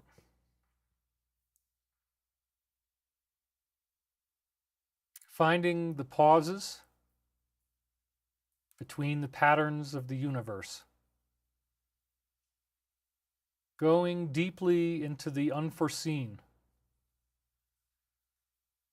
Embracing the potential of limitless intelligent infinity.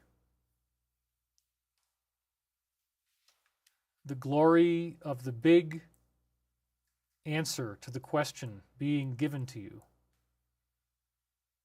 Finding out that in fact all was well, that it was guided by a sacred process, and that we are all in fact very wonderfully protected, cared for,